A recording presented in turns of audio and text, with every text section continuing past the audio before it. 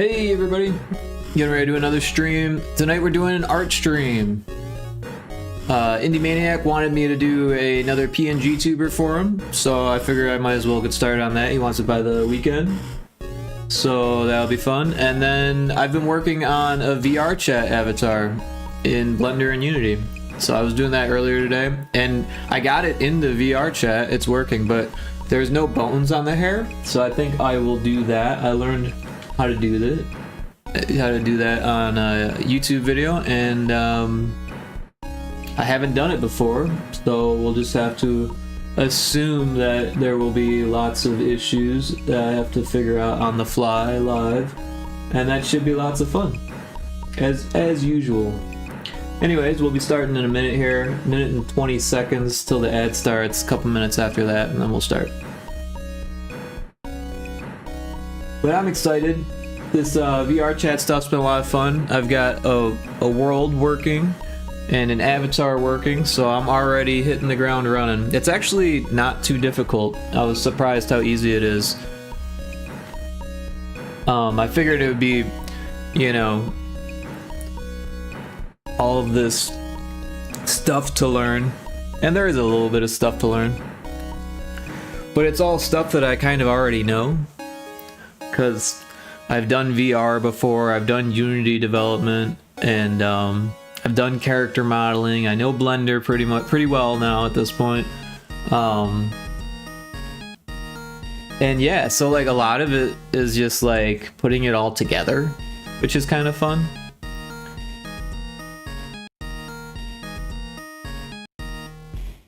But yeah, it hasn't been too difficult. It's been kind of a breeze. Little hitches here and there. Like yesterday, I spent a couple hours trying to figure out why the material that I made for because I made like a campfire scene, the logs didn't actually look right in VR for some reason. And I had to poke around on the internet and find other people having similar issues and figure out why that was. And I ended up downloading a package that helped you make VR ready shader graphs in Unity.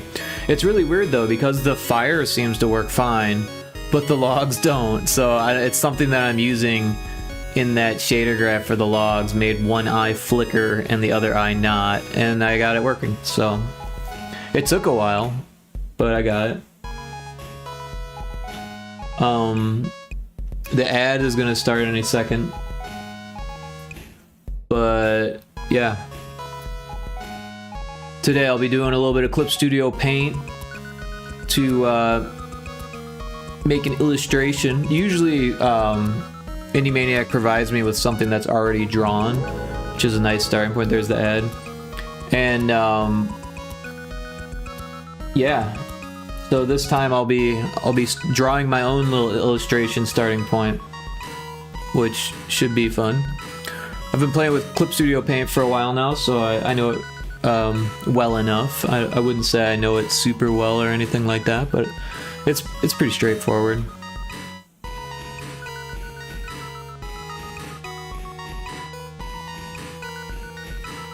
But yeah, I've been having a decent day. I got a lot of sleep. I went to bed like super early last night, and then I just like kept sleeping until it was like 6 a.m. I kept waking up and I was like, you know what? Do I really want to get up and just like spend my day like a weirdo in the middle of the night?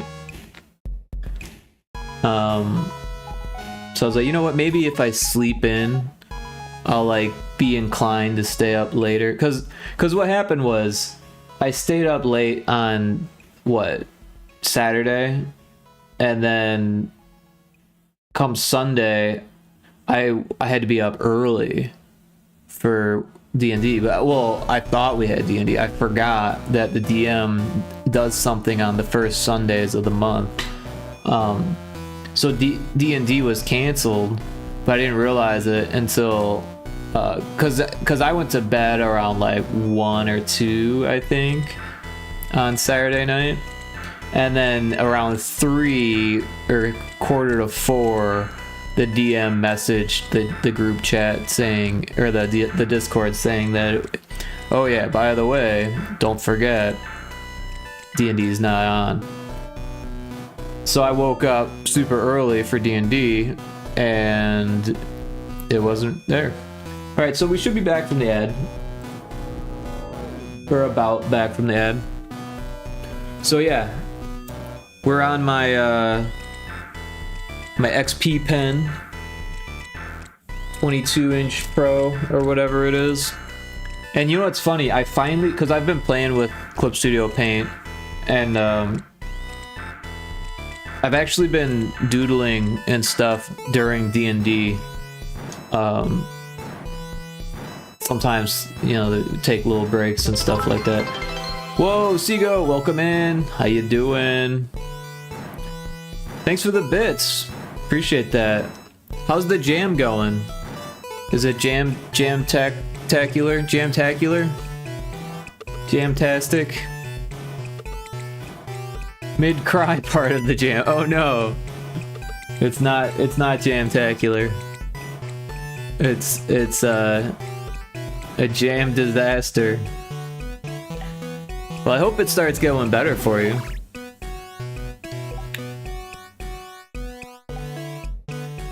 Arajik with the $10 donation. Hey, thank you so much.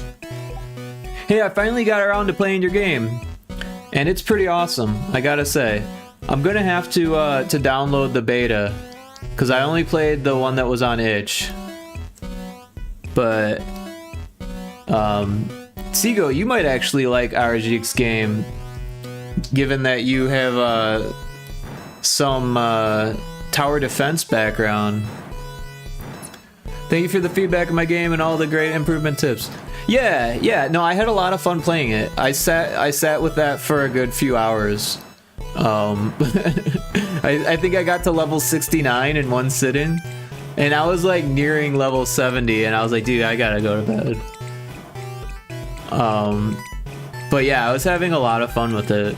I was kind of caught off guard. I didn't realize it was gonna be that much fun. It felt like the fun curve was higher towards the end, and like maybe that's something that could be improved. I don't think I mentioned that in Discord, but like at first, it's not that it wasn't fun. It's just that it wasn't nearly as fun as like late game. Like late game is like so much more fun. Like at first it's like, oh, well, I guess I'm gonna die again. You know? I was working today, 4-hour on the change the name from tower to turret. Oh yeah, that's rough, because if you use it all over the place, and then you have to go find all of it. Yeah, but it fits the game better. Yes, you will wonder how much new stuff I added to the game. Very cool, very cool. Hey, Seago, thanks for the lurk. I appreciate that. Well, yeah, that's exciting, Arajik. And thank you again for that $10 donation. 570 lines with tower. Wow. Couldn't you just do like a quick replace or something like that? Where you just you do a search for the word and then just quick replace it. Nice. Okay. Cool. But I guess you gotta still test it and make sure. But do some mistakes. Yeah. Word. So I guess I should probably pull up a reference, and I think I already have some, but they're on my other computer. So I think they're on Discord also, because that's where I got them from in the first place. Because I'm gonna be making a pixel tuber for my buddy Indie Maniac.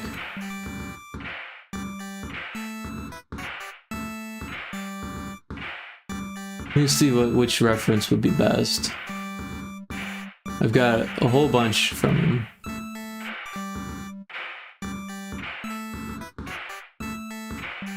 So I guess the original is probably a good place to start. But it's like way back. way back.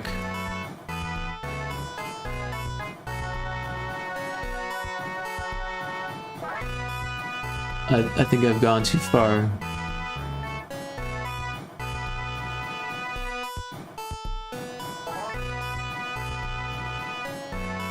Maybe we just work with the one that I had. Where did it go? La la la la la la la la. Sorry for this. Do do do do do do do. All right.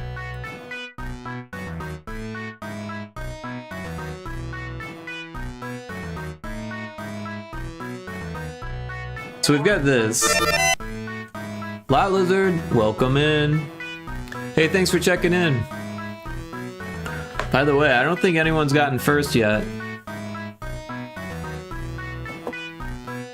How you been, Lottie?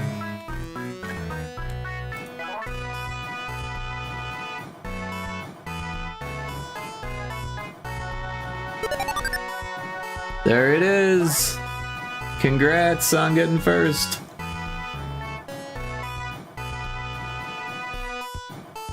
So yeah, I've been using this software for a little bit, but I'm still learning I still have a lot to learn, I guess. So we can use this pixel art that I did as a background to do an illustration, which we'll then be using as a reference for the pixel art. So it's gonna be funny. But yeah. So you know what? I didn't download the damn drivers for XP Pen. Not one thing, it's the other. Hopefully it doesn't require a restart. Yami, hey, long time no see, how you been?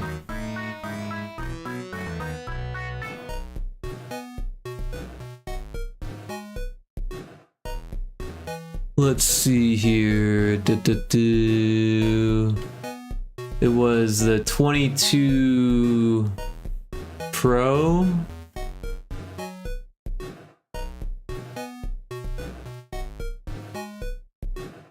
Artist Pro series.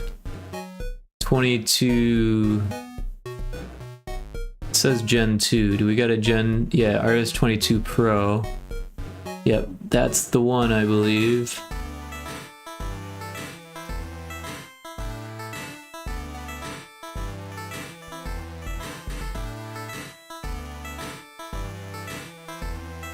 I'm good, just came back from a game dev event in another state here. It was nice, got to meet some other devs there. Wait, so you left the state to go to this, or you just happened to be in a different state and hit up this game dev event? Either way, that sounds really cool. And it is interesting to go to the different game dev stuff in different states. Like, when I moved back to Illinois, I was like, oh, I bet there's some cool game dev meetups in Chicago. And then I looked into it, and they were all like sponsored by Zynga and shit, and it was like too big for me to even want to go. But when I was out in Phoenix, it was like the perfect size, because it was like big enough to like meet people. People were there and stuff, and they did, you know, they had cool like little events where like you could actually talk to people and not have to worry about Zynga trying to recruit you. But I need to save this.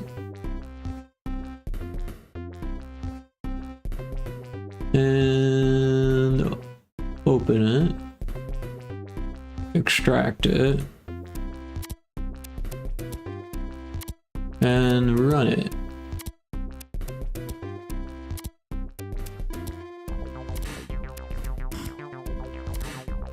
Close all painting software. Alright. I suppose I can do that. Except that Clip Studio Paint just closed on its own. That's weird.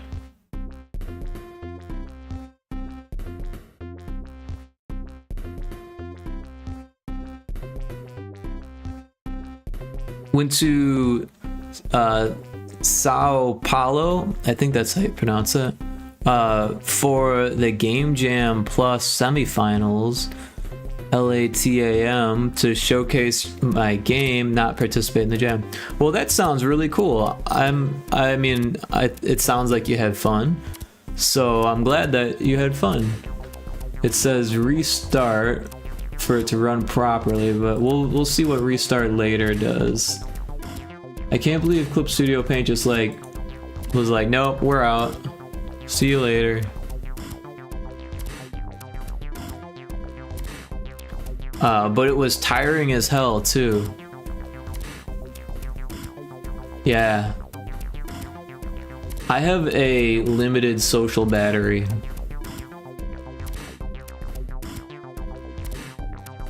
Alright, looks like it's back. Do we still have the... Alright, we got that. Just have to make it big again.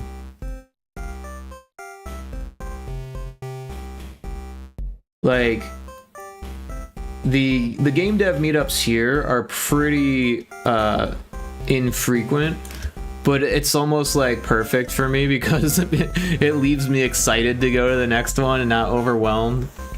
Meanwhile, the board game meetups are monthly. And while that's cool that that's an option, especially when the game dev ones are, you know, infrequent,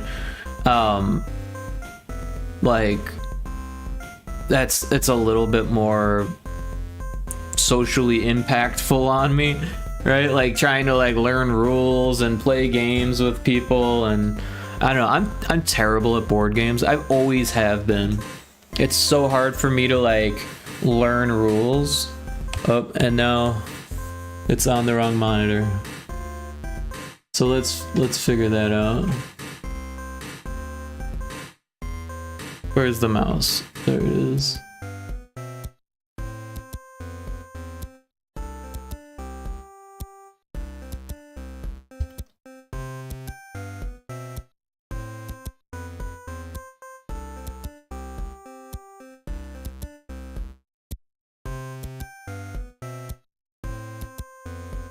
Did it put it on my desktop? Because I can't find it. It did, okay. It appears to be on the right screen. Is it gonna work now? Oh, right, now it's working. I just had to pull up the software. That's interesting. Speaking of which, I'm probably gonna have to set up the shortcut keys again. Let's see what we got. B, E, Alt. This one should not be Alt. It should be Control Z. And then base is correct for that. What else do we got? So it goes 1, 2, 3, 4, and then this one is Shift.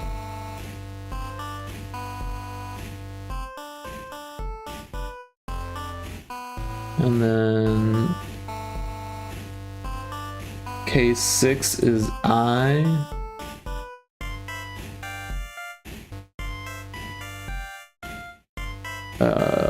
Case 7. I think those are right, but I'm not positive. And then honestly, I don't really use the other side very much, so I'm just gonna leave it like that. Alright, let's see if this works.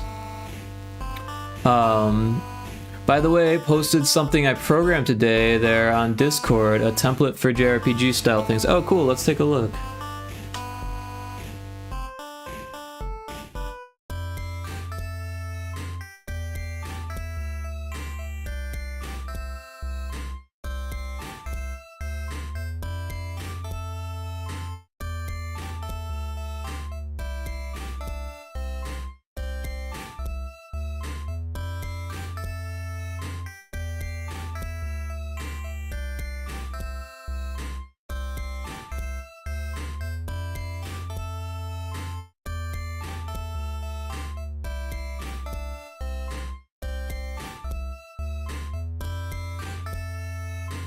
Yeah, I am still getting used to Godot.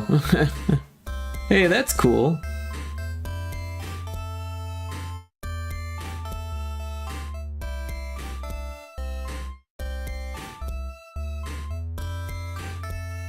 It's all grid.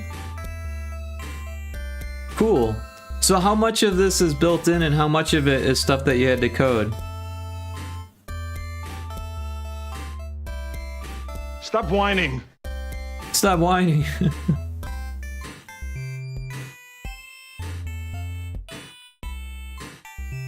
Yeah, I really haven't learned much of Godot, to be honest. It's such a different world than Unity for me. Like, I feel like it shouldn't be either. I was misled. When I first heard about Godot, this was like back in 2013. I had like, or you know what? Yeah, maybe it was 2015 or so. I can't really remember. But it was like an article that I was reading about it, and they were like, an open source version of Unity is being worked on. That will be available soon. Because it was like not available yet or something like that, or like word was just hitting the street about Godot. And I was like, oh, open source Unity, that sounds pretty cool. And then when I finally checked it out, I was like, this is nothing like Unity. Programmed all the character movement and integrations with text with tile set using the already existing Godot tile set. Ah, okay. That's cool. Well, thank you so much for sharing. That's really awesome. Looks like you're doing your thing, you know? Kicking ass. Always good to see that.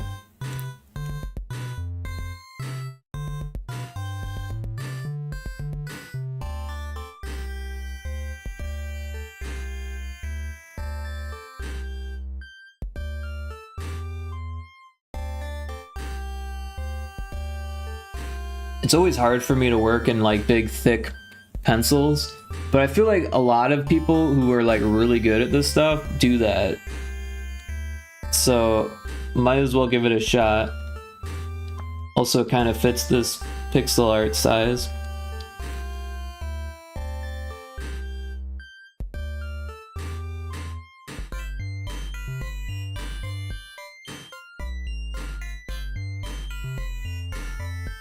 Doesn't have to be perfect because this is just going to be a reference anyways. But yeah, the plan is to make, and I don't know how much of a surprise this is supposed to be, but the plan is to make it so he's old because it's a birthday avatar. He's getting old.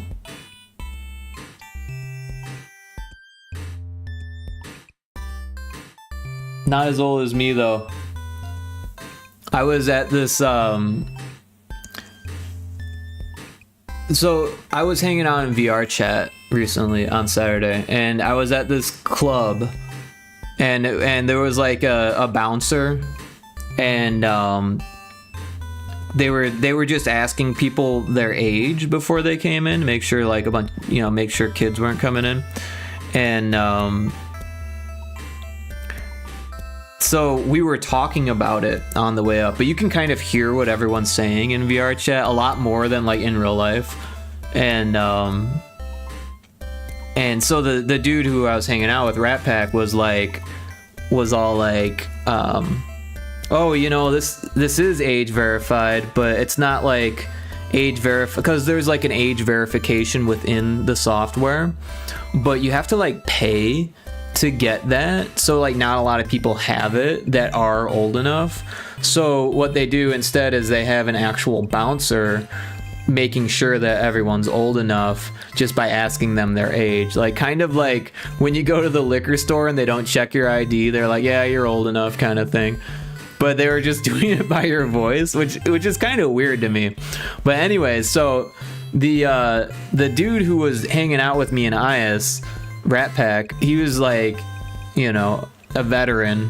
He's got like over 1,000 hours in VRChat, but me and IS are noobs, right? We're super green. And so he was explaining this to us, and he's like, you know, I never asked how old you were to me. And I'm like, I'm 40. And this fucking girl laughed at me.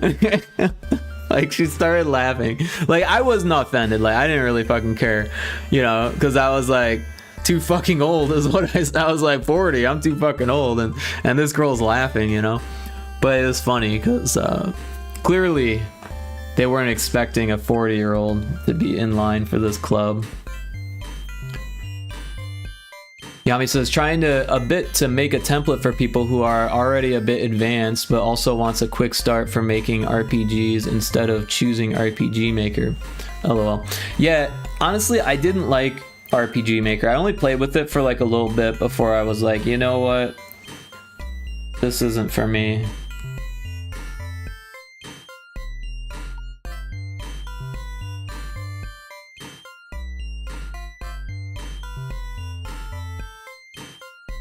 So we could probably use circles again for the eyes, but we'll do that in the pixel art thing. I don't need the circles to be exact here. And we got the glasses. All right, so if we turn off the pixel art thing, we've got indie looking very indie already. So that's really all we needed that for. But also I think we need to make room because there's supposed to be like a birthday hat here. So I'm gonna try to remember how to change the size of this layer. I want to say you can just do a Control T on it. Yeah, okay, cool. Very Photoshop.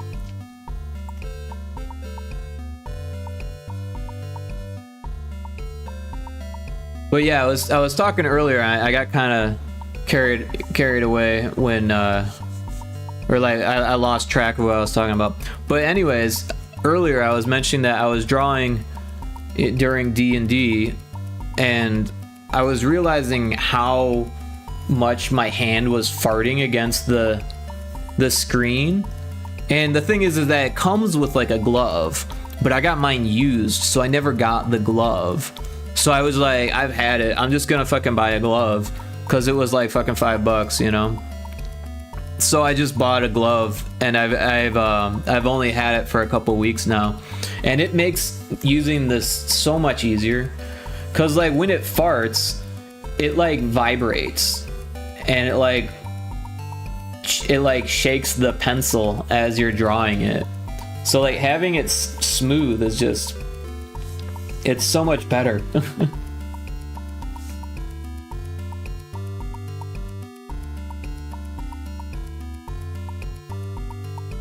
You gotta have the strings, right? Otherwise it doesn't look like a party hat.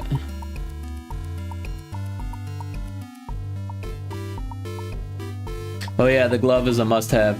Yeah, like I feel like for different screens it's probably not as important, but for the XP pen it's so plasticky that like it's got this friction to it. Like I've played with a Cintiq before and it was super smooth. You didn't need a glove because it was glass, you know.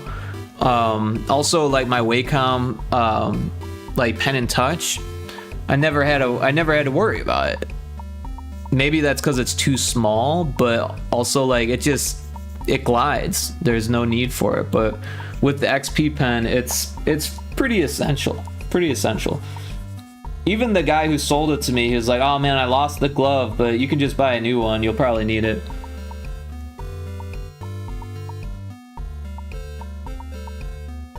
Oh, you know what?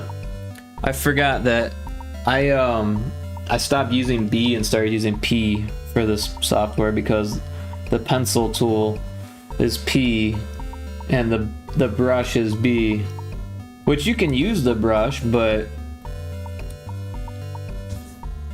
it's not what I want.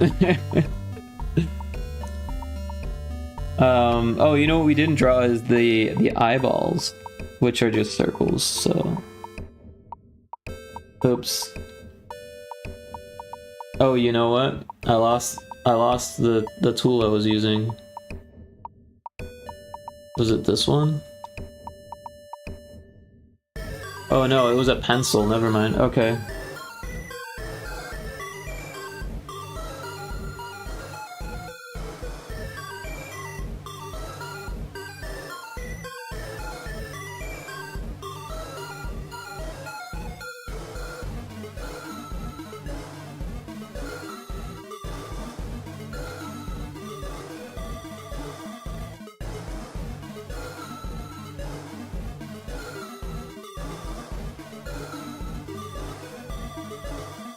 It's funny because it looks like I'm drawing with like a fucking crayon, but when I go to like Peanut Pumpsh's streams, she uses the same type of like textured pencil, and when she does it, it looks fantastic. She's got a bit more practice in this textured pencil than I do. I honestly have been using like hard pens or like hard brushes or whatever in digital painting for like a long time. Hey, Electric Mindset, welcome in. He's so happy. It is his birthday. It's his birthday, but he's gonna be old also, so we're gonna need like crow's feet, right? I live to see you eat that contract. I hope you leave enough room for my fist, because I'm going to ram it into your stomach and break your goddamn spine! I fucking love that one. Ah, yes, the wrinkles, of course. Yeah, because he's old now. It's his birthday. He's aged.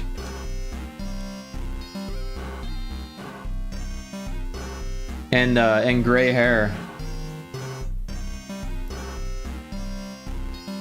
Oh, forehead.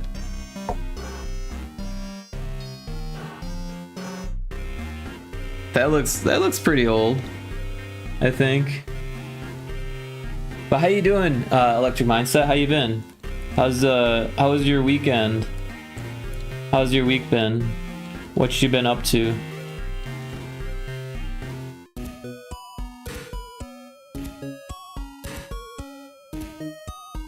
Probably need like some type of stripes on that. We got an eraser? Yeah, we got an eraser.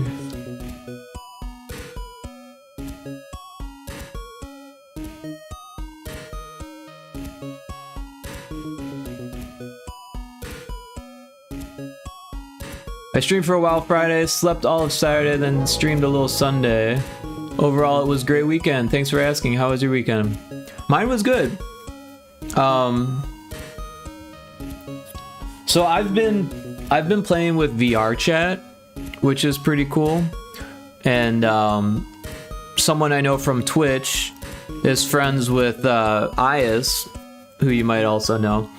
And they invited me to hang out with them in VR chat.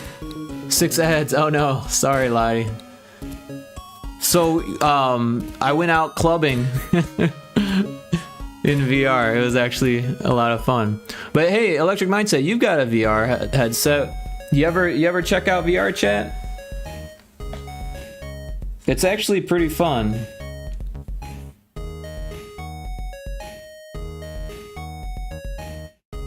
So what I've been doing is making a world and an avatar.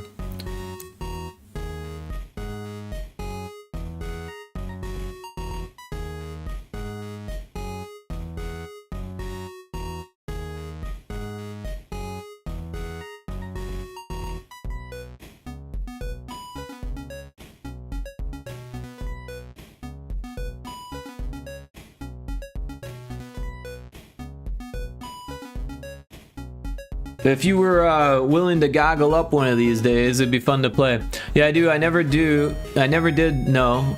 And at this point, I packed my VR headset away. It's in the basement storage. The sensors always gave me a hard time. Oh, okay, I got you. Well, that sucks. Never mind then. Well, I mean, hey, if you ever feel like pulling it out, it'd be fun to play. Hey, Domo, welcome in. How you doing? What you been up to? I caught the end of your stream. That game looked pretty cool. Is that what that was, Pluto? You got it for Beat Saber and played the hell out of that. So I never actually played Beat Saber, to be honest. It was like $20 or something like that, and I was like, yeah, you know, I don't really need that. But you know me, I'm not like huge in rhythm games. Yeah, it's fun. Yeah, it looked fun. Electric Mindset. You ever seen that game, Pluto? It looked right up your alley. RG says, I need to sleep. Rick, I wish you a good session. Good night, everyone. See you soon. Thanks, RG, and thank you again for that $10 donation. Very much appreciate that. Hope you have an awesome night, and I can't wait to play more of your game. Also, Electric Mindset, you might want to check out RG's game also. I should pull up a link for that. Let me grab that real quick. If I can find my mouse.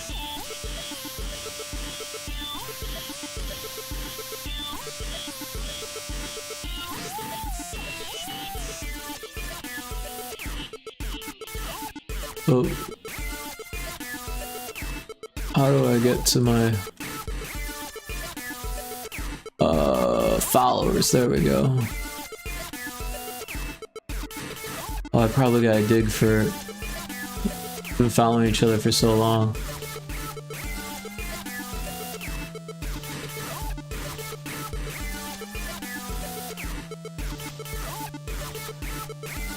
Can you not search for people you follow? Oh, that's too bad. I'm just gonna search for them.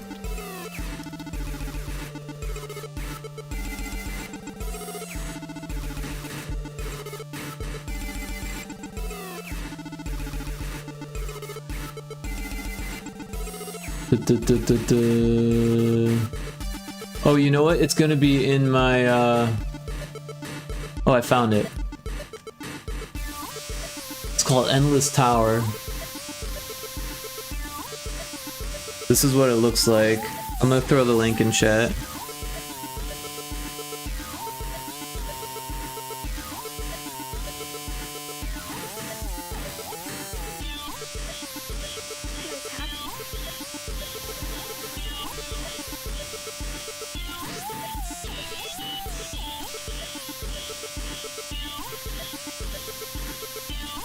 You're followed to Domo. Oh, right on. Yeah, Domo's awesome. Oh, you were watching Domo's stream. It had it in the background on and off. Yeah, that game he was playing looked right up your alley. It was like a turn-based RPG, it looked like, but with like some really kind of gruesome horror kind of art. Endless Tower is dope. I'm not gonna like sit here and get into it, but oh wow, it lets you start at wave 40, and it looks like it saved my shit, so that's fucking awesome.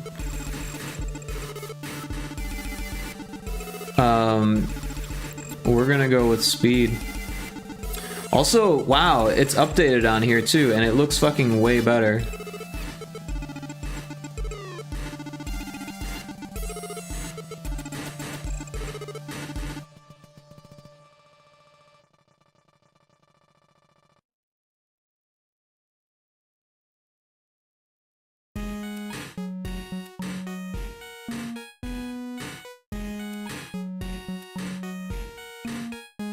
So I might have started too late. Like I went to like we're gonna need more shield. I jumped ahead to level or wave 40 and I probably didn't need to.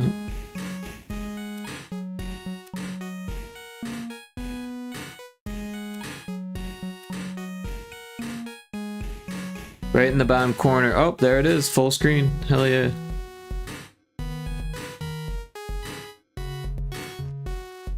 I like this. Yeah, all the good changes.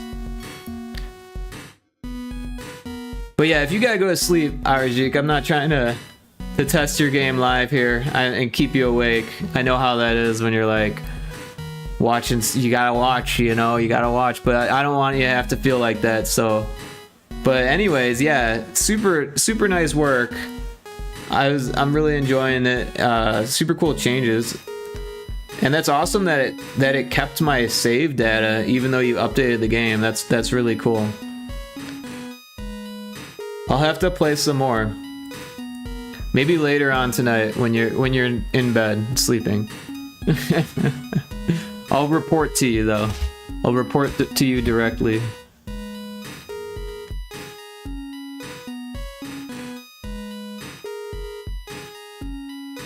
I put you in the credits, by the way. Oh, you didn't have to do that. Thank you, though.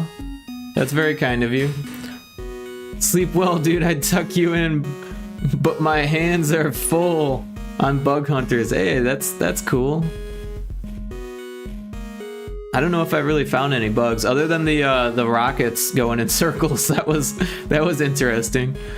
Or every once in a while, like the drone bullets would just like angle real funny and then just like pew, go off like crazy.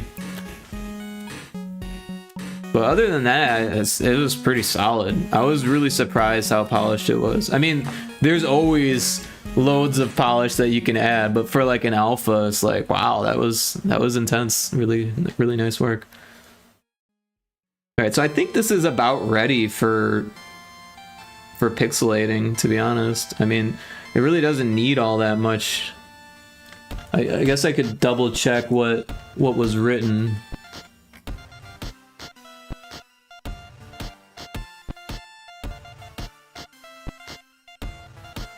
Oh, and I just noticed that you posted the link in Discord. Thanks for that. I found it, but yeah. So yeah, gray hair, wrinkles, and a party hat. Oh, and a party blower. We need one of those. That might be difficult to draw. Let's put it on a new layer. Why not, right? I think this is the new layer button? No. This is the new layer button.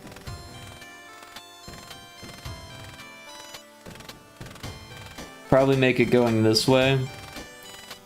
Because he usually puts it in the bottom right.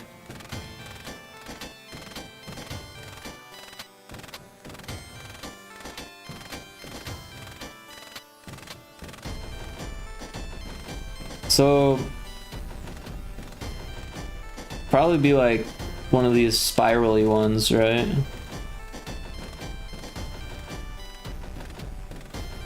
Something like that.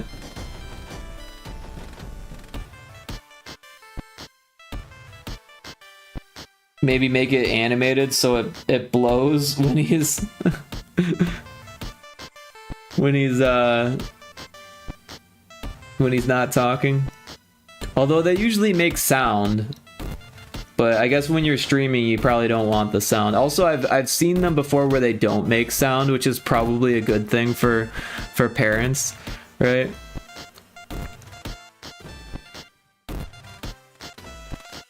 That's a feature. Oh, the rocket's going in circles. Yeah.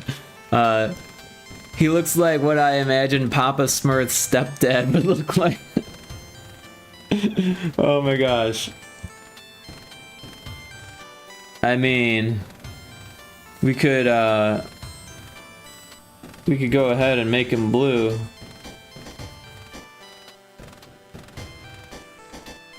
It's about a Smurf color, right?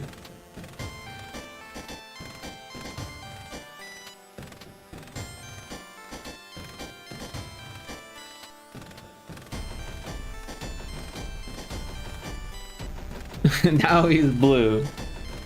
Looks like he was colored by a fucking 2-year-old, but he's blue.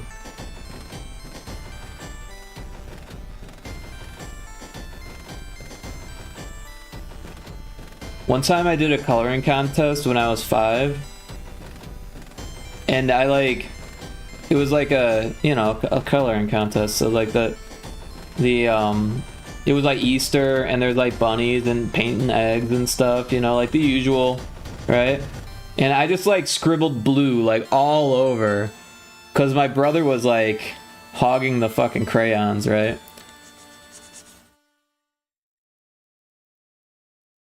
Because he wanted to be the winner, you know. He wanted to win the contest, and I was like, well, fuck it.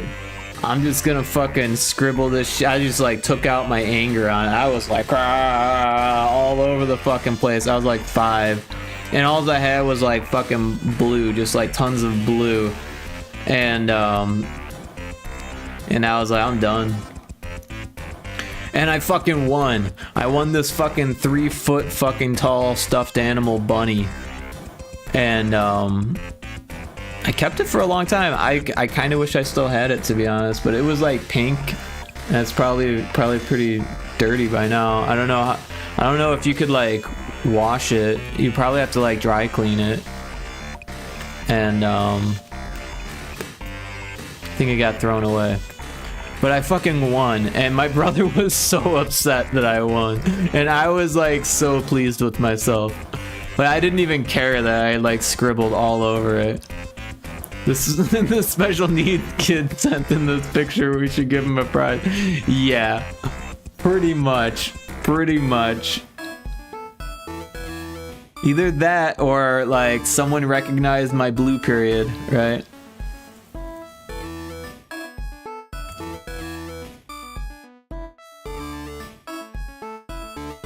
It didn't last very long.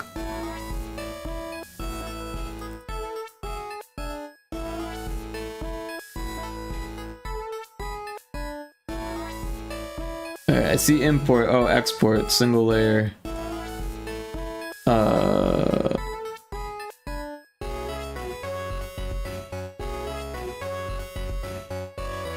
Images. We'll make a new folder for Clip Studio Paint.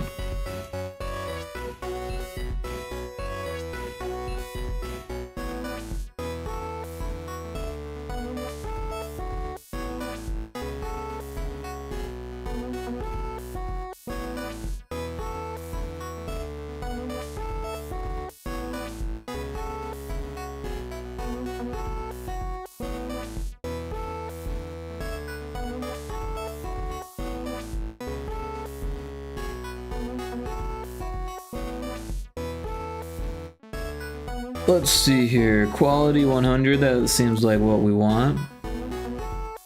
Nice. Alright, so now it's A-Sprite time.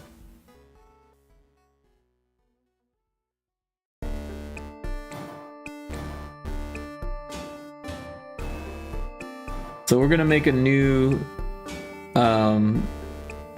thing, but honestly I don't remember the size, so I'm gonna use my other computer and pull up the old file from before. So give me 1 second while I do that on my other computer here, so that way I can make sure it's the right size. I want it to be consistent. Documents, images, missions, the Indie Maniac.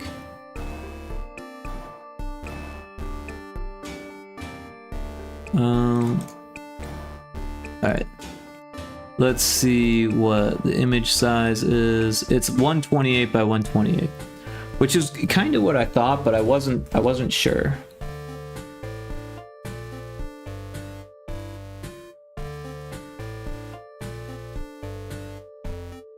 Alright, so we've got this, and then what we're going to do is go layer, add new reference layer from file, and then we'll go to our new folder, and there it is. So with reference layers, you can edit them.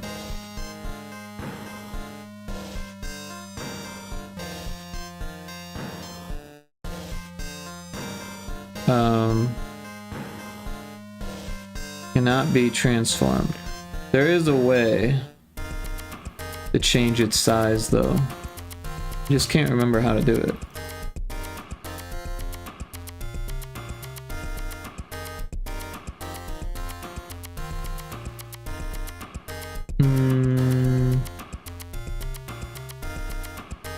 It's like you have to like go to like the bottom corner and click on it, but if it's like all the way down there, like I don't think that's gonna work.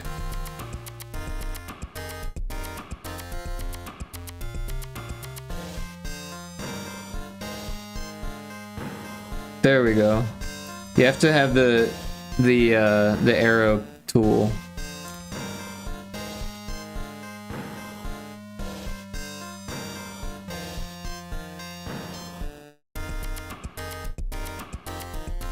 So we just want to make sure it fills the frame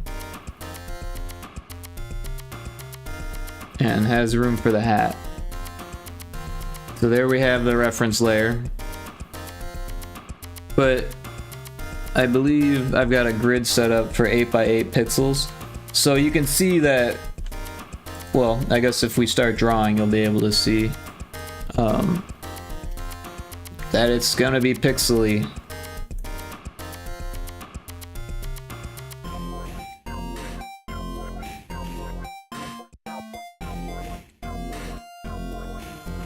And we should probably start with the most detailed part, just to make sure that we can get it to fit, maybe? I don't know. Shouldn't be too difficult.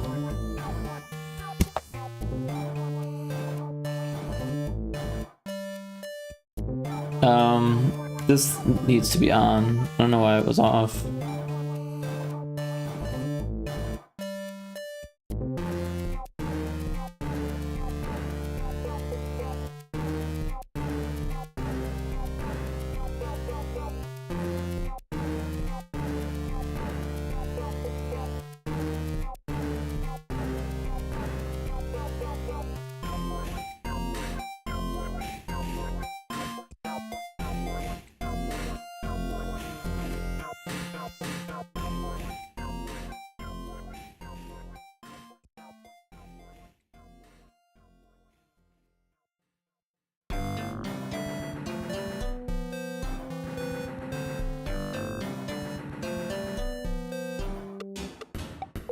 But yeah, I'm pretty excited for the VRChat stuff. Like, I'm still a little nervous to go out by myself, but at the same time, I'm like a lot less nervous now after going out with Rat Pack and Ayas the other night. Like, granted, it was weird. There was some weirdness for sure, but like I was expecting it, you know. I'm old enough where like seeing furries and femboys doesn't really bother me. I'm not gonna like become one, but at the same time, like I can talk to them like they're human beings.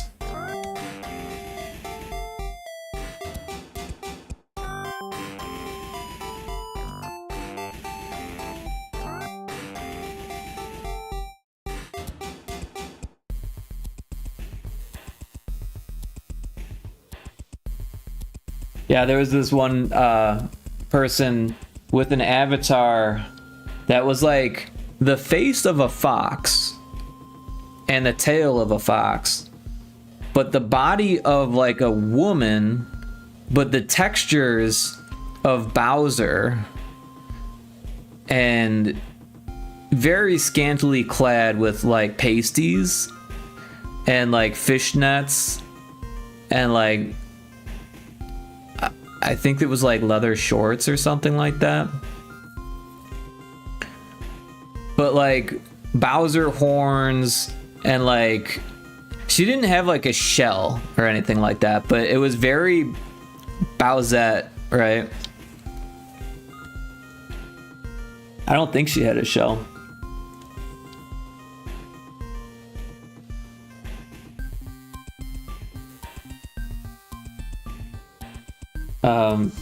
But yeah, she was the dealer in Fuck the Dealer, and I wasn't drinking, so I didn't have to take 2 shots, but I would have.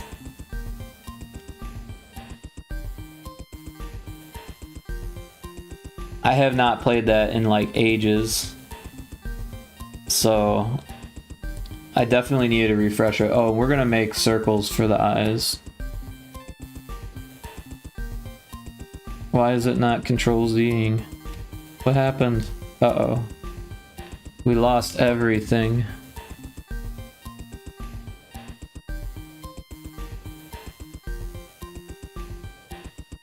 Oh, control Z is not working on this software.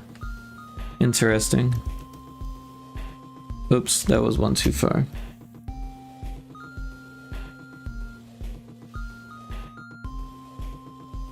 Is that thing still open or no? XP pen. Glad you had fun. It was fun. It was actually quite a bit of fun. And Rat Pack introduced me to this woman, Teo, who's like 72 and runs a VR family with like a whole bunch of people in it. And everyone logs on and says hi to her like they're her grandma, like their grandma, because like she's super old. It was wholesome, but also it was very strange. I was not expecting that.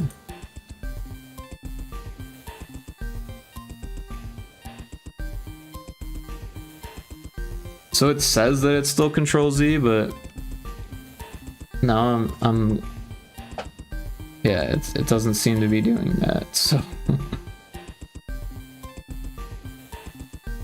none of it seems to be working. I don't understand that.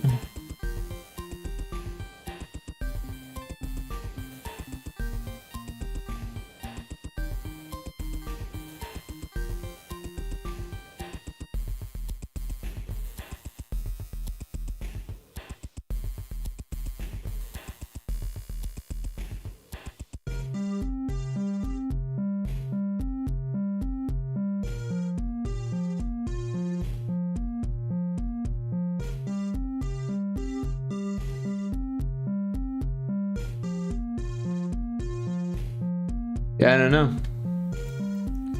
Alright, but let's make some circles.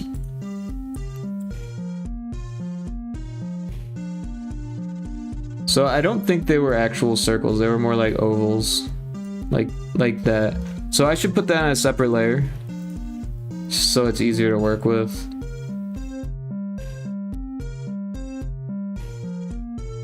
That was a little bit hot. I think that's good. So then we can just kind of move it into place, and then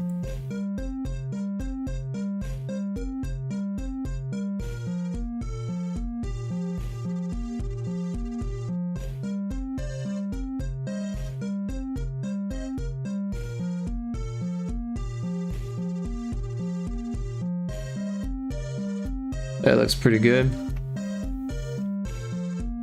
You love ovals? Wait, oh man, I hate ovals. Dude, I love circles. Oh man, I hate ovals.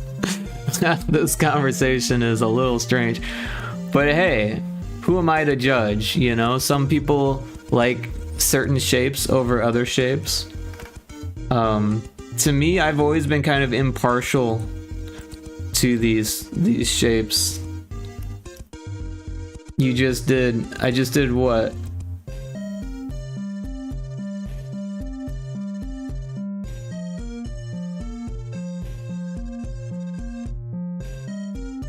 You just did judge? No, I didn't judge. Wait, why is the pen not working all of a sudden? What is going on here? It's like it just isn't working at all.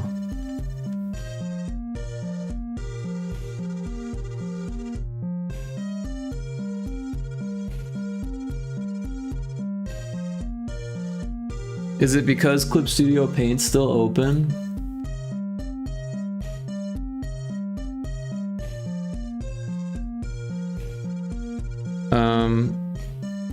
We don't really need the layers.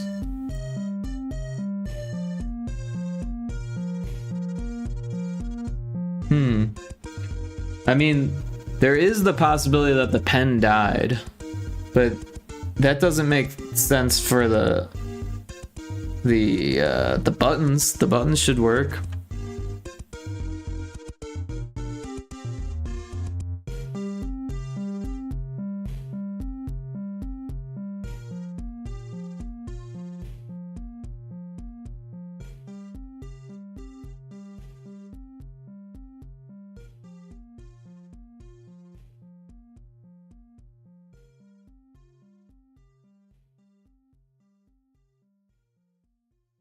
Playtime is over. Playtime's over. Better not be.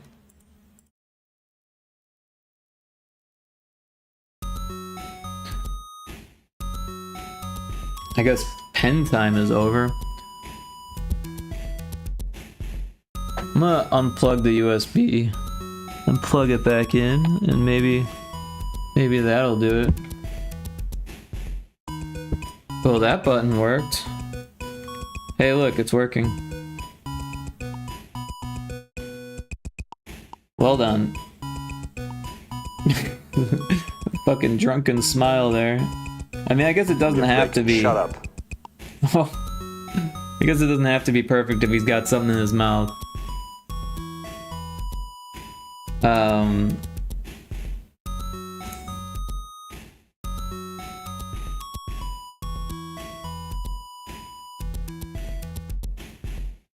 Who was it that loves circles? Electric Mindset? I got news for you, buddy. We're making a new layer for circles.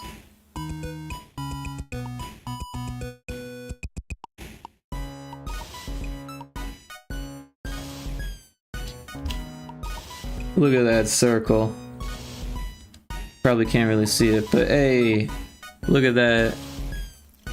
We're gonna make another one. Oh, what happened there?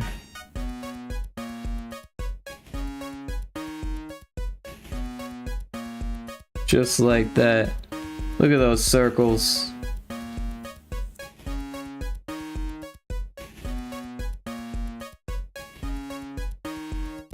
The ovals messed the pen up. Maybe they did. Maybe they did. Ovals are pretentious. What are they pretending to be?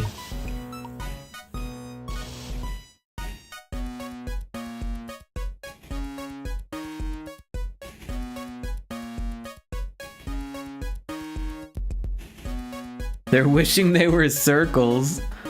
I don't know about that.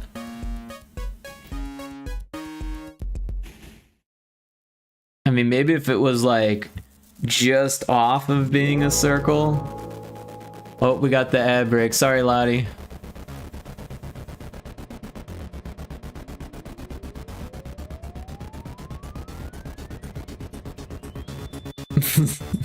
Sorry.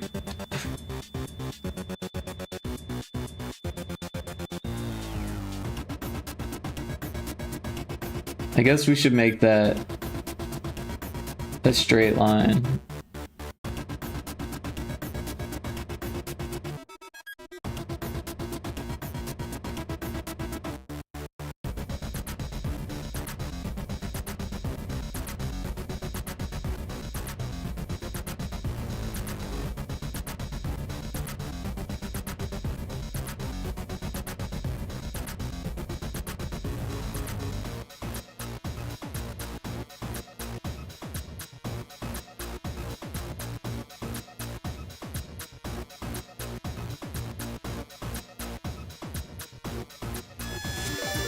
Uh-oh.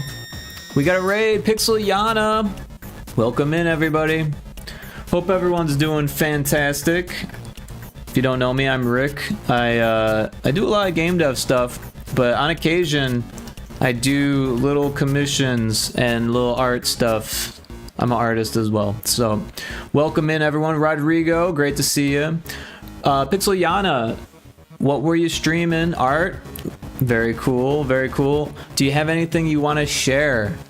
And also, if you need to go to bed or like get food or whatever, I totally understand. Oh, and I think we're in an ad, so if you're stuck in the ad, I am sorry for that.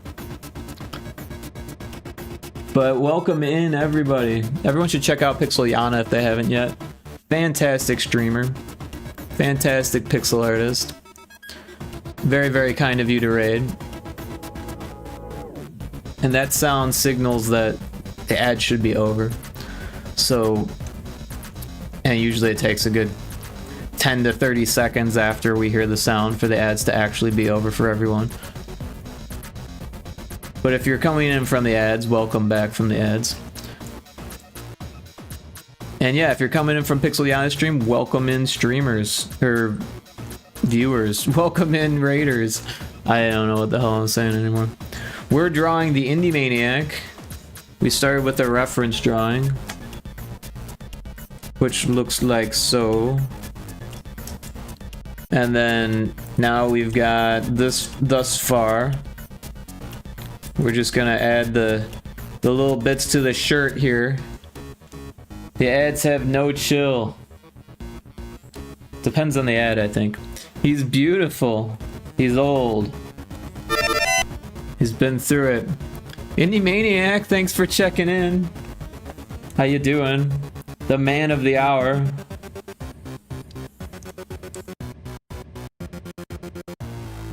Everyone should check out the Indie Maniac if you haven't yet. Last playing Creepy Shift Uncle Joe's Motel. I think I was lurking for that. I think I saw a few minutes of that, and drawing looks familiar. Is this what you're going for? It's hard to see it without the white, but we can fix that.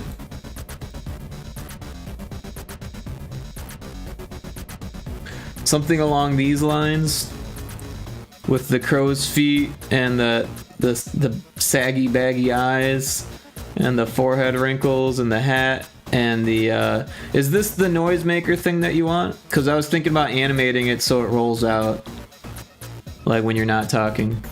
It's the new SCP, which is different than CSP.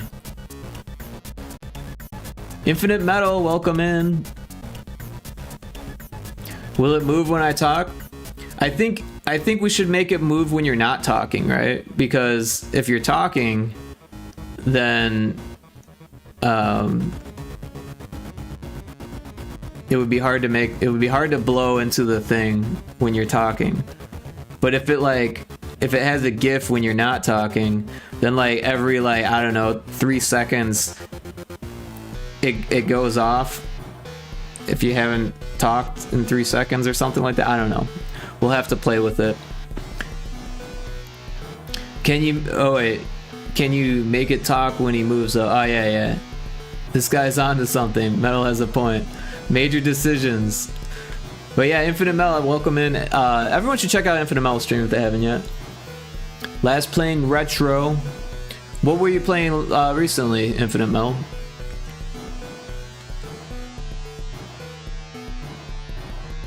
Anytime. Thanks for dropping in. I mentioned you on my my tweet today. I said it was Zebrafish playing Phantasy Star 3. Oh, cool. You've been playing that one for a while now. I take it it's a long game though. So I've been posting Demon Fish to Twitter, Blue Sky, and whatever the other one is, Mastodon, and I can pull it up real quick here, so everyone knows what I'm talking about. We got Demon Fish number 14 is Zebrafish. My friend Infinite Metal did a fantastic job testing the early versions of Demon Fish Dead Ahead, and their stream features a zebra redeem. So this is a small, goofy nod to everyone over there. Woot. Yeah, you play it once a week, which also means I get lost whenever I get back to playing it. See, that's why I made Demon Fish Dead Ahead so simple. I'll be right There's back. no way. Thank you, Lot Lizard. There's no way you can get lost playing Demon Fish Dead Ahead. You also had Pyroto in your indie demo stream last Tuesday. Oh, cool. Well, I missed that, unfortunately.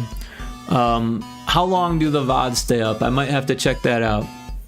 You still use Mastodon? I do. Yep, I still use Mastodon. I've got it right here.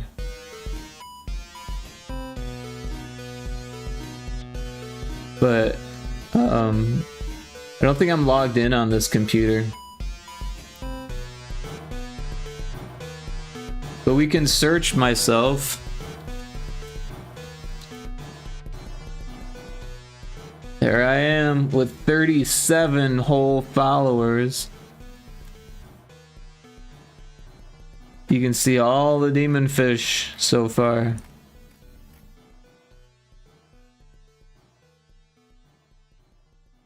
Yeah. I haven't been very active on Mastodon, but I joined in 2022, so it's been a while. 4 years I've been on Mastodon and still only have 37 followers. But I've only posted 58 times and I'm only following 64 people. I'm doing much better on Blue Sky. I lucked out. Around the time that I started getting... hey, look at that. The Steam Demos bot retweeted my thing. I'm gonna retweet the retweet. Yeah, around the time that I started with Blue Sky, how do you... oh, profile. The starter packs were really popular. So I got on a couple, or 2 or 3 good starter packs. I got a game dev label placed on me. And I got a lot of followers from that, which is pretty cool. But that's not really a trend anymore. But I did make starter packs, and a bunch of content creators are on this one. See, look, there's Indie Maniac. Garden, Kemi, Peanut, Paradigm. Haven't seen Paradigm in a while. Just Wall, RSVP, ASAP, Arjik, Langle. Y'all know Langle. Indiana Crones, Kari Poo, Seago Games, Taco Crepe, Bean, West, 7-Bit Hero, Helen Pixels, Lizard Jam. Domo's on here. Look at that. Domo's on here. I wonder if Yana has one. I don't know. Yup, there it is. Yana Pixel. We're gonna have to add Yana Pixel to the starter pack. I forget how to add people to this. Every time I like try to do this, I think it's this button. Edit? No. I don't know how to do that.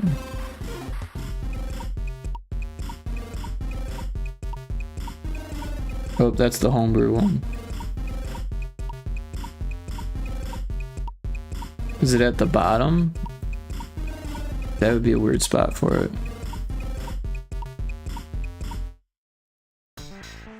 I think it's this button. Edit.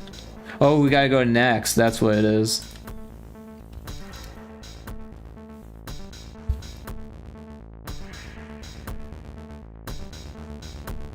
Yana's getting added to the list.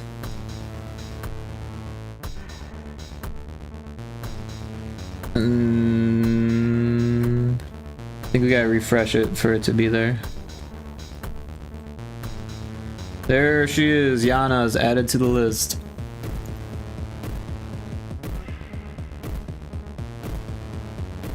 Now I gotta catch up on chat.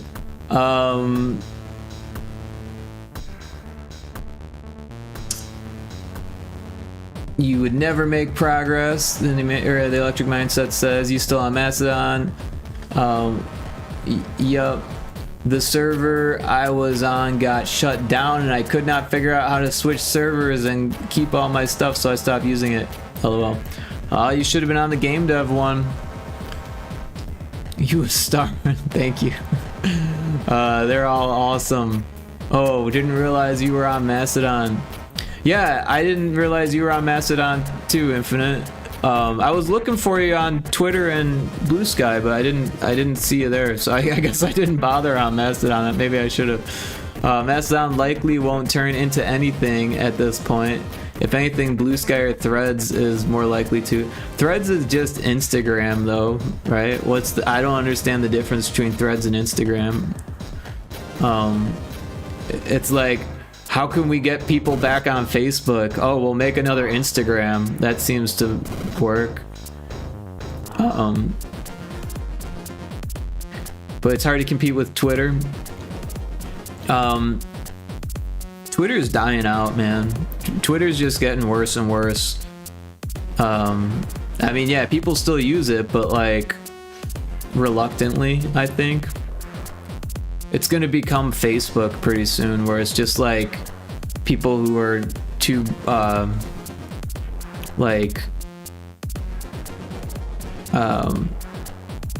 stubborn to quit. I don't know why that was hard for me to say. Infinite Mel says, hey, I don't think Mastodon is going away at least, but will probably be a lot of other more niche, nerdy, decentralized stuff. It's really hard to get like any traction on Mastodon. Which in various ways I kind of like myself. I don't think the overload and algorithmic content pushing is good for us. I definitely agree with that. And Blue Sky is getting a little bit weird when it comes to that stuff. I feel like it's better than Twitter, but I feel like they're starting to go in that direction. And maybe I'm wrong, but it feels like that. I was following Infinite on Mastodon until they told me no. Lot Lizard says, LMO, I thought they were the same person talking to themselves because they both green. LOL, Infinite and Indie. Oh, Infinite's random. So if you refresh, Infinite will be a different color. Who told you no? The server I was in shut down, so whoever ran it, I guess. Ah, well done. Yeah, I don't understand how any of that stuff works. But you should have joined the game dev server. That's all I know. That doesn't look right. I think this needs to just go like that. I think that's where that needs to go.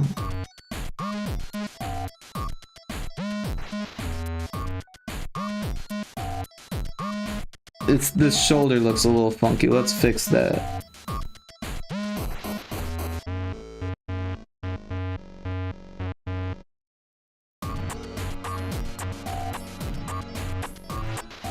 Pixel, yeah, Eric, sorry, I got exploded into an ad and now I'm back. Well, sorry about the ad.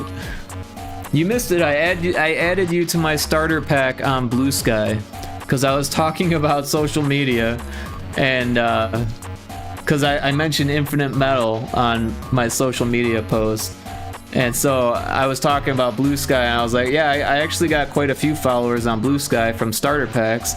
And then I was going into starter packs and I was like, oh, we should add Pixel Yana. And I gave you a follow on Blue Sky because I didn't realize you were there. But you're welcome. Thank you so much for the raid. Pixel Yana, did you have anything you wanted to share from your stream? Also, if you need to go, I totally understand. But if you want to hang out, you're more than welcome to. Because for those of you who don't know Pixel Yana, she is fantastic. She does some awesome pixel art. And are you ever gonna like? Have you made a game, or are you gonna work on games, or is it just the art stuff? I know I've only seen you do art stuff, but you never know with pixel artists. Sometimes they become game devs, and you never know what to expect from them. I would love to see a game. I'm so cooked today, I have to go and recover. Well, have a good recovery. You don't have your skills. You don't have my skills. It's just, you know, you just gotta keep doing it and you will. Thank you so much. Yeah. Everyone follow Pixel Yana. One day, coding sucks though. Well, GB Studio doesn't require any code. Just throwing that out there. I'm gonna start posting tutorials on YouTube for GB Studio as well. Coding is a pain, to be honest. That's not even true. We're just making this up. Coding is actually a lot of fun. Bye. Have a good one. Yep. Have a good rest. Make sure you drink lots of water and get some sleeps. You did web coding. Well, yeah, that's not as fun. Anything that you have to do for not games is not as fun. HTML was pretty easy. Well, I guess it depends on what you're doing, right? Because when I learned HTML, it wasn't even really coding, but now it is because it's HTML5 and you can like fucking make whole games in HTML5 and shit. So, like, it's definitely like programming, coding, and stuff. I mean, technically HTML was code, but it was like not programming code. It was like putting tables on websites and shit. You know, like it was basic back in the day, but now it's like you could do a lot with HTML. So yeah, things have changed. But did you code a game for an x86 emulator built entirely of CSS?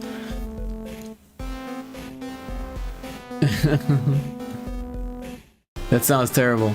It sounds like it would be fun to play. You learned CSS though. I learned a little bit of CSS back in the day, but I don't remember any of it. Like literally none of it stuck. Absolutely none of it. These layers need to be merged down at this point. It's too confusing having them all on their own. Oh wait, except for this one. That one's the BG.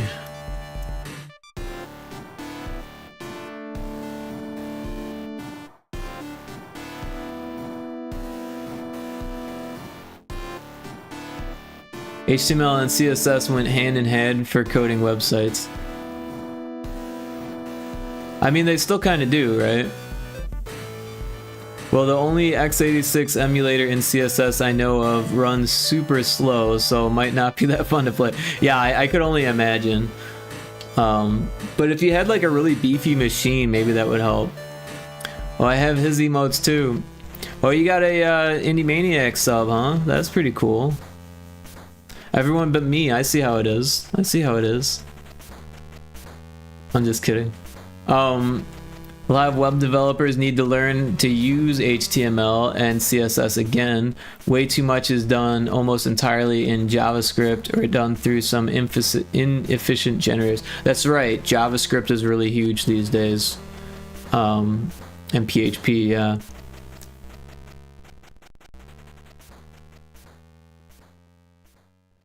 Rick, I don't even have one to yours, Alamo. That's why I just said that you and your 6 ads. Hey, it's 2 minutes of ads every 30 minutes. It's not that bad. Could be way worse.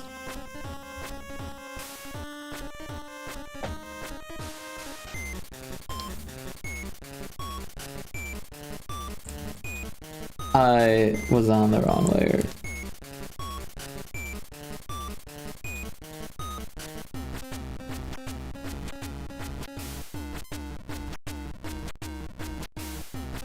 Oops, what am I doing?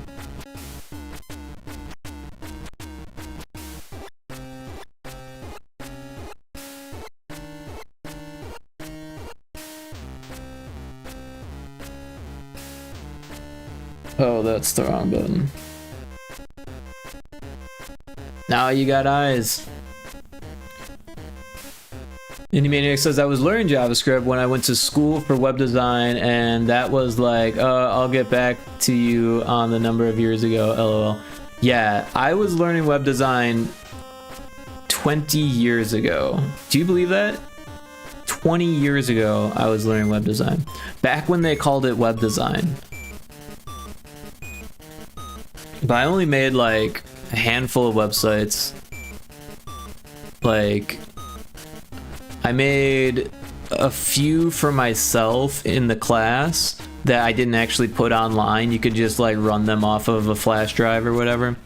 And then I made a website for my band, the Accidental All Stars, around the time that I graduated, or actually before I graduated, I think. And then right after I graduated, I did one for Rod Roosh, this lighting professional who ran lights for me and my band. And I did his like business cards and his website, and I told him, I was like, man, you should just have like a Flickr or something like that, some type of site where you can just upload pictures, because it was just basically him saying like, hey, look at all these awesome pictures that people took of my lighting. But he wanted the .com. He was, need the .com. I was like, oh, I can do it for you, but it's gonna be a lot cheaper if you just, put together an album on some website and just host it there for free, Photo Bucket or something like that, and then just link people to that. But he wanted the business cards, the websites, and all that stuff, so I did that. But yeah, after that, like, I was working on like a Flash website for myself for a while, but I never actually finished it, and I was like, you know what, fuck this. I'm just gonna go through one of those, I think it was format.com I ended up going through. And then I switched from Format to ArtStation eventually, and now I've been using ArtStation for so long. I shouldn't though, because it's like fucking $90 a year. I always forget about it until it's like, oh yeah, another $90 because I didn't switch to a cheaper service. But you don't want to have no website, right? Especially if like you link to it all the time. I don't know. You made some basic websites. Same with games. Oh, you did some games, huh? I was learning web design like 10, 12 years ago. I looked it up. Oh, well, at least you got back to me on that. You're a man of your word.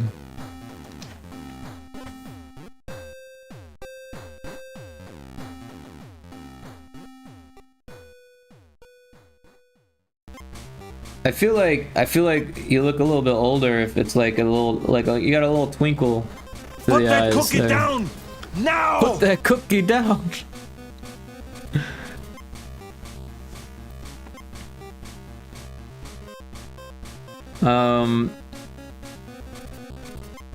What color shirt do you want to wear?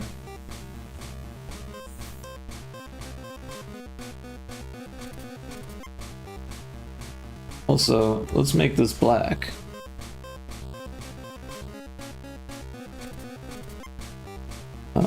All of it.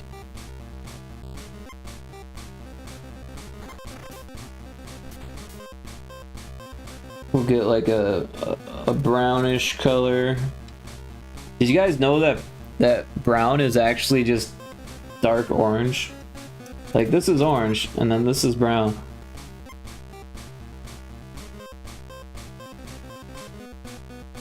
Whoops.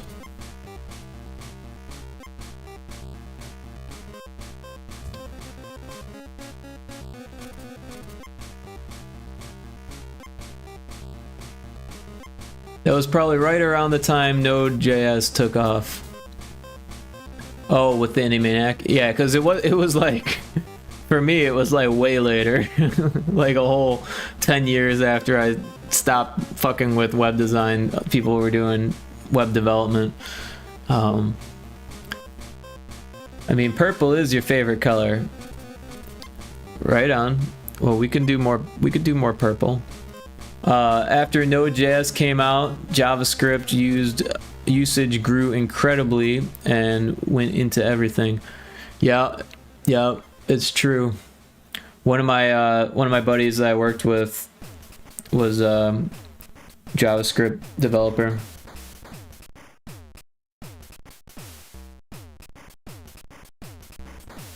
Oh wait, that's not what we want. Go back. That's part of the thingerdoodle. I feel like that should be yellow.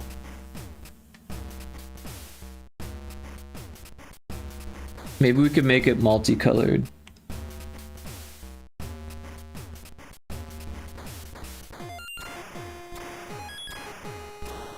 But it should have like a white tip, right?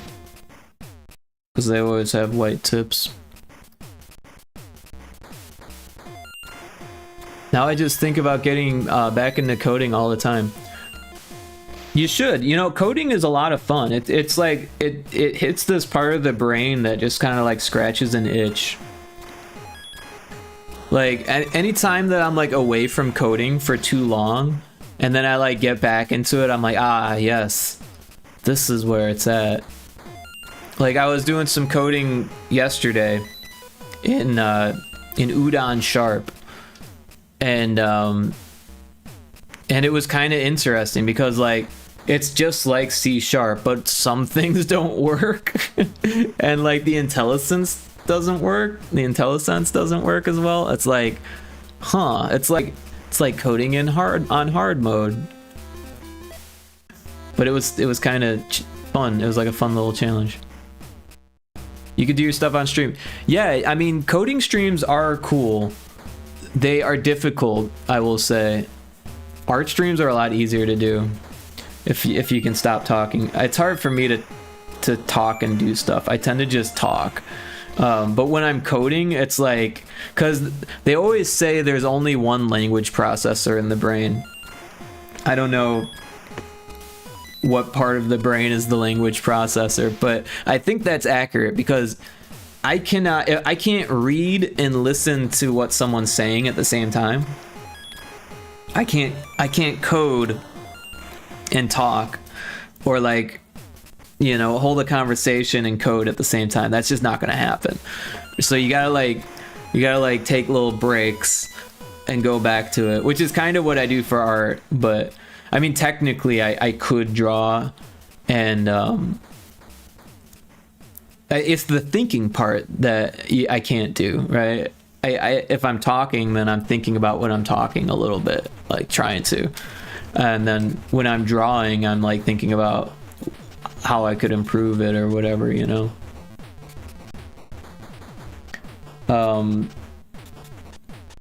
I think yellow is how I could improve. Wait, what happens to the yellow?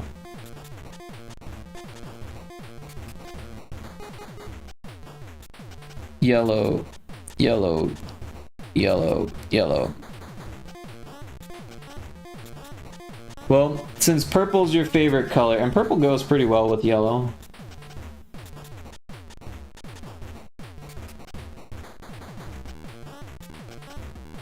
He's got a purple and yellow hat. Lot Lizard says, I want to learn to code for the money, but the world will not approve. What do you mean? Dude, there's like, well, I guess right now there's not a lot of jobs for anyone, but for the longest time, coders were always getting hired. Oh, you got ad. Yeah, sorry for the ad.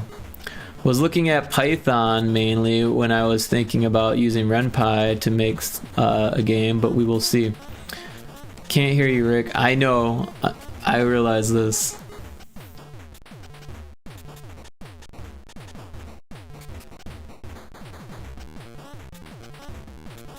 Where is the mouse?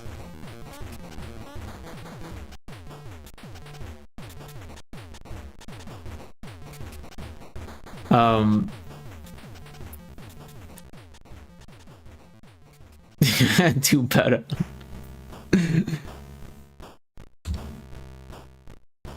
So this is a little bit lighter purple than the purple that we were using before. Let's make it a little bit darker. Maybe just a little bit darker. Feels more like a shirt.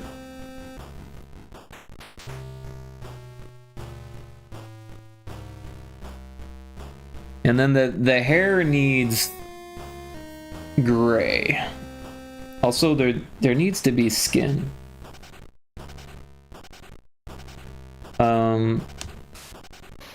Also, did you know that people are generally orange? People are generally a shade of orange.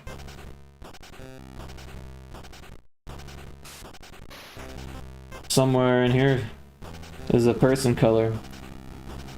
But also, even if you're black, You're generally a shade of orange. Because melanin is orange.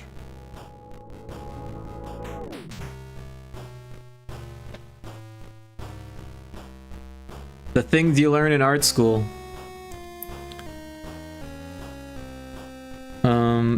It's a little bit darker than I was expecting, but let's just fill it all in. Oh, not all of it. Oops, that's not the right button.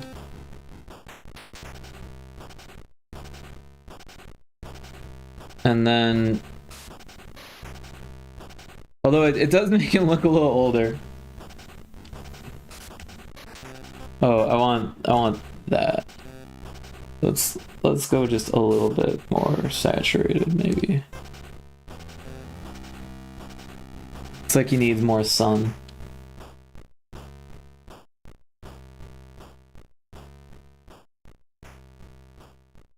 I don't know. I kind of feel like I should be looking at the original to make sure it's not too far off. Shooting for consistency after all.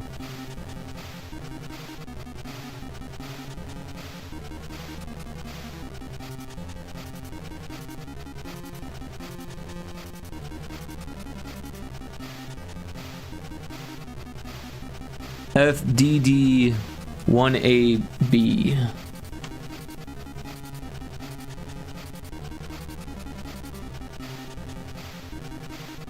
FDD1AB.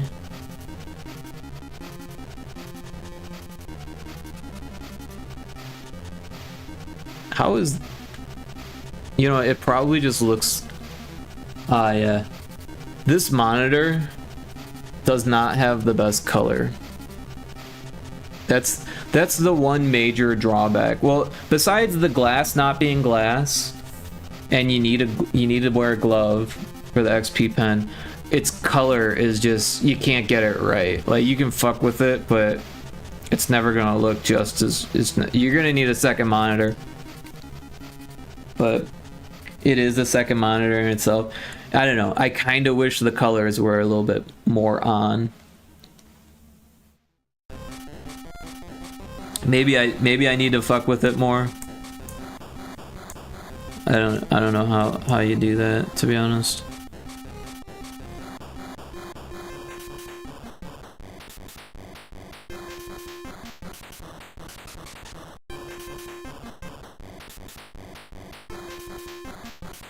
Well, that doesn't look right.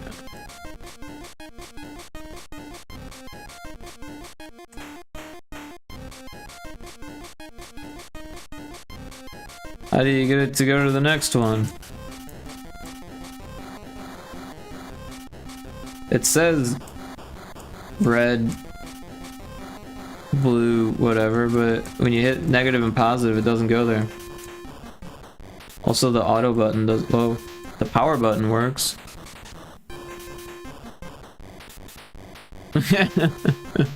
Whoops.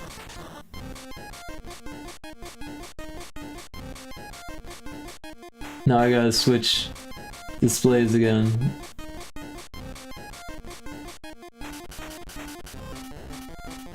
That's not it. It was a guessing game.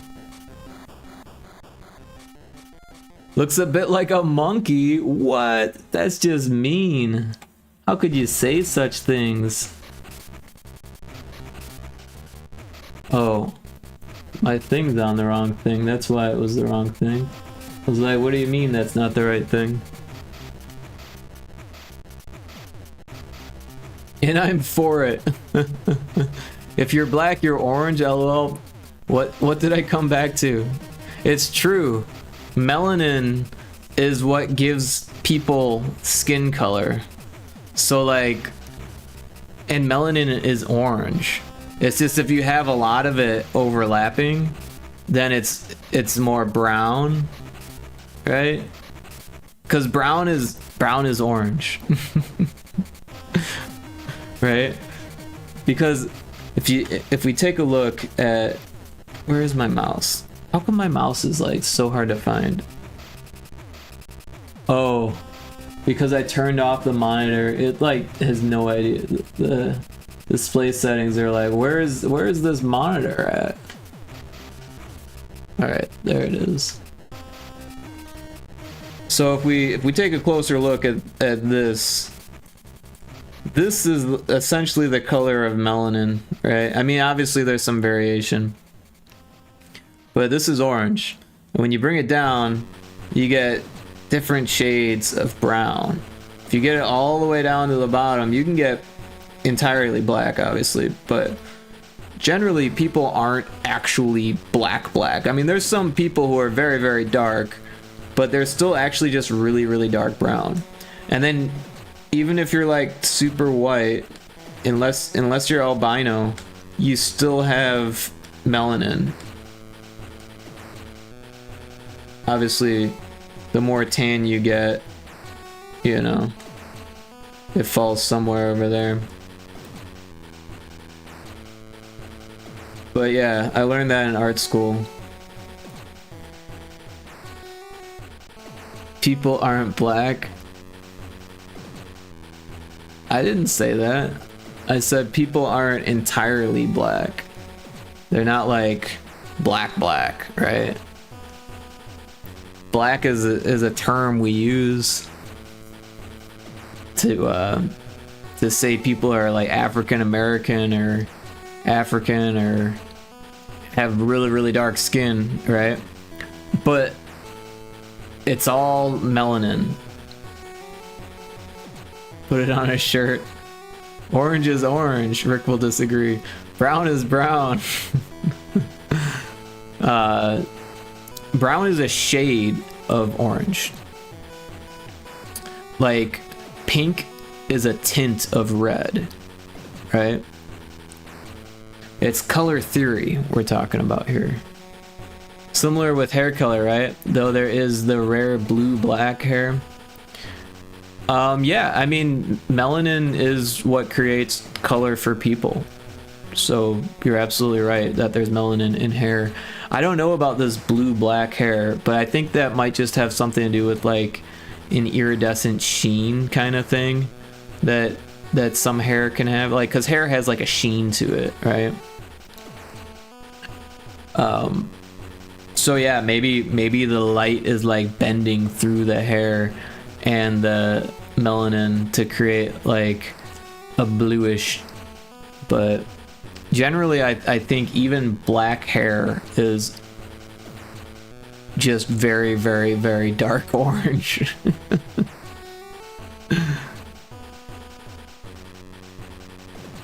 But we're gonna make this one gray.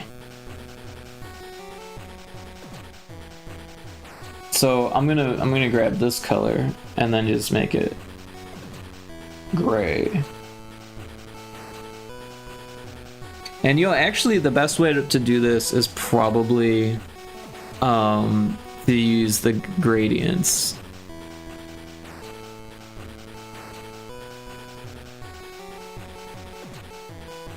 But with dithering.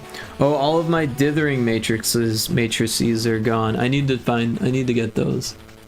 Those are, do you guys use Aseprite and you use the dithering gradient tool? There is this awesome like hack of Aseprite dithering patterns.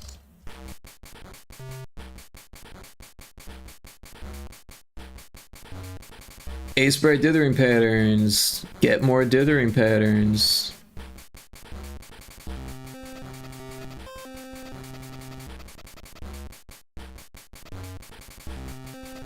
Oh, well, that one costs monies, so we're not gonna use that one. But 101, that might be worth $3.50.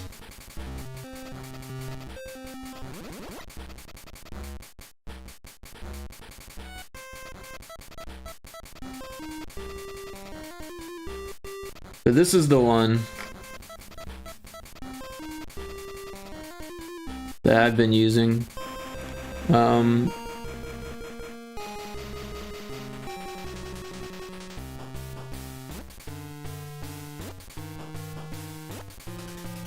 I'm not sure if I used Bitbucket to get it before.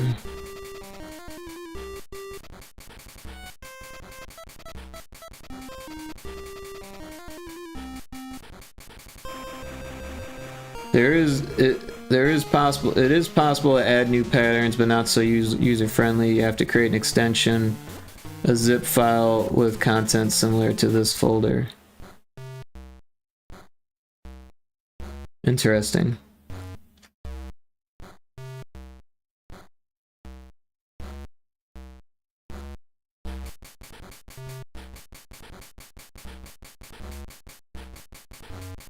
So I think you just hit this clone button.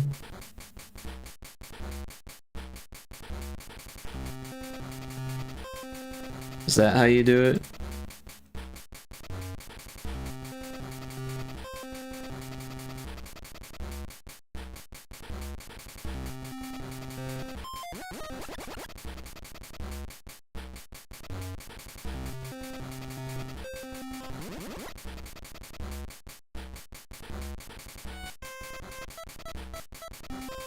First of all, download the latest version of the extension. You can do that by clicking on download repository from here.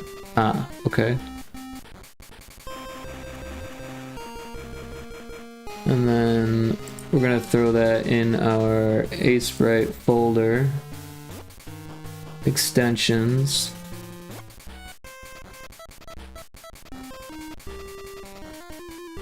We're gonna open that.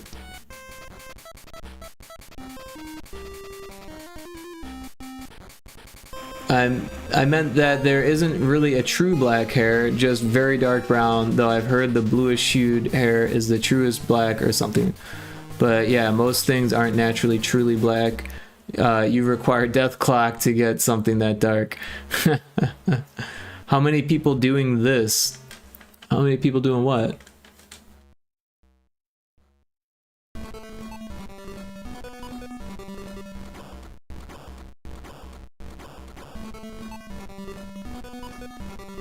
What I'm doing? I'm not sure what you mean. What am I doing? You're causing an existential crisis. The pick of this guy? Oh, quite a few actually. If you've been to his stream, there's he's got a nice little following of people making art for him. Matrices. Wait, there's a cat one? Also, why are these ones colored? Maybe this isn't the one that I wanted.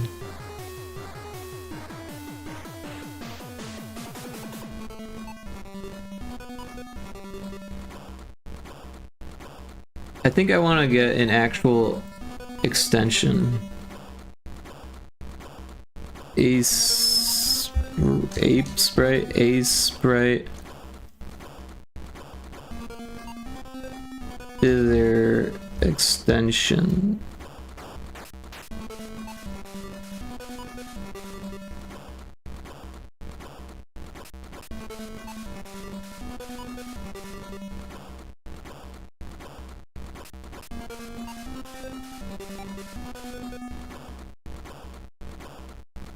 Well, this is the same one.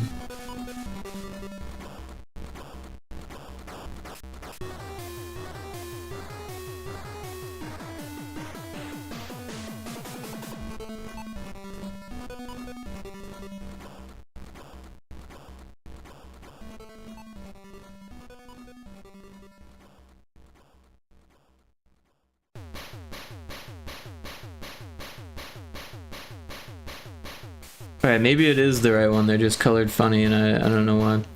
We're gonna go to edit and then preferences, I think, yeah, extensions.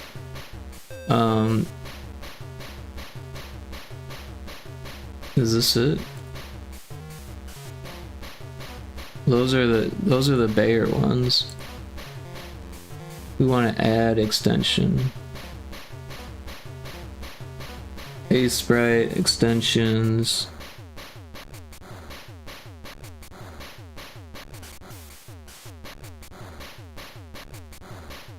I guess we're just gonna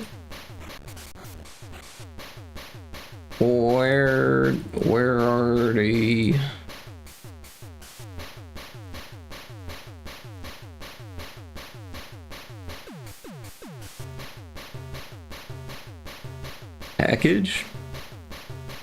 Read me. Maybe that's a good place to start.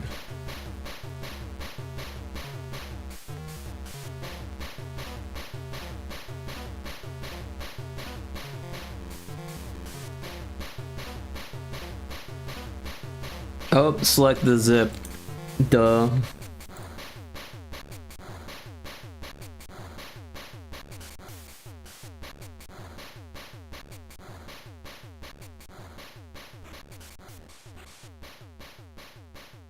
There, oh wow, yeah, that's a lot more than I had before. But they are the same ones, it's just been updated with more.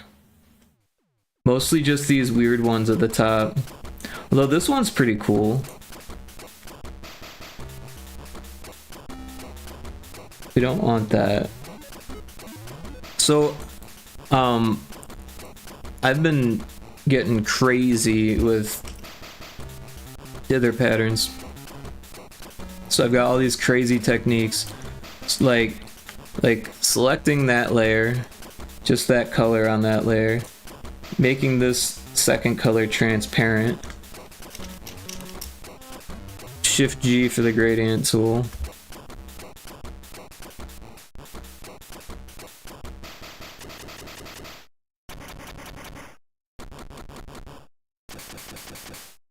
Now look how gray he looks.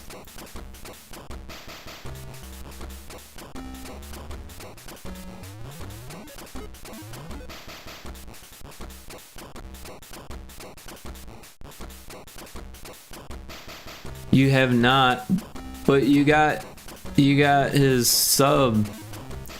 You've been subbed to his channel.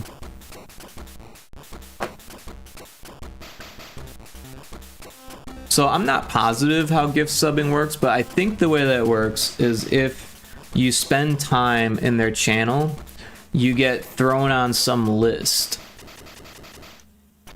And when people do like gift subs, it somewhat randomly chooses from that list. But I think you need to, it goes through people who have watched that channel before it starts randomly picking people. It will randomly pick people if it gets to like a point where yeah, exactly, you've been given gift subs to channels you've never been to. So when someone has like a subathon or something and they're getting like hundreds of subs, that's when it starts going to like random things. But I'm pretty sure that before that happens, it usually goes off of people who have actually watched that channel. And I don't know if it tracks how long you've watched that channel before it makes that decision, but I'm pretty sure that Lot Lizard's seen Indie Maniac's channel from raids, because I've raided Indie Maniac quite a few times, and Indiana has also raided the Indie Maniac quite a few times. And Lot Lizard's usually chilling, playing games, probably didn't realize that she was part of the raid. Oh, I just figured it was someone doing that on purpose to promote their channel or something. But yeah, otherwise I thought it starts with going to whoever is in chat at the time. So honestly, it doesn't have anything to do with who's in chat at the time, I've noticed. But it has to do with people who have been in chat before first, mostly. And I could be wrong. I'm just going by what I've seen and what I've experienced. Because usually it'll be people who have been there before. Also, it tends to choose people who haven't been gifted a gift sub before. I feel like that might be part of, there's some algorithm that it's just that comes up with a deciding factor on that. I am not the I don't know all the answers. I'm not the guy, but I have been paying attention,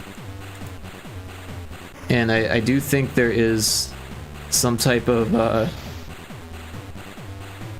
thing going on there. So I'm gonna steal another color from the past. E2A774.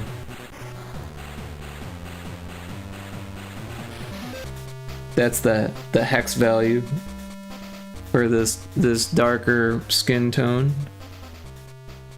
And this time I'm going to do the skin.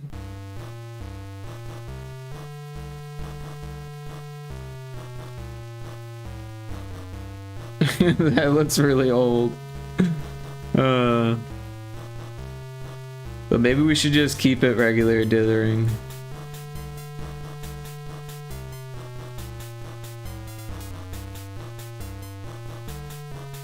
I don't like that one.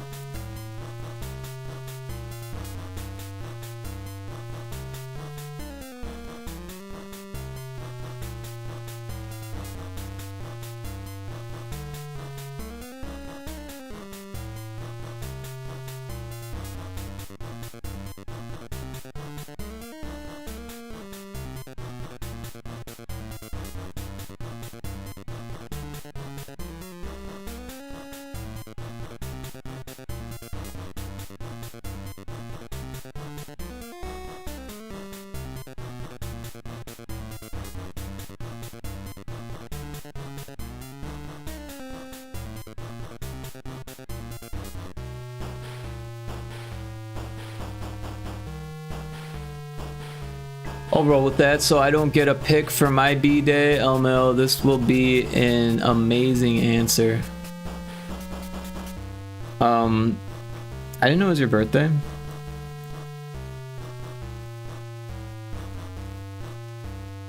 How am I supposed to know it's your birthday? Huh? Huh?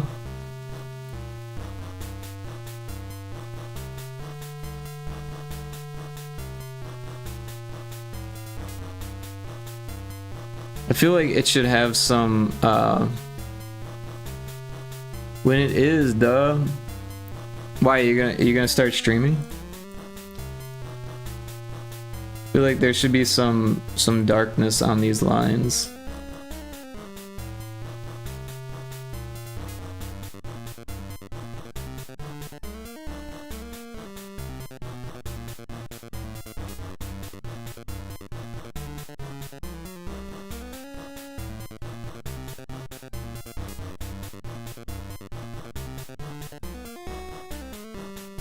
Oh, the glasses have no frames.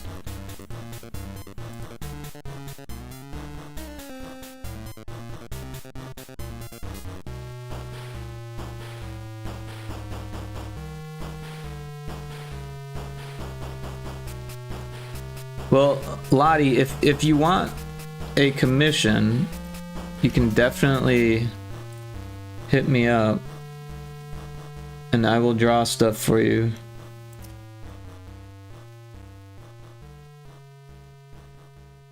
I kind of feel like it needs to be angled. You know, I think it needs to be symmetrical because it's glasses. But the symmetry should be like right there. Right?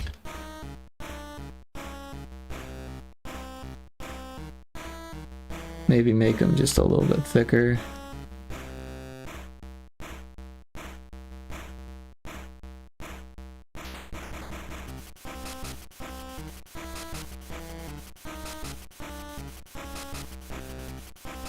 I gotta pay you? Yeah, everyone's gotta pay me.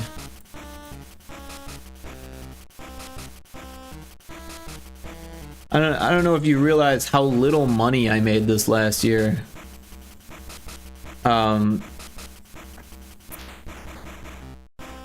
Yeah. It was under $6,000, I want to say. If we're not counting my expenses. If we're counting my expenses, it's probably under $5,000. That's not a lot of money. So, I mean, granted, it hasn't been my best year, right? And some years are better than others when it comes to freelancing. You know? This dude isn't. What do you mean this dude isn't? Indy's been paying me $30 for each of them.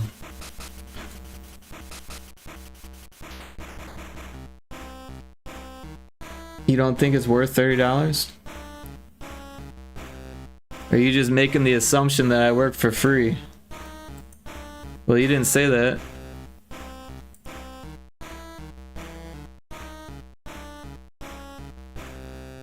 Well,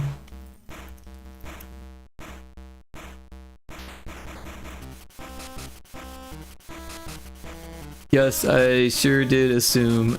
LOL, my bad. You know what they say about assuming things, right?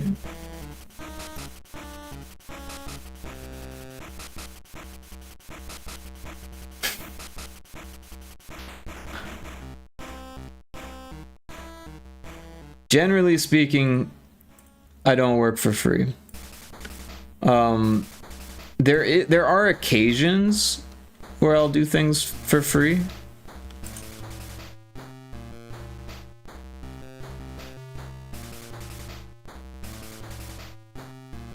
And if we're being honest, I did think about maybe providing this as a gift since it is for a birthday. But then I thought about how I just spent $200 on groceries and gotta eat, you know. Also, I give him a really good deal. I feel like, considering it, you know, it takes some time, right? And I'm gonna animate this one with the idle animation, so I feel like, you know, that's kind of like its own little gift in itself. Yeah, 30 is a very good deal on it. I agree. Yeah, I think 30 is quite a good deal. But Indiana, the Indie Maniac is a friend, you know. Also, he's a return customer at this point, so I don't feel bad about like undercharging for someone that's, you know, a friend, especially someone who's got, you know, return customer type stuff going on. But yeah, if it was like a person off the street, I probably would charge a bit more. I mean, you gotta understand, I was making $50 an hour for my last big client, right? But not every client can be big, and they're sorry, Lot Lizard, for the ad. I can't believe it's already been 30 minutes for the ad. But I'm gonna use this ad break to use the bathroom real quick, so it'll be a BRB for everyone. A BRB.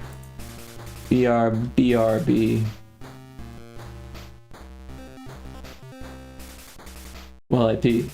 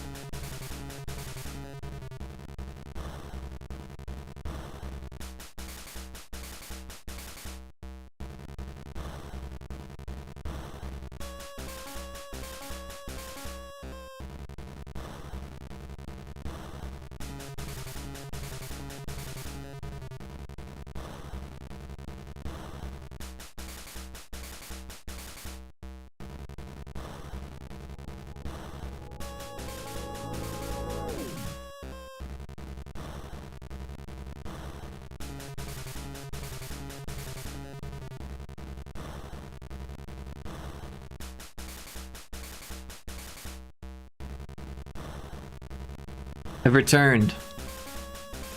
Are we back from the ads? Just remember, I have some tea. I know it's like midnight, and this is caffeinated, but like this is really good tea. And I like ran out of tea like 2 weeks ago, and I've just been drinking green tea. So I wasn't like out of tea, but I ran out of this really good tea, and now that I have fully stocked groceries, I'm excited for the tea.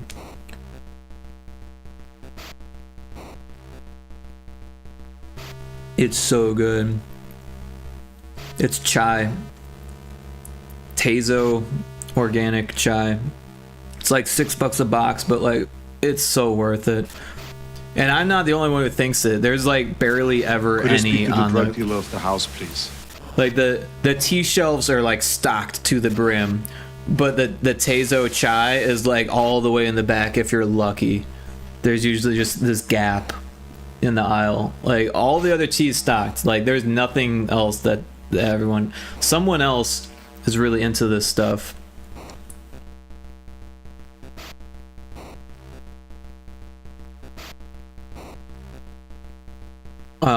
But yeah, that does it for the tea.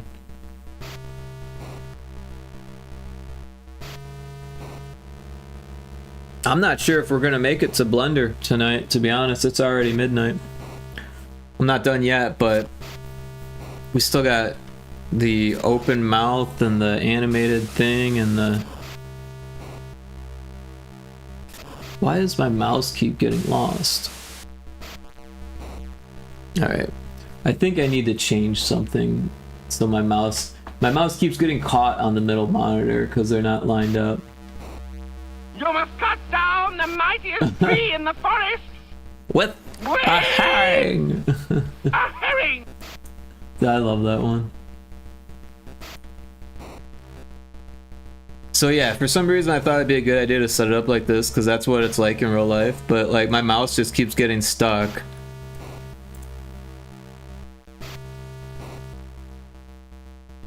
Like it's easier to just like go all the way across.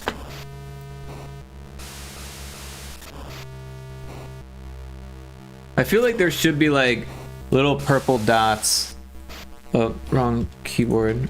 Little purple dots on this thing.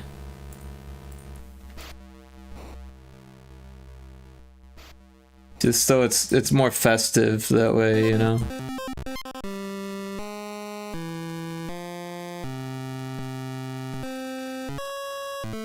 Alright, and then we're gonna need excuse me. We're gonna need some shadow. So I'm just gonna grab the color with the color picker and just drag it down a bit. And now we've got shadow. Now we gotta find an interesting sweater choice. We could do Among Us.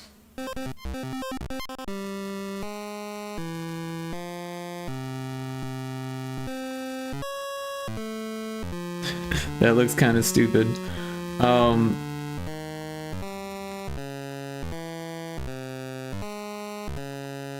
Oh, there's Tiny Among Us. Also, I need to grab... Whoa. That. Dirt? You're eating You're dirt? eating dirt? Why? Why?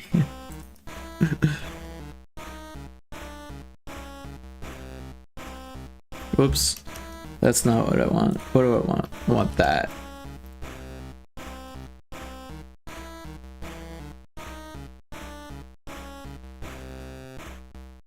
Well, look here, Maddie. You drop your clothes and grab your socks. We shipping out in 3 hours. Meatwad. I just want to play with these. Look at this. This one's cats. Liar! Liar! Liar! Liar! Get back, witch! I'm not a witch, I'm your wife! The cats one is kind of cute. They're kind of large though for what we're trying to do.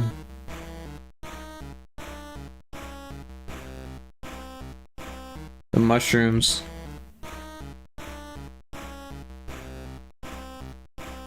My father was slaughtered by a six-fingered man. You don't say.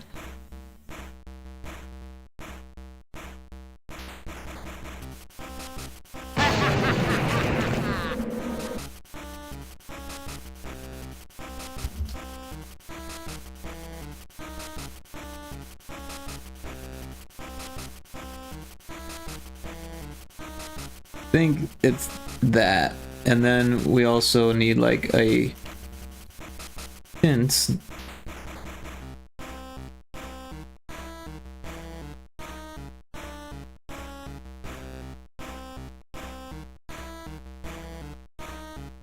That looks pretty good.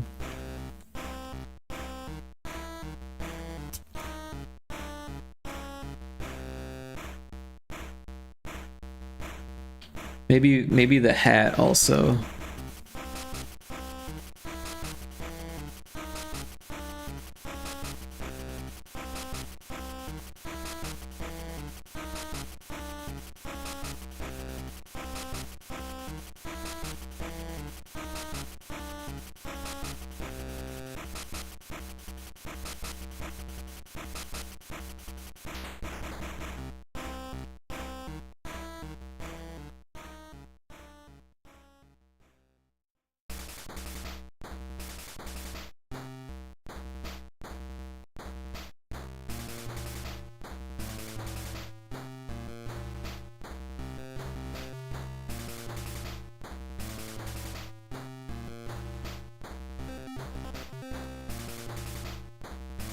You're out now.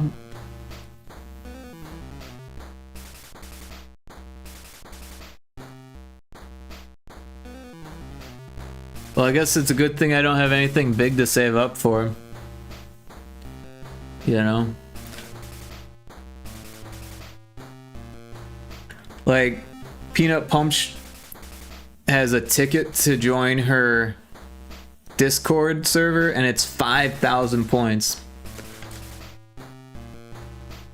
I think you get, what, 200 points every 5 minutes or something like that? You're in her... I'm in yours. You're in my Discord. Yeah, no, my Discord doesn't cost points to join. I'm not that cool. Peanut's huge, by the way. She's got like 100 people in her stream all the time.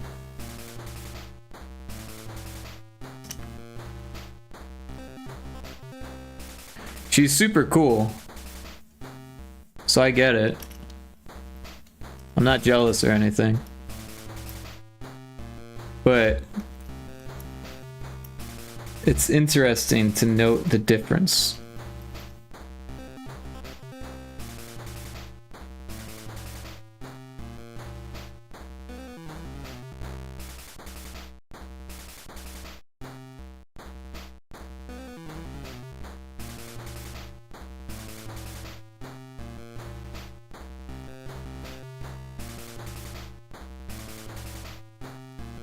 Noted. Too bad you don't have an emote for that.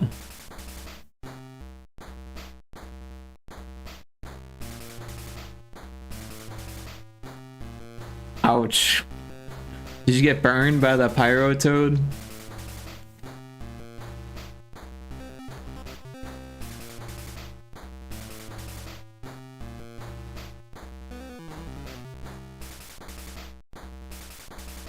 Savage. A savage pyro toad burn.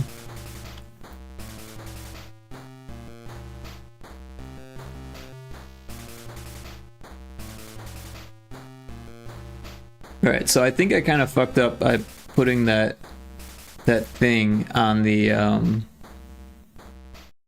same layer as everything else. But that's okay, we can unfuck it up. We'll just have to select it the old-fashioned way.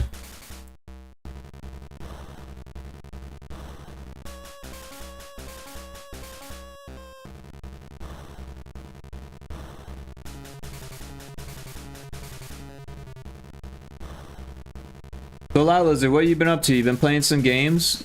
You getting super credits still? I seen that they're I don't know the word for it. there's some new stuff coming out soon that they've updated the community about new Illuminates. It looked like a Hive Lord Illuminate.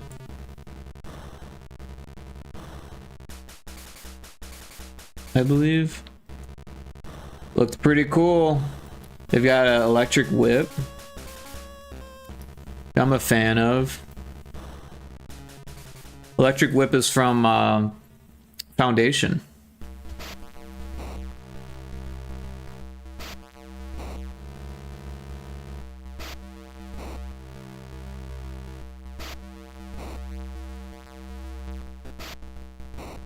Infinite Metal was reading Foundation. You know, actually, after Infinite Metal told me that they were reading Foundation, I actually started rereading the entire fucking series on audiobook.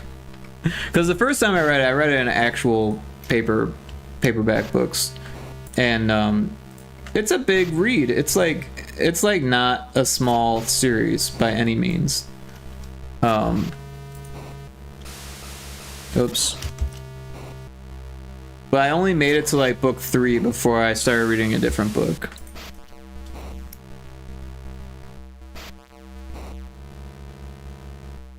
And I didn't even finish book 3. But then I started reading Red Rising. Yep, Foundation and Empire now. Yeah, I'm just listening to the audiobook for those. I have other physical books I'm already reading otherwise. Yeah, I get carried away on like switching. I started have you heard of Red Rising Infinite? I started Red Rising because I was like in the middle of Foundation of the Empire, and my buddy's like, oh, you should check out Red Rising, and I was like, oh, okay. And then I looked it up. I was like, all right, we'll give it a shot. You have not. It's pretty good. I was pretty impressed with it. I didn't finish it, so there's that. But I get like distracted, and then I don't know. I was playing a lot of Hytale is what it was. And Hytale, like Minecraft, is like perfect for audiobooks because you can literally pay attention to it while you're building or whatever, whatever you're doing. It's really easy to pay attention and play the game. But then I was like, man, I'm playing a lot of fucking Hytale. I need to like not play this much Hytale. And then I stopped listening to audiobooks. That's just the way it works. But anyways, Red Rising is really interesting. It's like a mix between a few different books without being any one of them, right? It's got elements of like Ender's Game or like Harry Potter kind of stuff going on without magic. It's all sci-fi, so it's more like Ender's Game in that respect, but it's got like Harry Potter vibes, which is weird. And then it's also like A Brave New World, if you've read that. Minus a lot, right? But still, like, in a lot of ways it's very similar. And then yeah, it's like, Brave New World, Aldous Huxley. It's interesting. I don't want to like give it away in case you want to read it. But it follows the main character is a Helldivers, right? And I'm pretty sure that the game Helldivers got this name from the book, right? I'm not positive on that, but anyways, it's like they're like miners on Mars, I believe. Yeah, because Red Rising, yeah. So they're mining Mars in like the first chapter, and it just kind of goes from there. There's a lot going on that's like very I want to say under the surface, but that's too punny. Like unexpected like turns that happen really quickly in the story. Like you think that it's going to be one thing, and then it starts being something completely different. And I have a feeling that the whole series is, because it's a pretty big series. I think there's 4 books, maybe only 3. I'm not sure how many books there are. But you get the vibe that there's this overarching premise that's much bigger than mining Mars, and it starts unfolding really rapidly. But what's really interesting about it is that like the main character only knows of his life on Mars as a miner, and it starts unfolding like super rapidly for him, and it kind of like you get to experience that through the character, but also as the reader at the same time, because like you don't realize that there's like this overarching premise until he comes to the realization. It's pretty good. I was enjoying it. I was glad that my friend recommended it. I kind of want to finish it. Part of the reason why I stopped reading it, that one, was because the YouTube... Oh, is that an ant? Ants are back. That's crazy. The weather just changed. All the bugs are coming out. It was like 80 degrees out today. I turned on my fucking air today. That's how fucking crazy it is. Total fucking... Wait, what happened to the music? Oh. That's weird. I think it was my phone. I was gonna look at the temperature. What's the fucking temperature? Oh, it's 73 right now, even though it's fucking like midnight. 12:30 at night, it's 73. That's crazy that there was an ant all the way on my hand. Anyways, yeah. So it's a cool story. The reason why I stopped reading it or listening to it was because the YouTube video kept getting taken down, and I kept losing my place. And it's like really long, you know, audiobooks, so you have to like scrub and it's really hard to find your place in an audiobook if you don't like write down the time code, or like YouTube's usually pretty good at remembering that stuff, but if the video gets taken down and then re-uploaded, then you don't, right? So it was frustrating. But yeah, yesterday I was fucking doing some dishes, right? And I do dishes like every day, right? I have a dishwasher, but I hardly ever use it. I'm like a hand washer, and like I don't have that many dishes, right? So it feels ridiculous to put like, you know, 5 dishes in the dishwasher. And even when I have a full sink, I usually have like some food cooking or something, and I'm standing in the kitchen anyways, so I just start doing the dishes, you know? Anyways, I look over, and there's a fucking black widow right next to my fucking kitchen sink. And it's fully grown, right? And it's like obviously a black widow, right? It had the orangish red hourglass, and it had a big red stripe on the top of its butt too. But yeah, clearly a black widow. There was a black widow when I moved in. There was also a second. This is the 3rd black widow I've seen here. There was a second one that found its way into my garage in the winter, and I killed that one. And so yeah, freaky stuff. It freaked me out a little bit, but like, I don't know, it's just another fucking spider. Like, yeah, apparently they can be lethal to like infants and like elderly, but like unless it bites you like right on the head, you're probably gonna be fine. And even if it bit you on the head, like if you're a healthy adult and you go to the fucking hospital, you're probably gonna be fine too, right? Granted, it could be bad if you're allergic or something like that. I don't fucking know. I'm not trying to get bit. I hear it's really painful. But they mostly keep to themselves, right? But they also like mostly stay in like, you know, garages and sheds and like wood piles and shit like that. But yeah, apparently this area is like prone to that type of stuff, and there's a lot of construction here, so like that's probably part of it.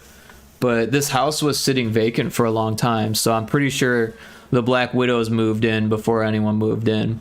And like I said, the first day that I was here, I found a Black Widow in the garage. So,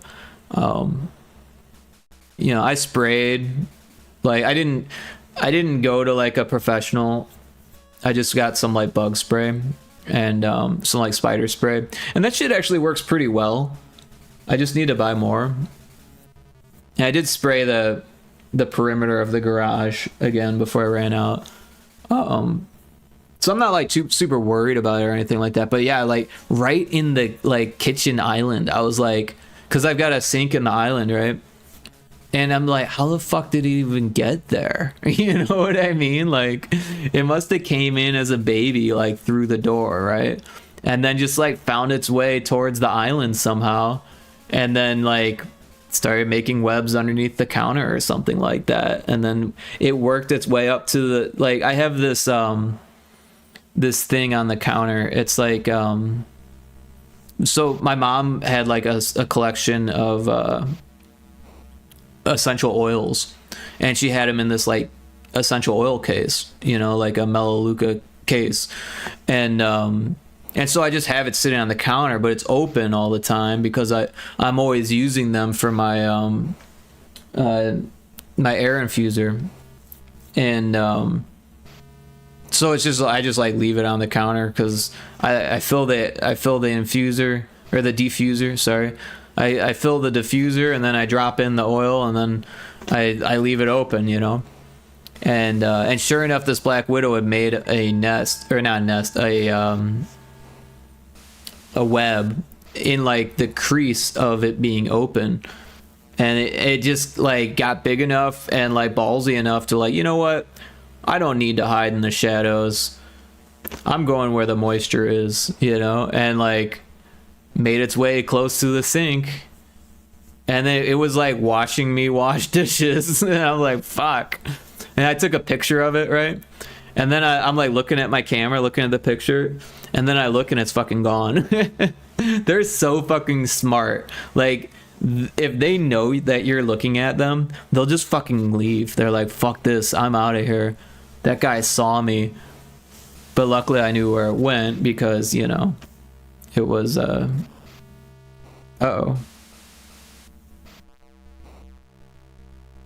My XP pen fell asleep again.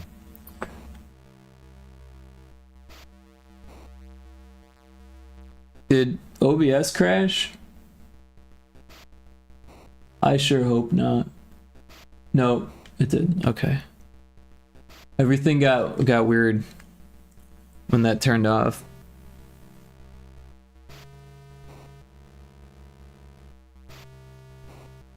Oh, now my monitor is like glitching the fuck out. Or is that the stream? I think it's just my monitor. Yeah. That's crazy. It was like strobing on like the stream was strobing.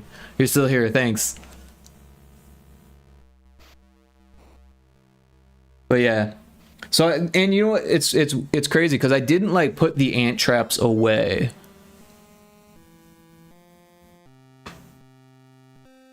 I don't think. No, it's still in the corner of this room because I noticed them coming. Oh, you know, that's probably how it got in my hand. Probably when I went and drank the tea. Because they like to go for like the tea. You know what's crazy about fucking ants? They can fucking smell sugar from like fucking far as hell away. And I like to put sugar in my tea. So they'll like fucking nose that shit out. And you wouldn't think that they would be able to get to where it's at. It's like on a little TV stand, like in the middle of the room. It had to, and this is a carpeted room, so they'd have to like fucking trudge through the jungle of the carpet, because these are like little ants, you know, and climb up the TV stand And then there's like this like oven mitt looking thing, like a silicone pad that I like set it on so it doesn't clank, right? So it's not loud when I set it down. And so they'd have to like navigate their way across that just to get to this fucking sugar. And if one finds it, then the pheromones, you know, like, yeah. I don't know. But yeah, the bugs are out. Fucking cricket tried to get in my garage earlier. Which is not surprising. There's fucking tons of dead crickets in there. It's time to clean. I probably need to clean the storm shelter too, because man, it's fucking storm season already too.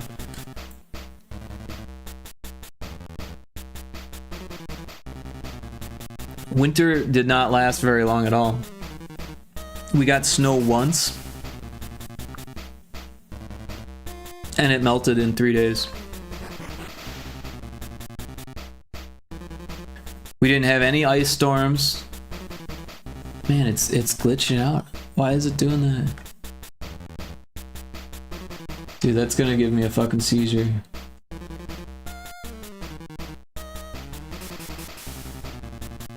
It's probably because I'm using 3 monitors on this. Like, I've got 2 monitors hooked up to the graphics card and a third monitor, the XP pen hooked up to the motherboard. So I've never done that before with this, so it's probably flickering because of that. All right, so we've got that on a separate layer now, which is fancy. So let's make a new frame.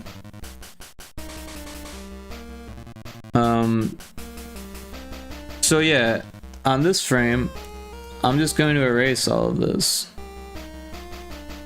And then we're going to throw on onion skin. And we're going to turn off the rest of the layers here. And the way that these things work is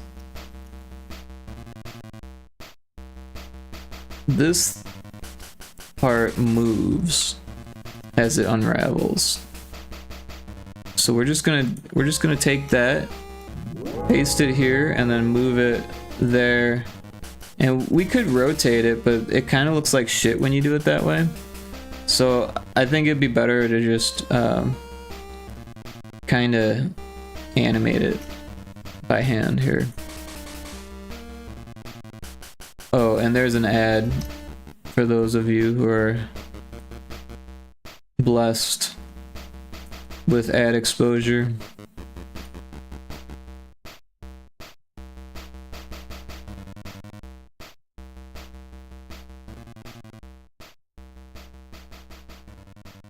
So maybe for that first frame we'll just leave it, and then for the next one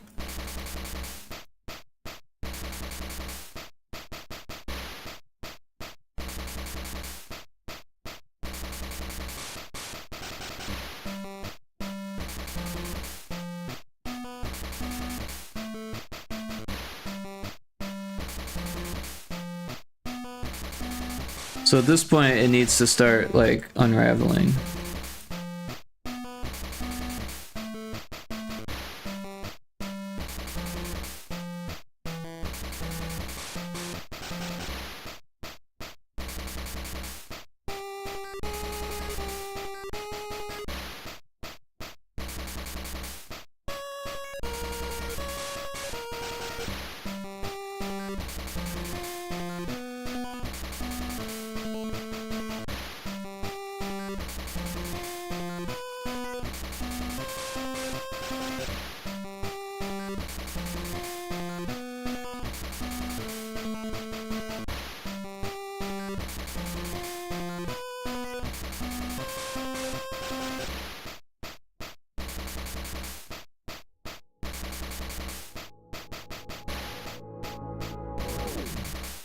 Alright, we should be about back from the ads at this point.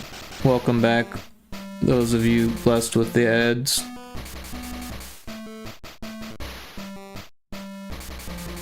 It needs to like waggle at the end, right?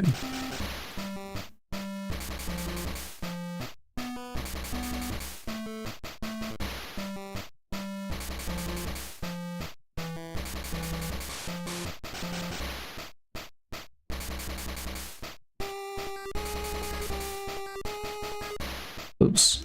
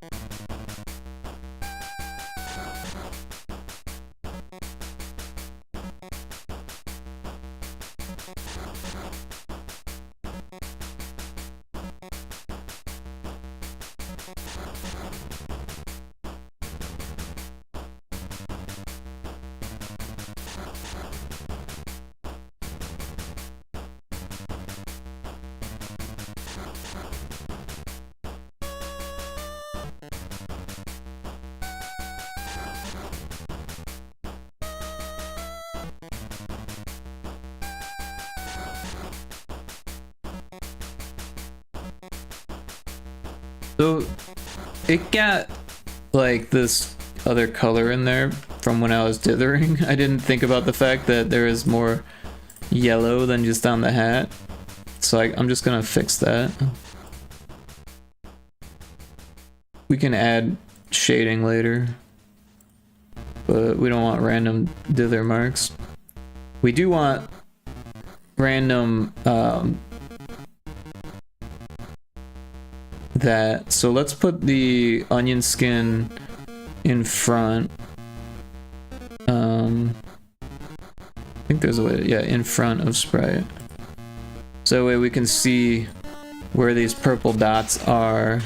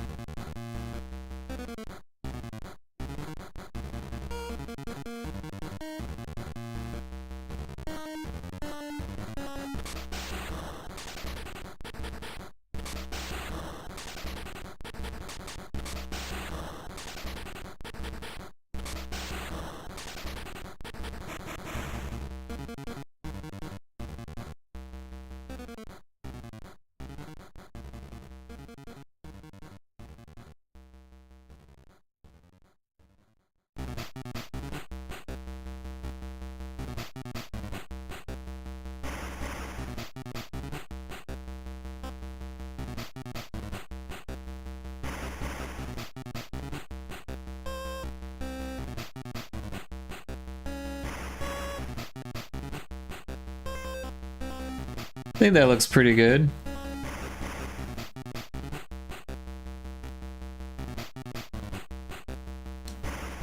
And then for the waggle, we can just repeat these.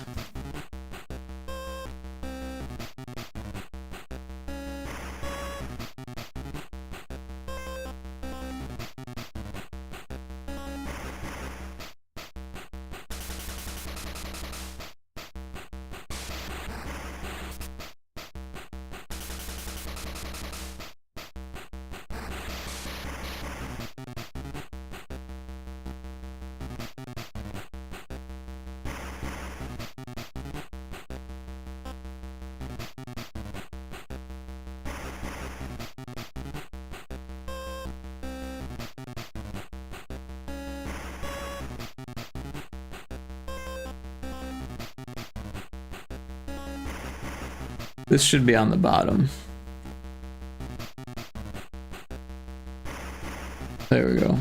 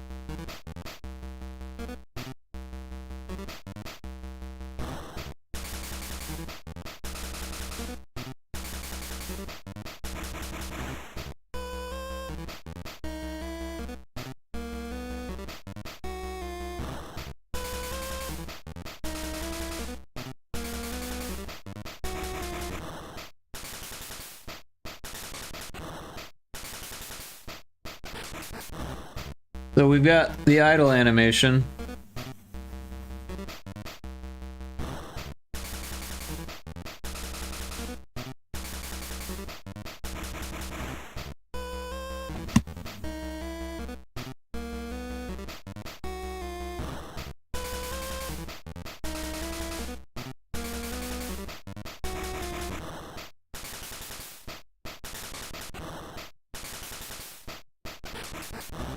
So we could make it sit on this last one.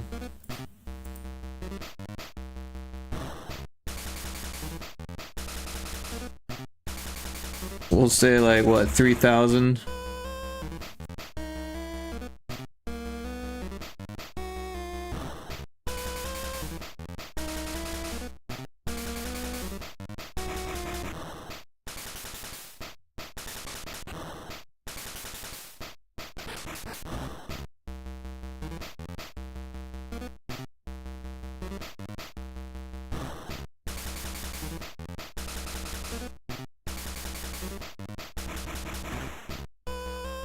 I kind of feel like it should wait first.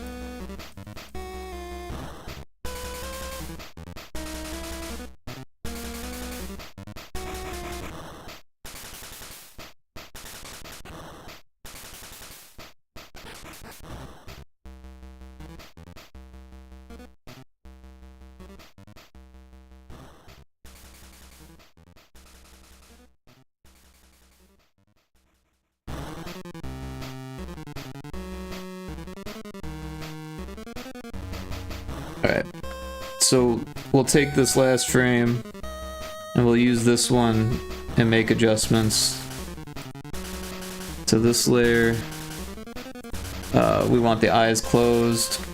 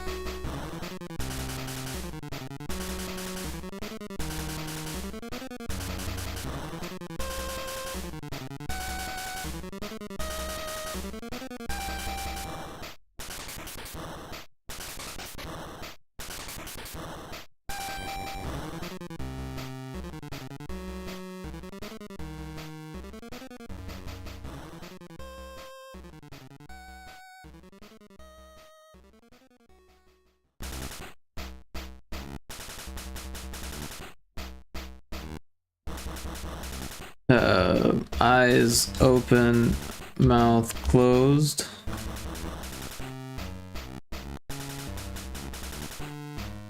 Oh, wait, that was the wrong one. This is that one. Eyes open, mouth closed. And then this one. Eyes closed, mouth open.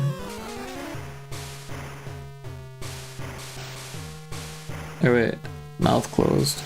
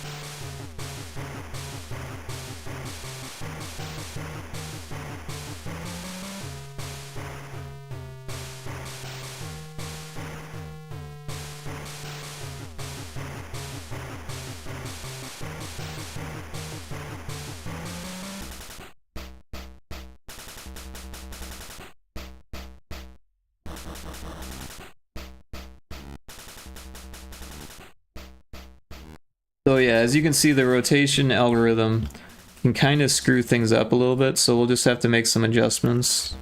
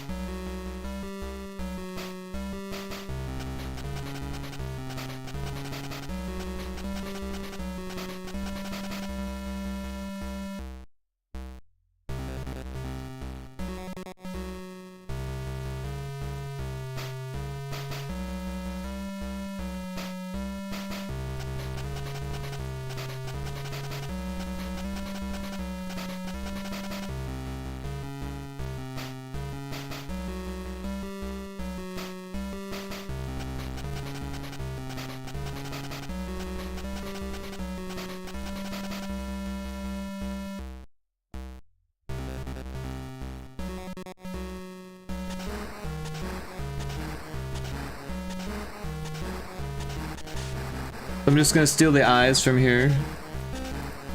Copy them. Oh, I grabbed the wrong layer. Copy them there. Right.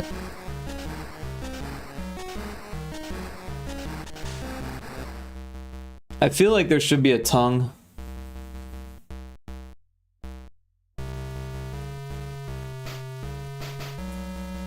What was... Oh, I did like... On the other one, I did like a circle for the back of the mouth. And then like a black line and then a tongue. So let's do that. As old as he looks this way, I feel like it'll look more like a human. If it's not just like a black hole.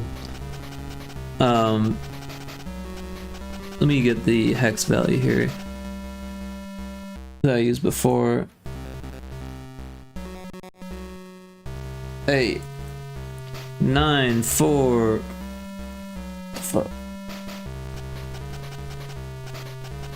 9 4 2 8 5 9.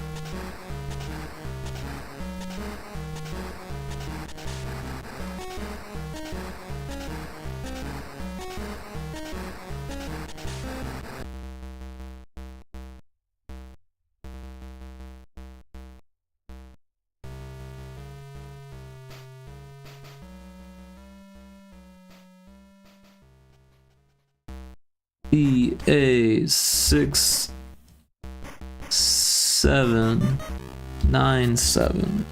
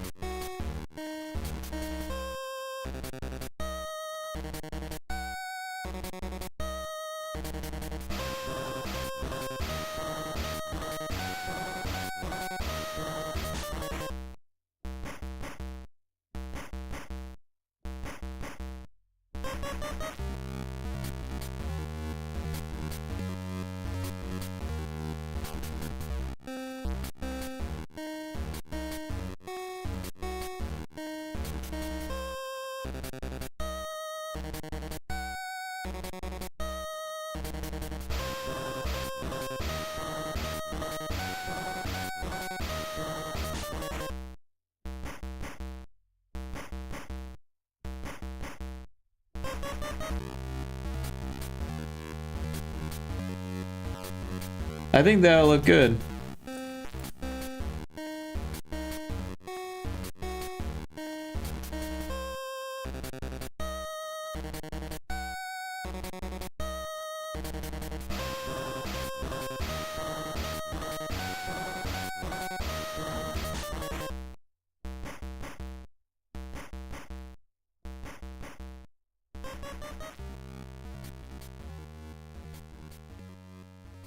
Alright, so we'll save this.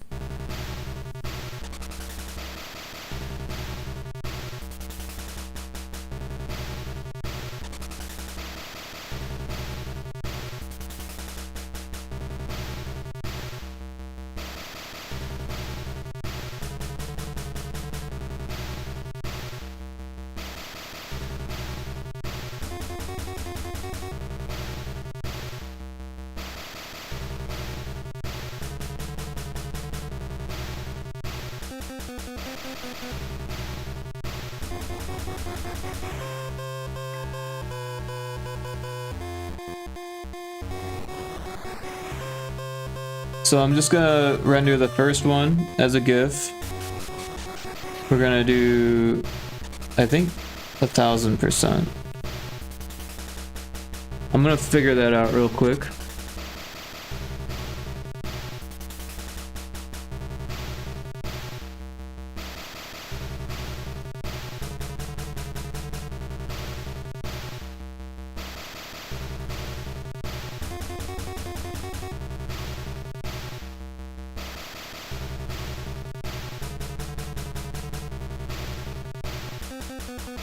Yeah, 1000%.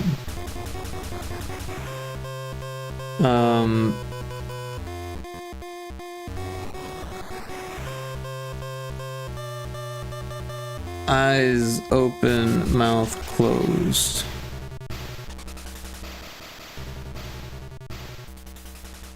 And we want to make sure that it loops.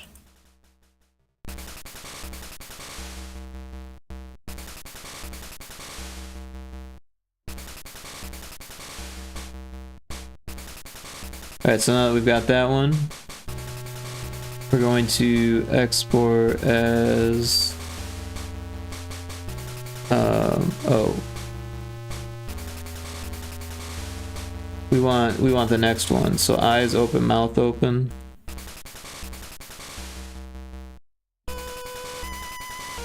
And we want this one to be a PNG.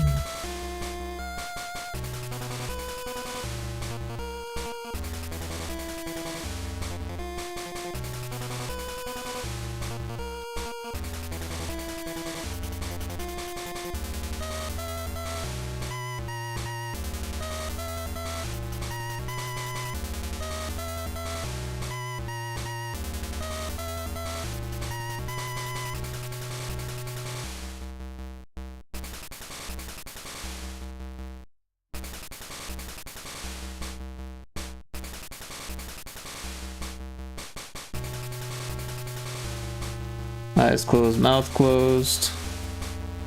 Export as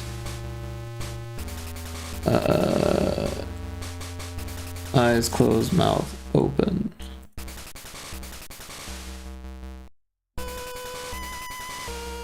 Alright. And then here comes the funnest part. The most fun part. The funnest part. We get to test it out.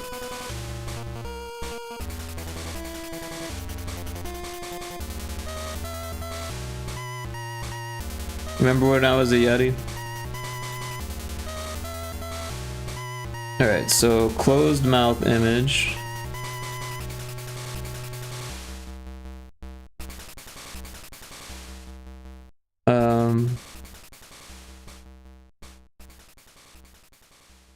Eyes open, mouth closed.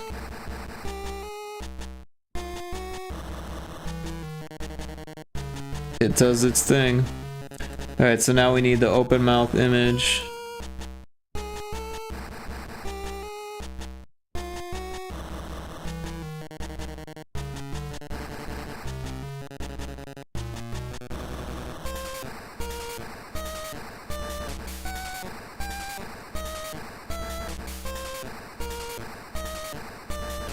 Alright, now I am the Indie Maniac. And I'm old.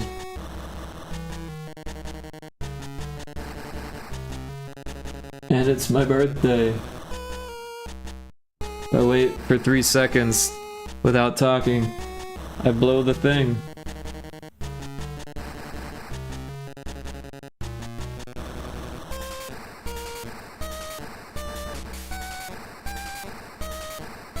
Yeah, if there's like any sound that goes through the mic or anything, it could stop the animation.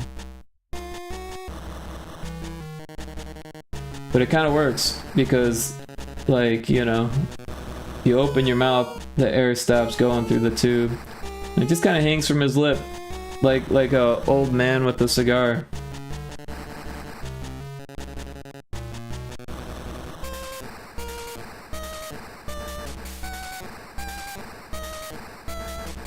It is doing something weird there, though.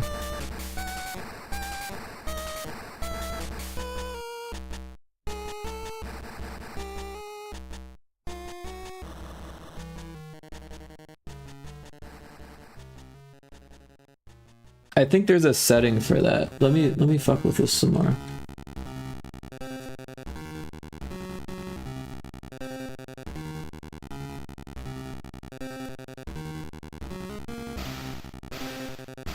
Play from start.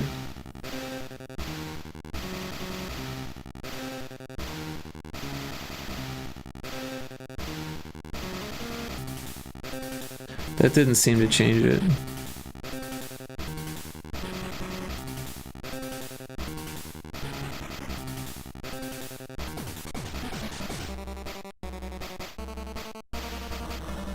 I didn't know about this pixel mode.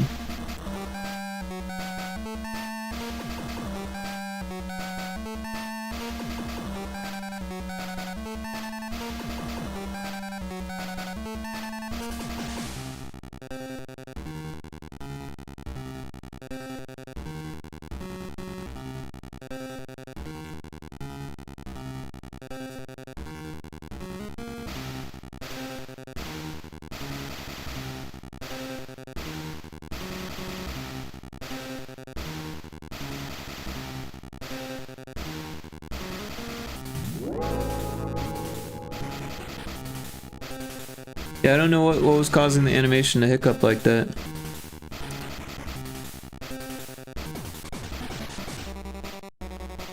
Seems to be mostly okay.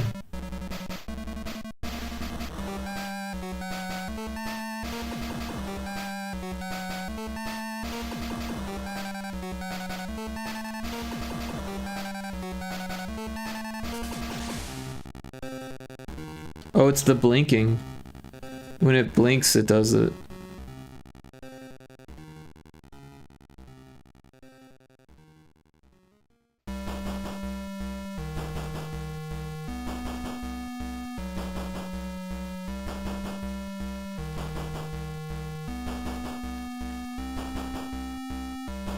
I don't think there's a way to change that. Except making it not blink. Make it blink less often. Make it blink faster.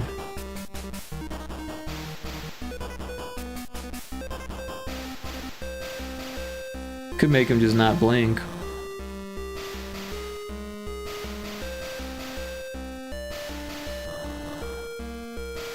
But yeah, I should change all of mine to pixel. I didn't even know that was a thing.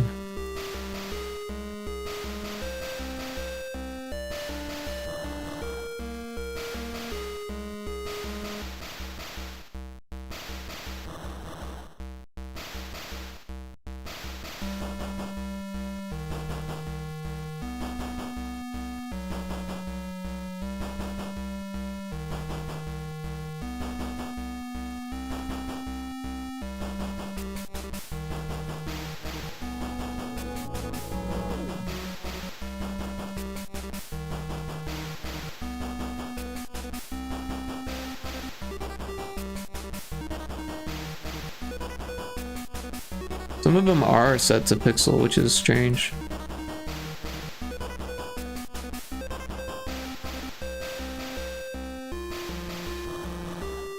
But yeah, I'm pretty happy with how it turned out.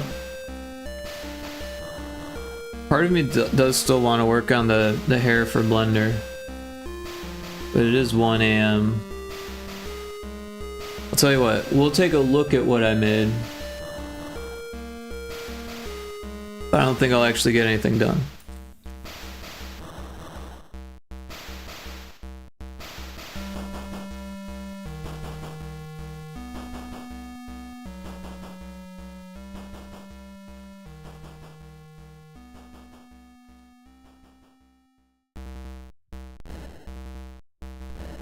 Alright, let me change the display capture. Alright. So now I'm gonna head over to Blender.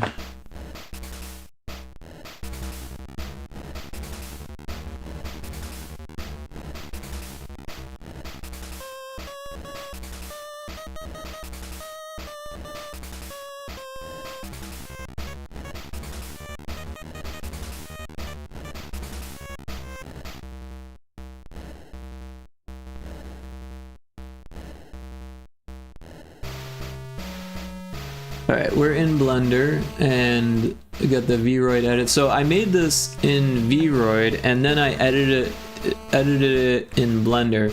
But because I edited it, all of the bones of the hair had to be like redone completely because the hairstyle is completely different.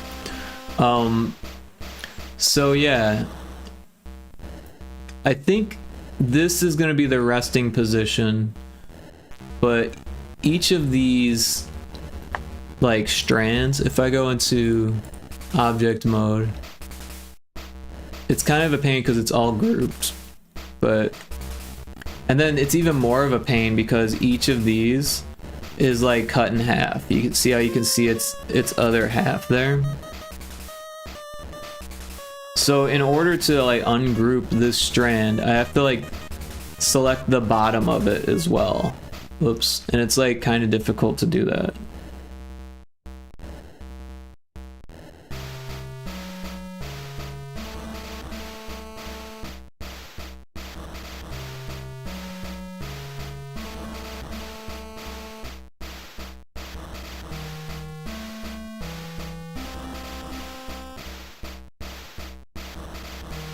If I use face mode, it might be easier. There we go. So yeah, I don't know what the limit is for bones. So maybe I should look this up.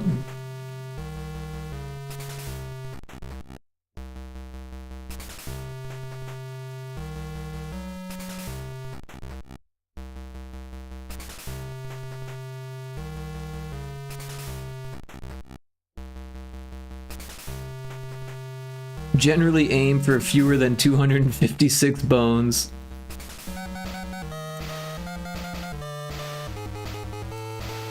A single fizzbone component cannot affect more than 256 transforms, including children. There is a hard cap of 64 total affected transforms for fizzbones on Quest. Optimize performance. Keep your avatar in medium or good performance ranks under 8 fizzbones components for better compatibility. Dynamic bones. The older system has a limit of 32 affected transforms in 8 collisions, though this is largely replaced by fizzbones. So yeah, in order to keep it in good, I'll have to make some of these not move and then lump them together. So for instance, like all these ones in the front could be part of one bone.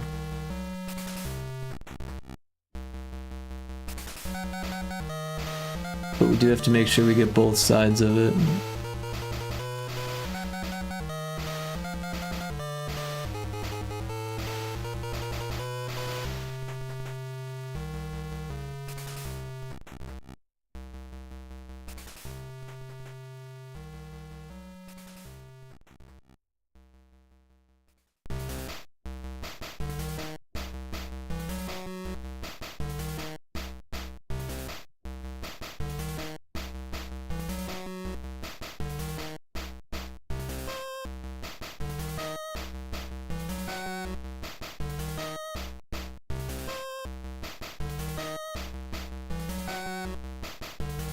So I'm gonna separate these just so it's easier to work with.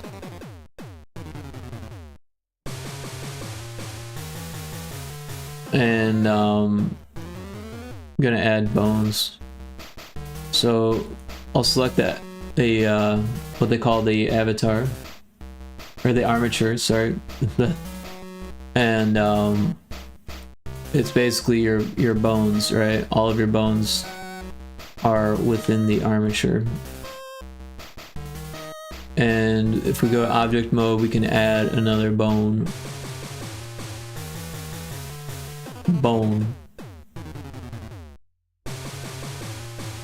But actually we want to be in edit mode.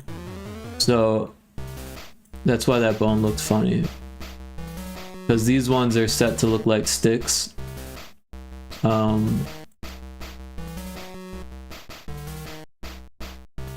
But if we go to edit mode and add another bone, now that one looks like a stick too. Alright, so we want to parent this bone because this is the head bone, I think. Or no, that's the glasses. This is the head. So we want to parent this bone to that one. So we're going to select this one first and then this one and then Control P and keep the offset. Alright, so you see how like that end is the top, so that means we need to rotate it. Oops, got them both selected. So if we rotate it like that, then we can kind of just put it into place over our lump of hair here. And we're gonna try to get all of this hair, so we're gonna try to lump it right in the middle of all of that. And we don't actually need it right up against the scalp either. That's the other thing. We want it to like kind of not completely like be flexible. Then some of this is going to be attached to the head or like weight painted to the head. Alright, so now we can just hit E to make another bone, right?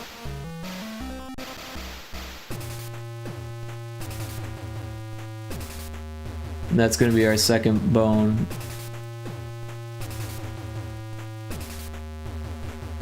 For that strand of hair.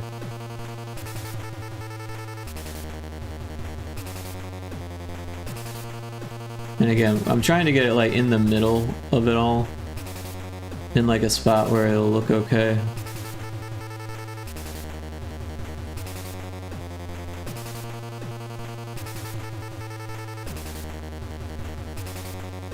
Oh, sick blender model. Yeah, so I started this with a VRChat model. I'm not sure if you're familiar with VRChat, but it's like a web interface. I think there's actual software too. But you can just like scroll through a bunch of different. It's like an avatar creator, right? Like in a game, and then it outputs a model that you can bring into Blender. You are okay, yeah. So it's pretty nice because you can like it comes with a rig with all of the stuff in it, but then as you make adjustments you need to like know how to use Blender in order to, you know, like rig the adjustments, which is what I'm doing now. I'm just rigging the hair for VRChat. I already fixed the mouth, like I added the beard and the mustache, right? And then if we go into like if we select the face, you can see I only did a few of the syllables.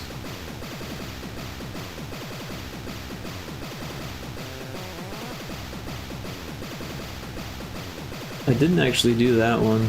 I didn't think about that. But it's pretty easy to affect that, and we're gonna have to export this again anyways, so I might as well just do it now while I'm thinking about it.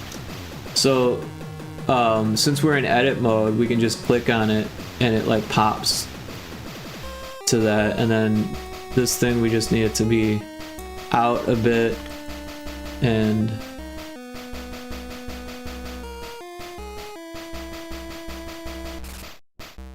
I've got soft select mode on, so you can just kind of put the edges back in to the mesh.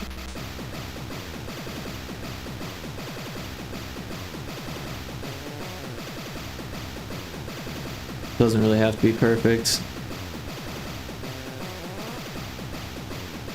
So now outside of edit mode, we can get a better look at it, and it's still like popping through a little bit, so I'm gonna continue to make minor adjustments.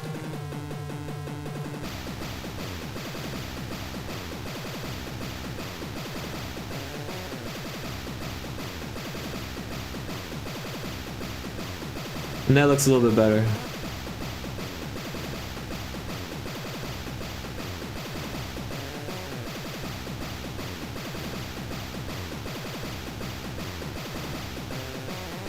So there's like a whole bunch of empty ones because of the way that it was set up. And it does actually come with VRC, what VRChat's going to be looking for. So like, but then like all of these are just blank. So I didn't bother like going through and animating each of these. There's this one and like a neutral face, but I just switch between those, and then there's these expressions, but there's no use for them in VRChat. So I could probably figure out a way to do that, but I haven't done that yet. So once I get to that point, then I can adjust the shape keys. Shape keys are blend shapes in Unity, or morph targets in 3ds Max. Pretty basic stuff. Anyways, now that we have that hair, we can rejoin that model, but it might actually be easier to work with if we just hide it for now, so we can get the next clump of hair a little bit easier. Oh, neat.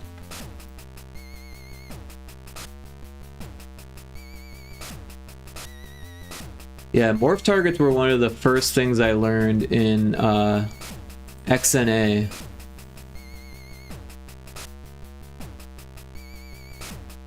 Because I was like, I want to make my my animations and stuff move in a game, you know?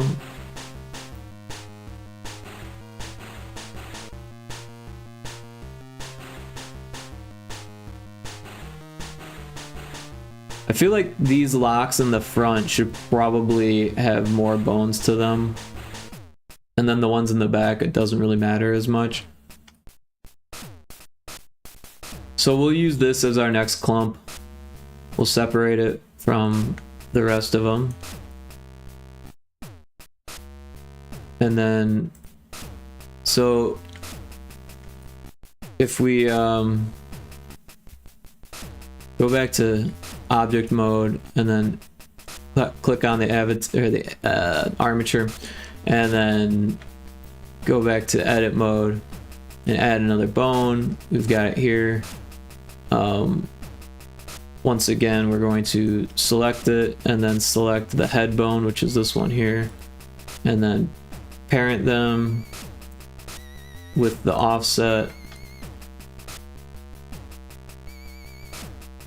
And then we're gonna, oops, select just the one bone, scale it down a bit.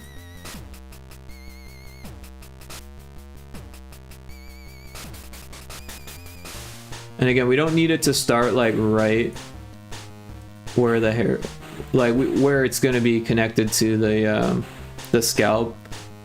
We want to start just after that. So like somewhere around here. And this will be over here somewhere. But yeah, since this is a bigger clump of hair, we can add at least one more bone.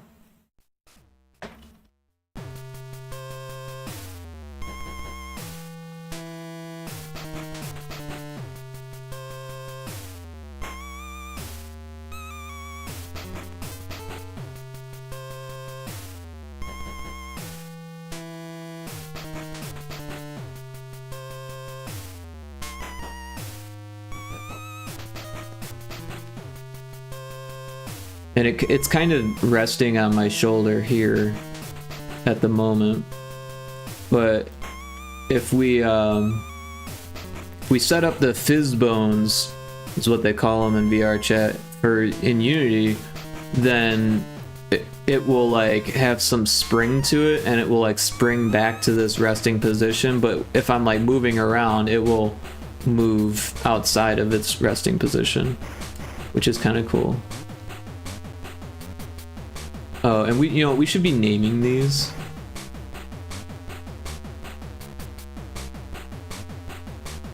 instead of just being bone.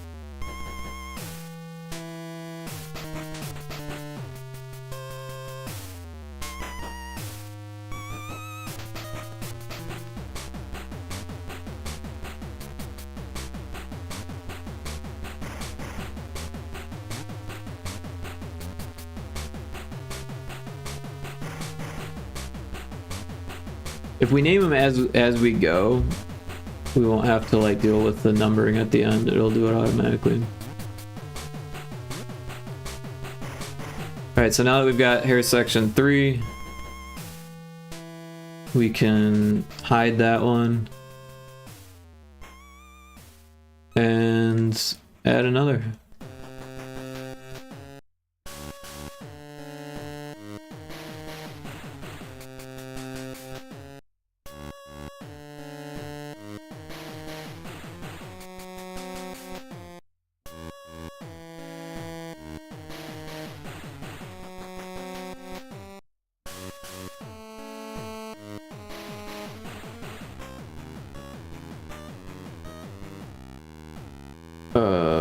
Control P, keep offset.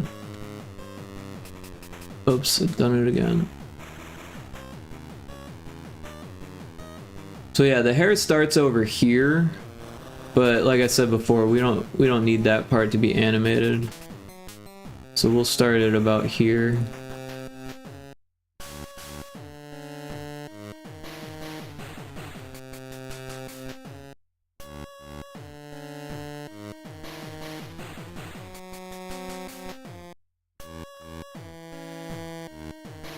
I haven't really decided how much hair we're gonna get with this, but it's gonna be quite a bit of this. Because if possible, I'd like this to be a fairly optimized model. We can put another bone there.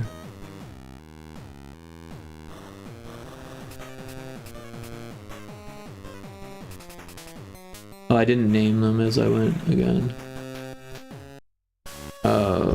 Hair section 3.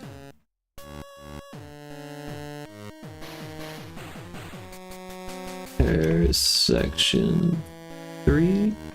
I guess I could just copy that.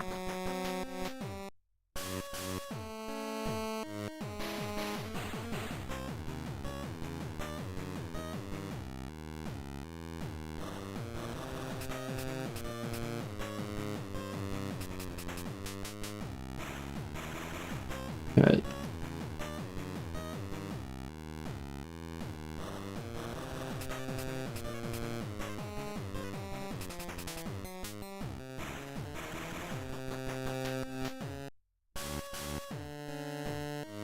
Oops.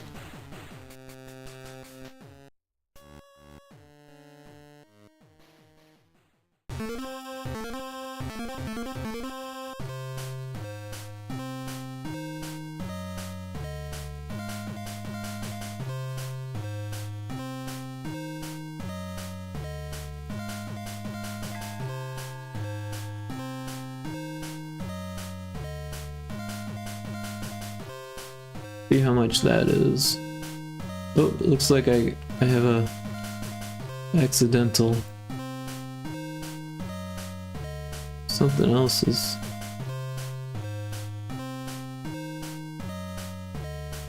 Oh, that's weird.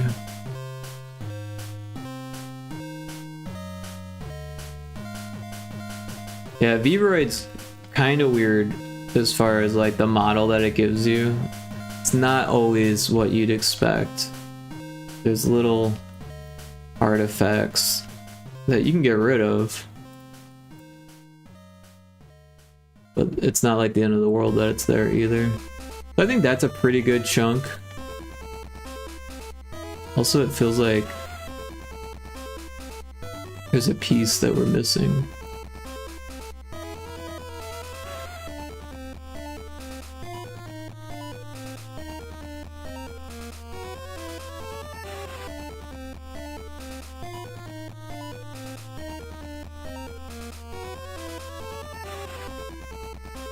Hard to get to the other underside.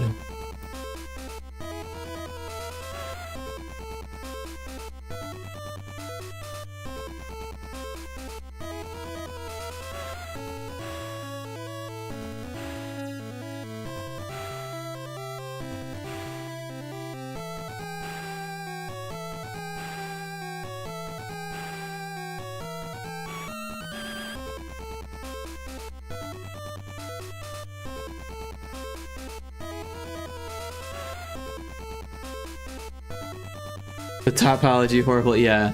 Reroid's topology is not what you want generally. But it animates okay, and I think that's the most important part for what it is.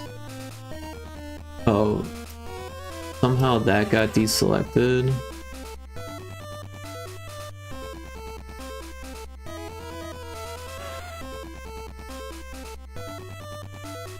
I hate how the hair is like not connected. Like see how like that shit's not connected to it? Like it doesn't really make a difference. But man, when you're trying to work with it and you expect it to all be connected and it's not, that is so annoying. And then there's all these like little like bits that are just like not even connected, or they're like hidden behind all these other bits. Oops. Like these ones have no faces. Those ones have faces, but they're hidden.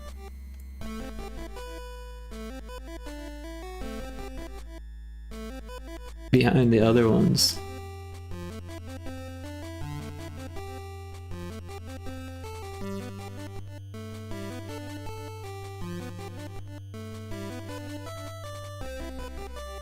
Oops.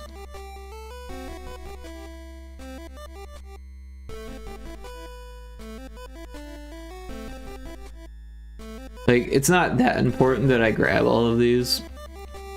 But yeah, it doesn't like feel nice that they are like this.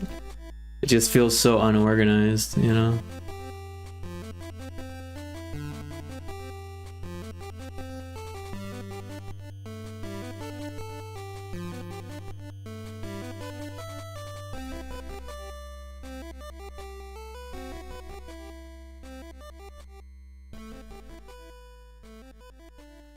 I don't know. That one's hard to get to.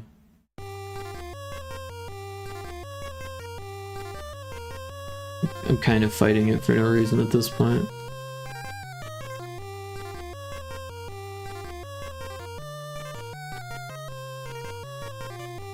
Alright, well, I'm done fighting it. Oh wait, maybe that one.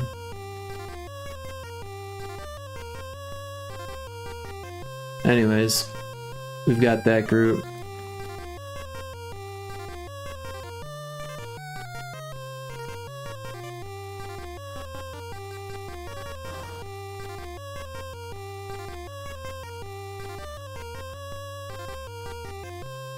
You can see the little bit that got left behind. We'll just leave it there.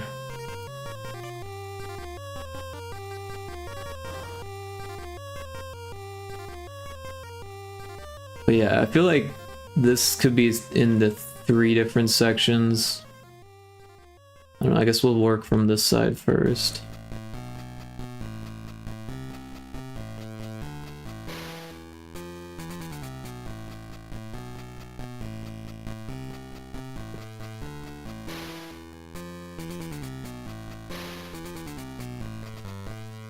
Uh-oh. Something timed out. I just realized that I'm still Indie Maniac.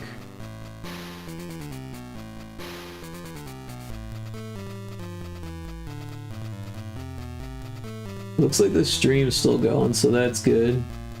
Oh, you know what it is. Stream avatars.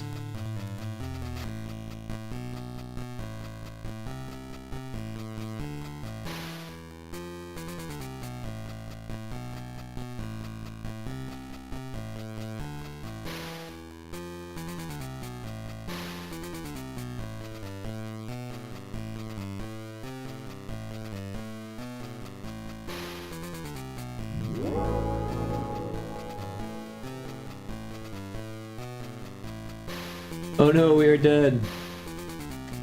Well, you're back now. Well, I'm back. You'll be back as soon as you chat again. Yeah, this new graphics card's nice and stuff, but I've gotten it to crash a couple times now, at least. Like running VRChat, Unity, and Blender at the same time, it doesn't like that.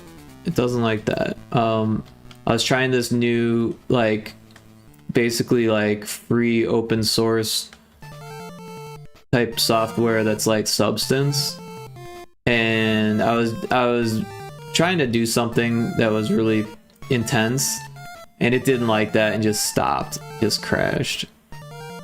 And the software was really funny because it was like, hey, you didn't save your work, you want to reload it? I'm like, yes. And then it crashed again. So whatever I had that didn't get saved is no more. So I feel like that's a pretty good chunk of hair. I don't know, there's some underneath that didn't get it.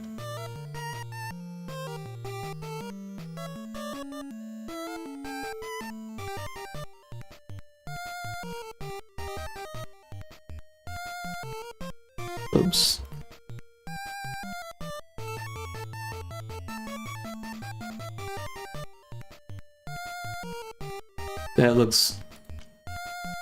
That's definitely more manageable than the last chunk.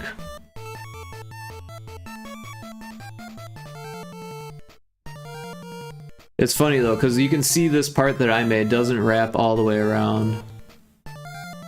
So hopefully it doesn't expose anything. And maybe I should just leave some of this hair like there. Or I guess I could fix the rest of that.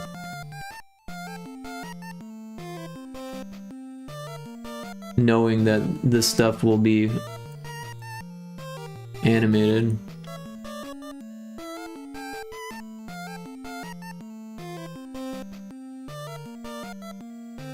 Let's give it a bone first. Might get carried away.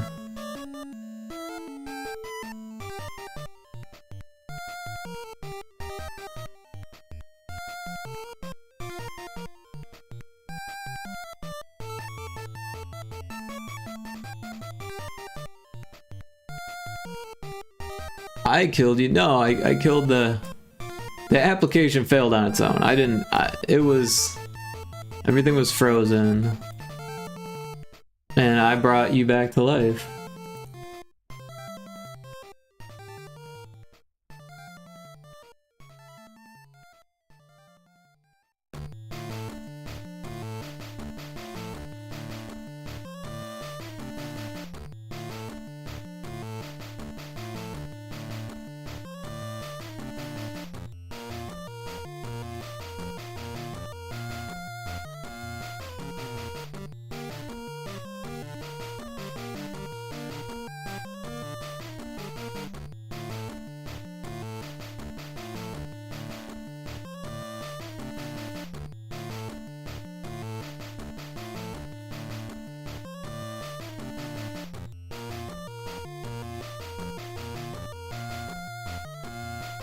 I feel like it needs to be a little bit more in the middle because that's a pretty big chunk.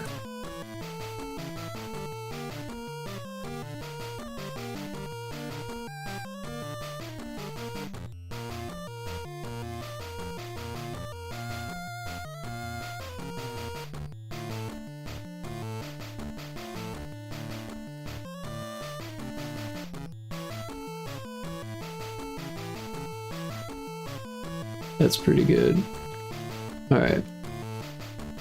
And then, to speed things along, we could just... Well, I guess we should name it first.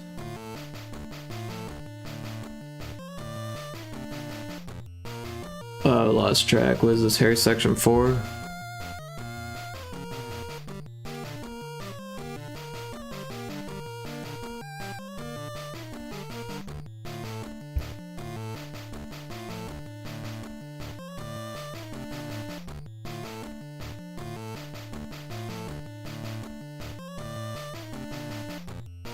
Taco Crate, welcome in.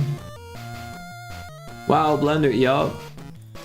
It's rare, but from time to time I will stream some Blender.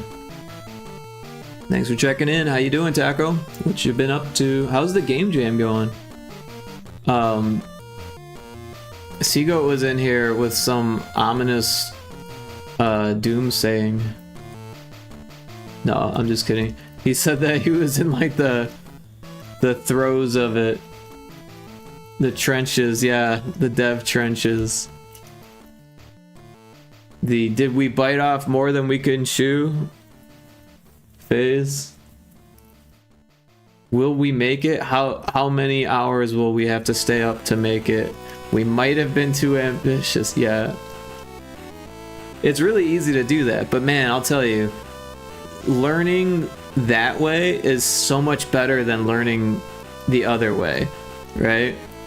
Like having a real life deadline, or like with a boss, like that's stressful.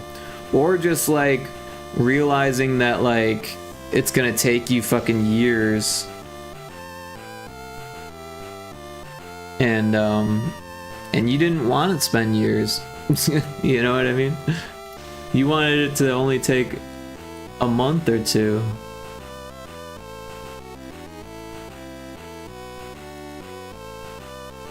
Alright, so now that I've named this bone, I can just copy all three of them, just duplicate it, and it has the same parent, and then we just name it 5.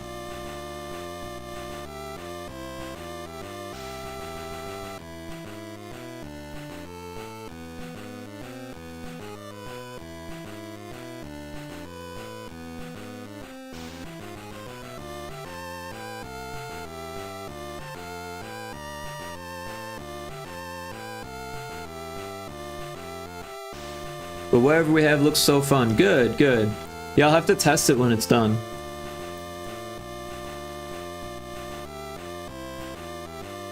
Alright, so this one is like the middle side. Alright, so that should be all of them. Let's hide that one. And then I kind of want to hide the rest of these too, just to like fix that blank spot, just in case the hair moves.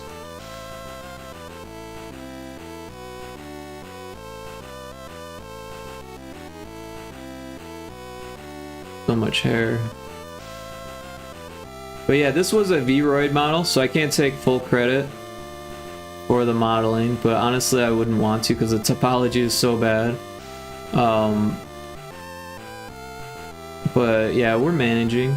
I've definitely dealt with worse topology in like my day job. Well, what was my day job? I guess it still kind of is because it was freelancing, but yeah, my the freelancing client I had, like my big client, man, every once in a while I'd have to deal with some models that were just like really, really disturbingly poorly made. To the point where I'm like, what software did they use to even make this model so poorly? Like, every single face wasn't connected to the other faces. Like, how does that even happen? Like, how did it get exploded like that? And it was something that I saw pretty often, so it made me wonder, like, is there some software that does this? Those ones are like inside this shirt, so I'm just gonna hide them. I'm not really worried about them. There's like all these little artifacts. Do you see it? Maybe you can't really see it, but there's like a point there just floating in space. Another one here. These are pieces of the hair. Just like, I don't know how they got there, but they're there. Also, the hair wasn't really connected. But yeah, I put this little thing here, so I'm gonna fix that. So I'm gonna take all of that and separate it.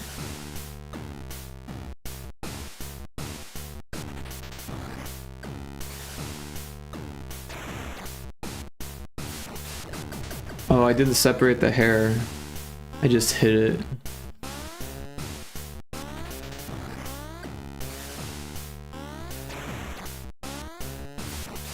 It's alright, we'll just hide. I know. Alright. Separate it. Uh-oh. We lost stream avatars again. Hey, at least it's not Blender we're losing.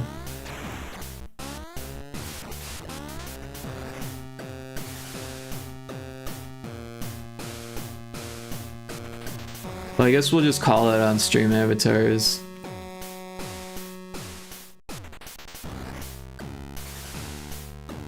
I can't even get it to close.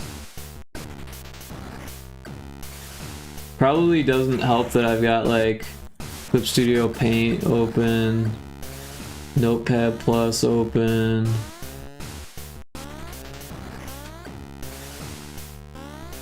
Browsers open. Windows Explorers. Sticky notes.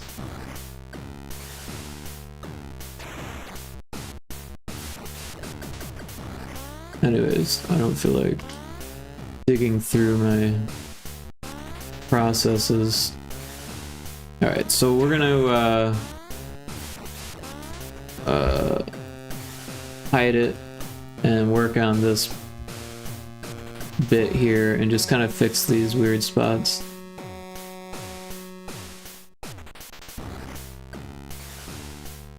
So the way I made this was with sculpting. I actually really like sculpting in Blender. I mean, it's not as cool as ZBrush, but you can do like a lot with it.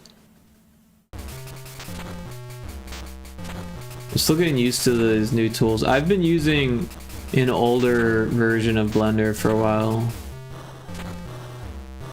Where is the grab tool? There it is. Oh, am I not? Why is it not working?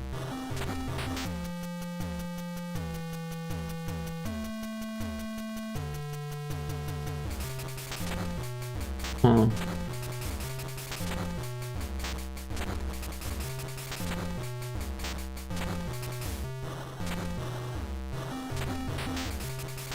Weird.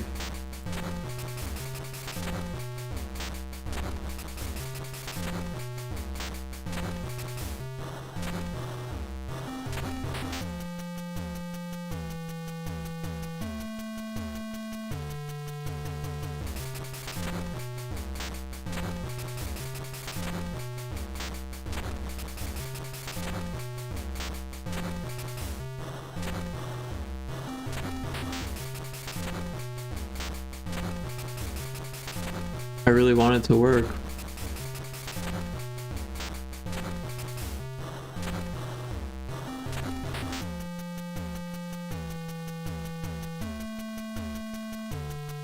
Is it because the armature?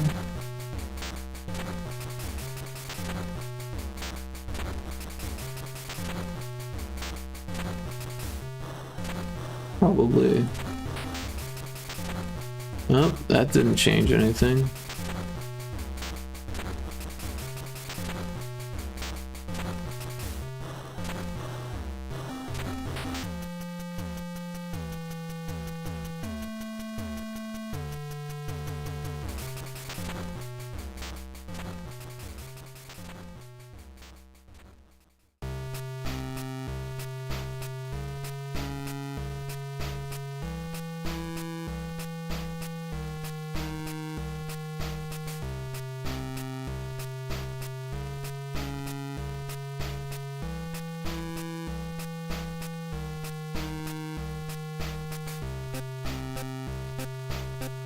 Well, there's the quick and dirty way of doing it.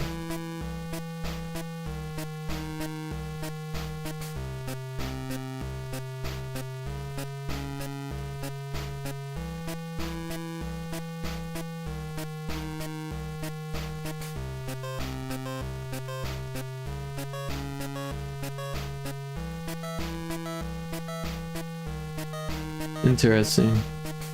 Some things don't seem to be working. Like, I swore I was using soft selection here. Oh, apparently I wasn't.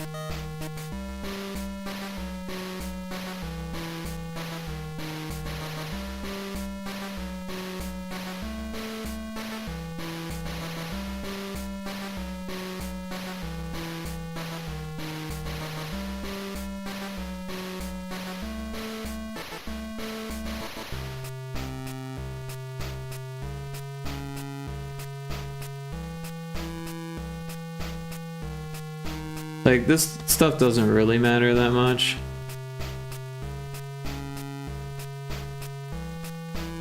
It's gonna be hidden by hair.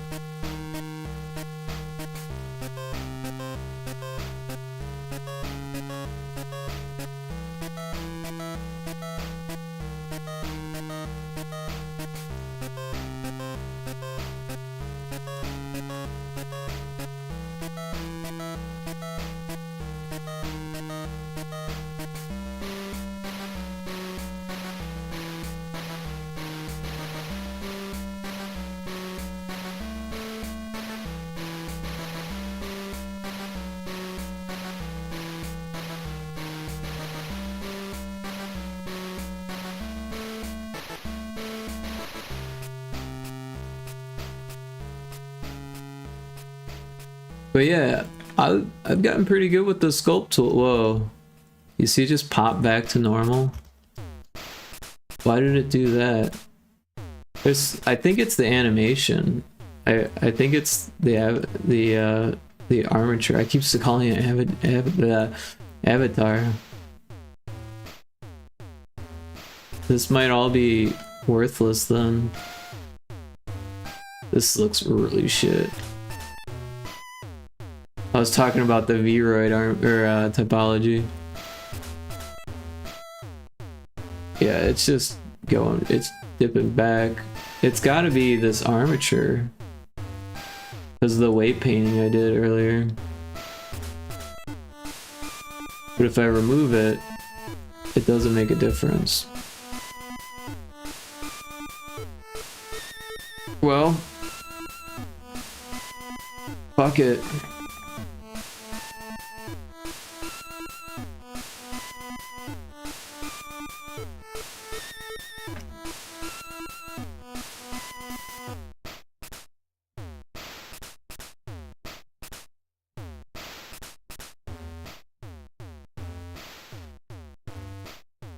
Anyways, it's got hair now. It's got that.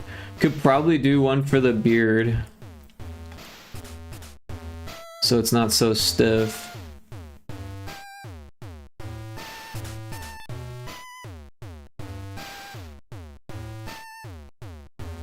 Of course, that means more weight painting.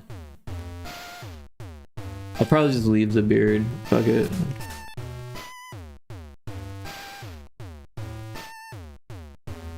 Alright, so now the weight painting is going to be easier with them separated like that.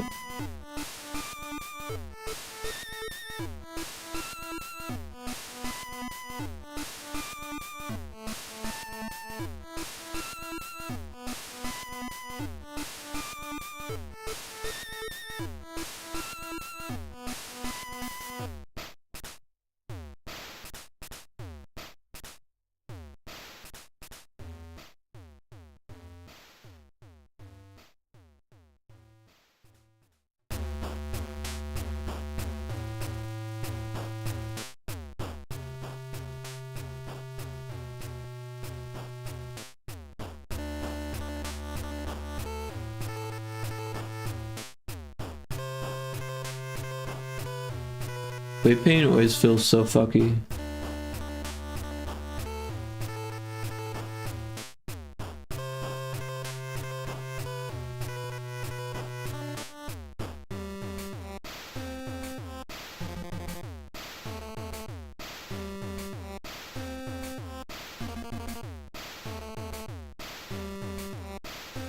So this is the head bone. So we actually want this all to be blue. And then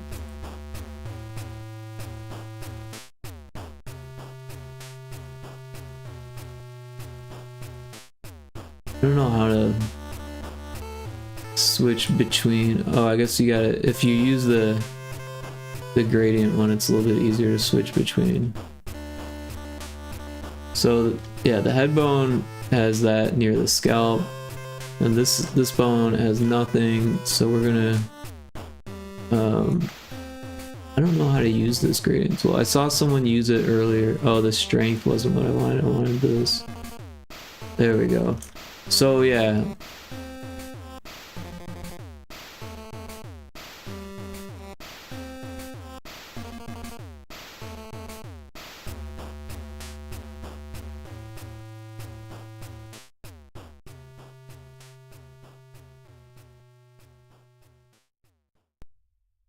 The tutorial I watched said that you want it to be green on the hair so it's got some elasticity. So hopefully that works. And then we want to go back into object mode and then get the next chunk of hair. So you gotta select the armature first and then the chunk to weight paint. And then if you're in gradient mode, you can select the bone. Otherwise, you gotta fiddle with this list of bones here, which is a lot, right? Having to dig through. But yeah, we'll just paint the weight blue on the rest of this.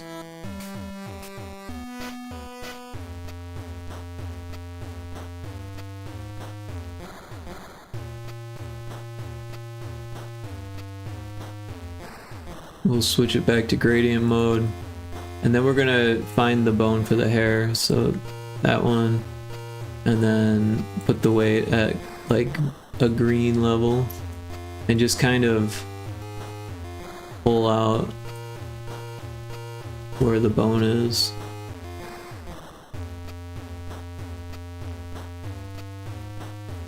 Oops.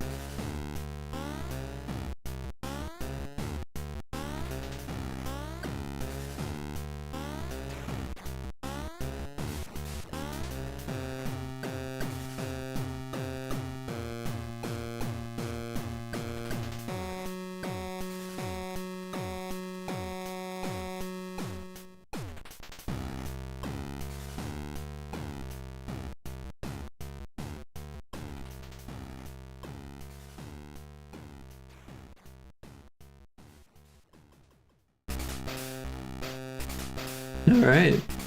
Oh, we still need this one in the front. These little scraggly bits.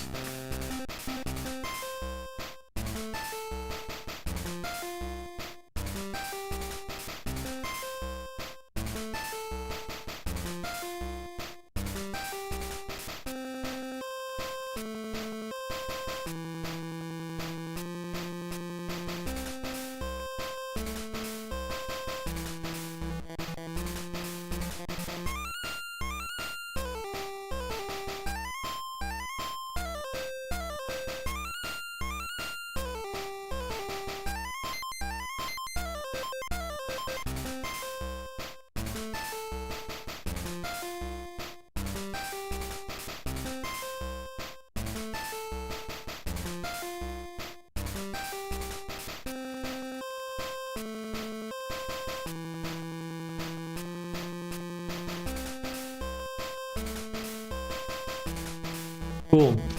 So I'm interested to see what this will look like.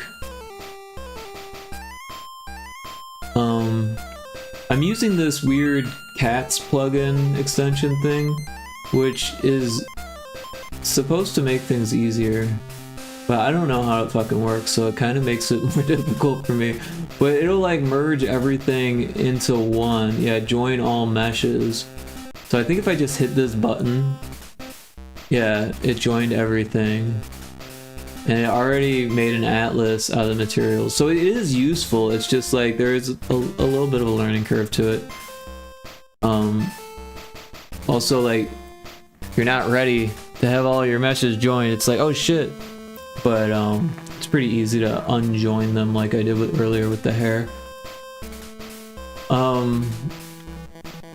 Yeah, like if I wanted to, I could go in and really make the shape keys be more gooder. But for now, they're fine, I think. I don't think there was anything else I really wanted to edit on this, so I think it's ready. We'll save it.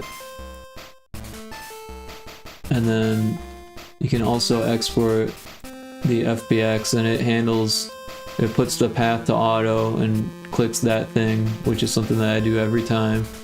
And then it has all of this stuff set up for VRChat apparently, so it's pretty cool. You can just copy over that one. And then Unity. But there's also this VRChat creator companion, which is actually pretty useful. And you can see my two VRChat projects. We're gonna open Vroid Rick. There's an ad starting any second here.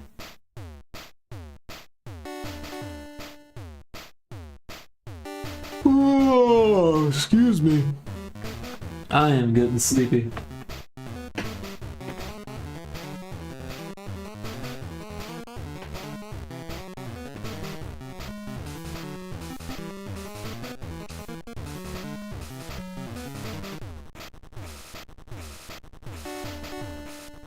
So there's the model there. We're gonna delete it. Well, that was weird. Oh, that's not where that's not the one. We want to delete this one. And then it turns red. And we can just oh, holy shit. We can just paste it onto that. I'm trying to remember where I saved my shit. I think it's in this one.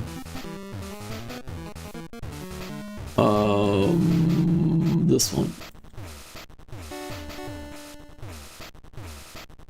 So we do gotta change a couple things.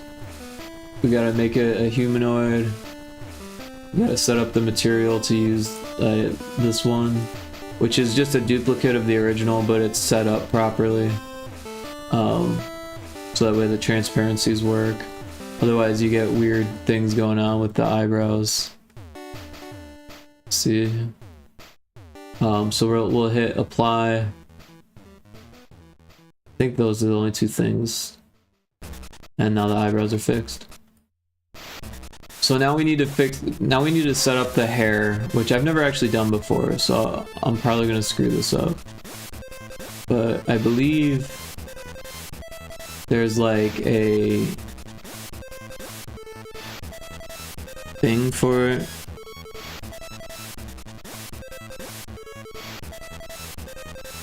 Fishbone root. Oh. Excuse me. So I think I gotta put it on the hair.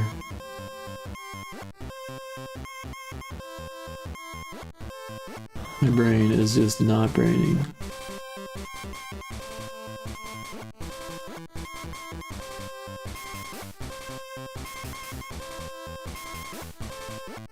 Brain. Keep braining. So we've got all these hair sections. I don't know. Oh, that one's not named right. It's alright, we'll just fix it here. Actually, this one is 1. This one's 2, and then this one is just 5.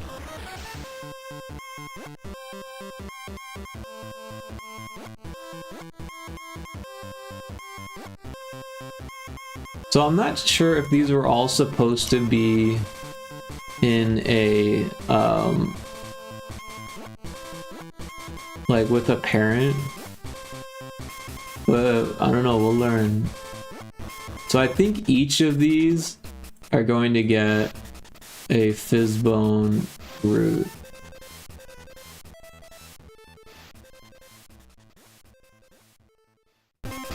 We'll just leave that automatic. And then I think each of the sections gets a fizzbone.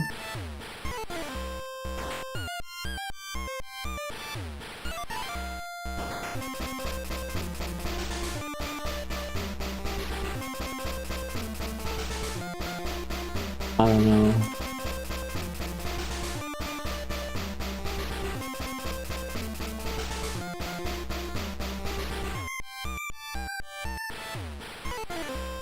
Not seeing any gizmos. I thought there were gizmos.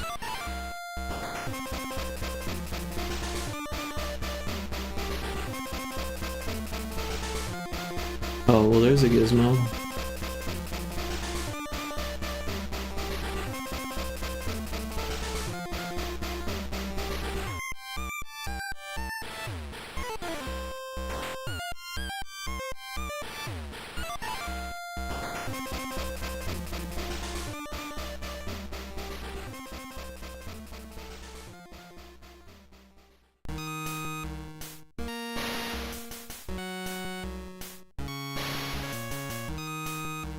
Oops, I did that wrong.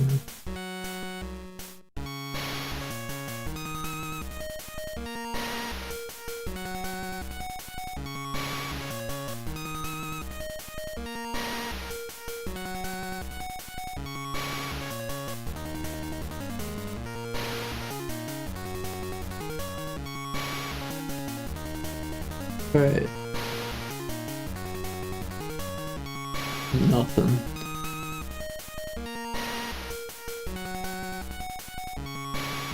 Maybe it needs to be in play mode, that would make sense. Oh, look at that. We got movement already. Right out of the box.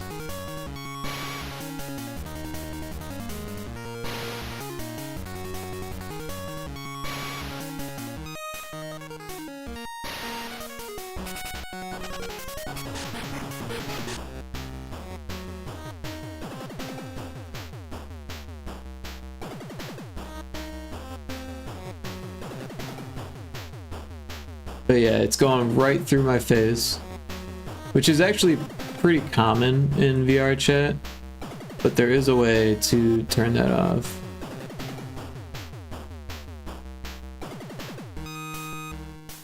So let's see if we can't figure that out. I think it has something to do with the fizzbone collider. So if we go to body.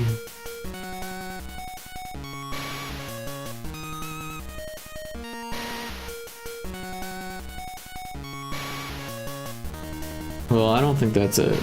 I don't think that's how you do it.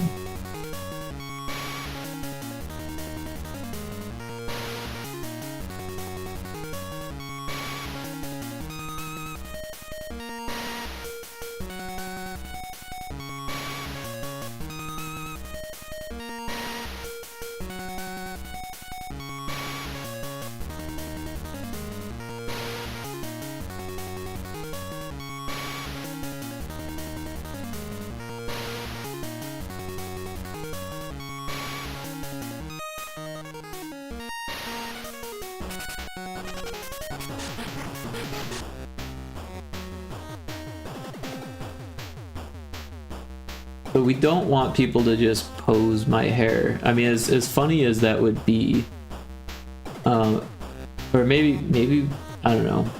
Maybe we do. I don't really know. Never fucked with that shit.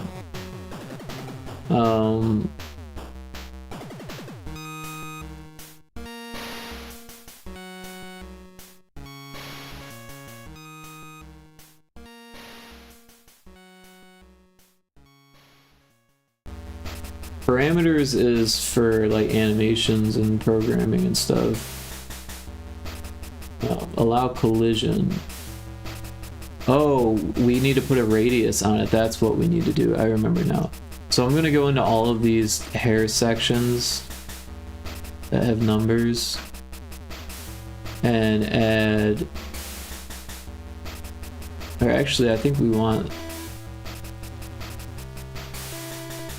I'm not sure if those ones get it or not too. I feel like maybe there should be one root hair bone. Or maybe the head should have the hair on it. I don't know. Anyways, we're gonna change the radius to like 0.001.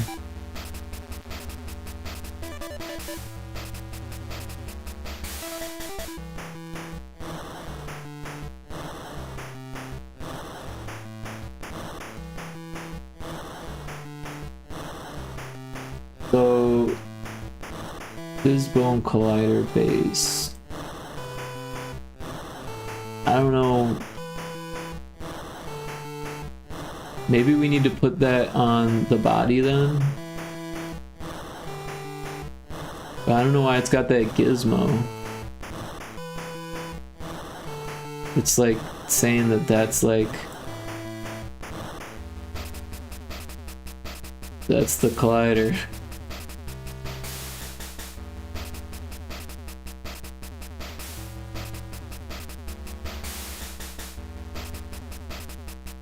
But I guess we can position it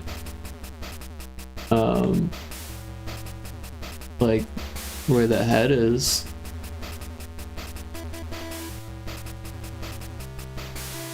Maybe that's how it works. This is completely new to me.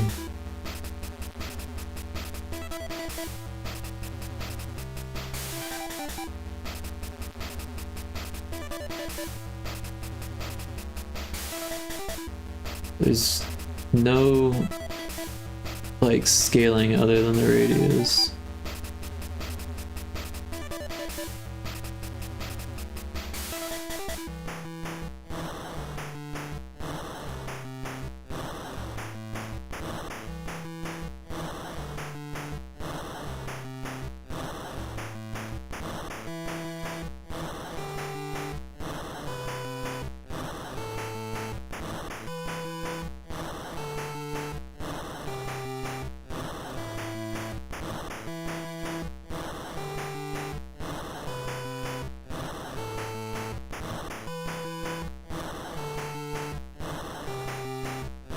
Maybe a capsule would be better.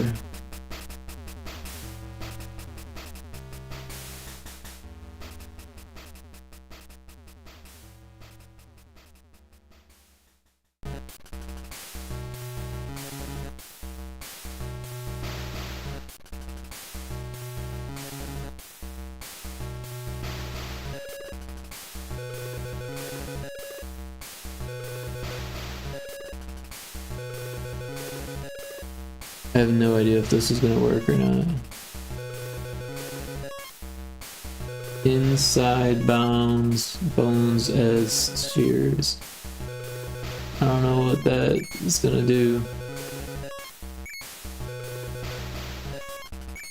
Oh, you know, I never gave the hood strings like proper physics either, but I don't really care about that, to be honest.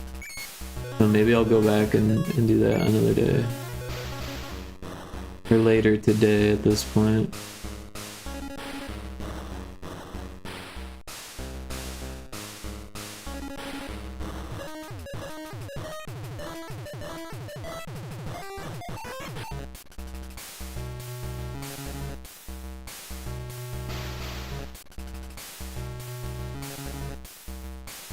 Alright, let's see what happens when we hit play.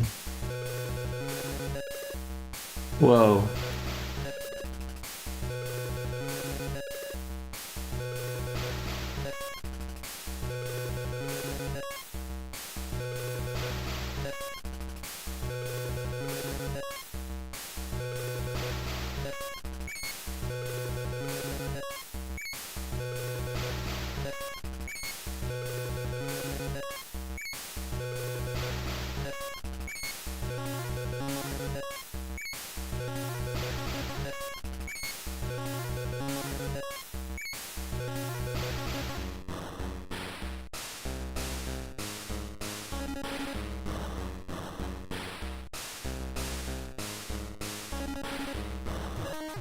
It's kind of working.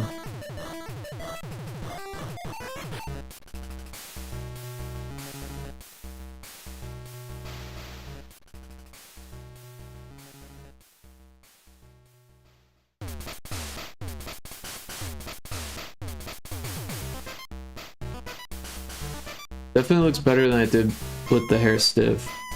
So I'm gonna go with it being working. I'm gonna say that works.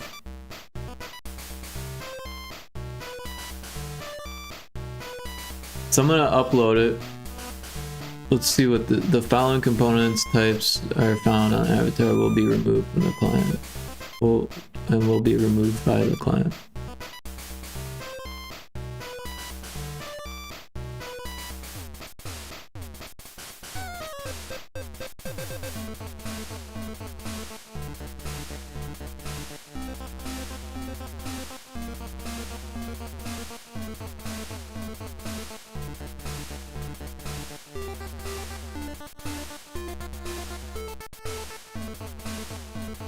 Face message not specified. It was working fine. Oh, you know what? I didn't do all the setup again. Although I figured that would stick.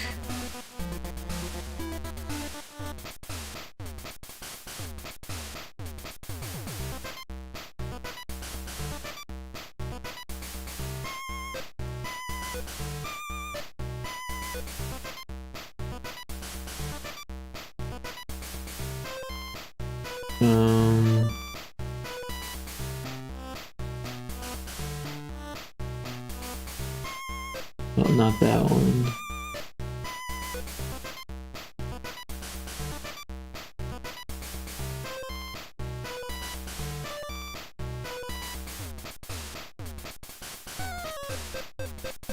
Oh, I guess we just gotta drag the things in. Where is the face? Oh, here it is. Oh, and I gotta do all of these again. Jeez. Or no, they're all set. Okay.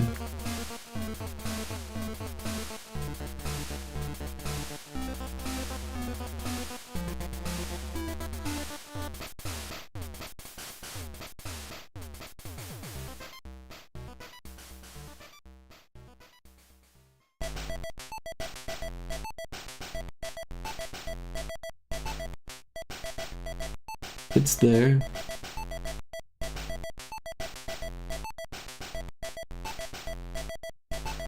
The face mesh is there now.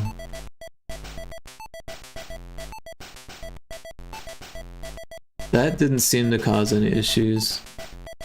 Oh, it looks like it's medium now, but that's okay. It was at good before.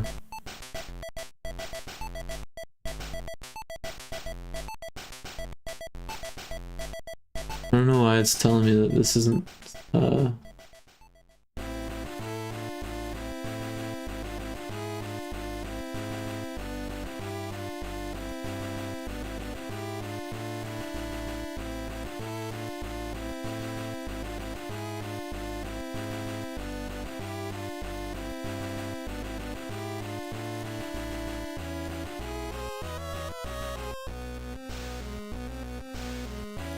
whoops. Go back.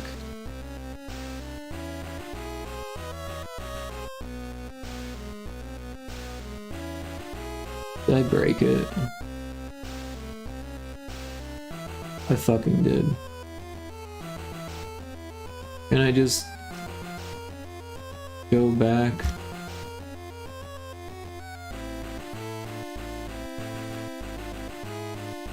Am I going back further than I want to?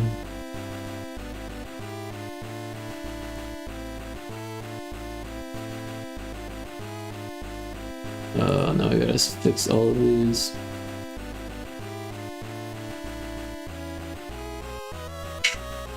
So yeah, I just kind of guessed on them because I only have so many. So like the P sound is kind of like an E sound.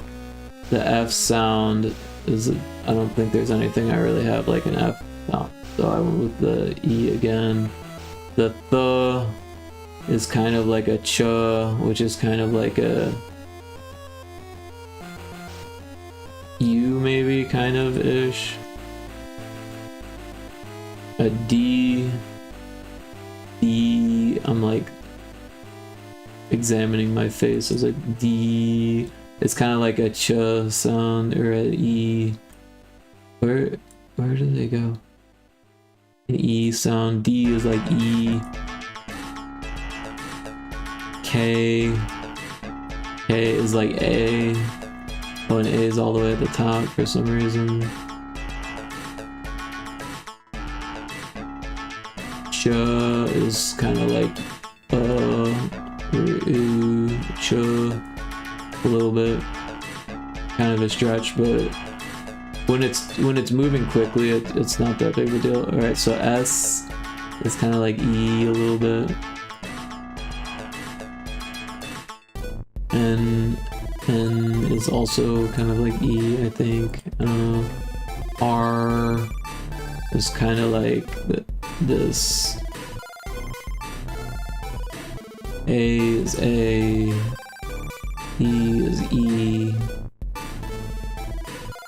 Oh, that's a U.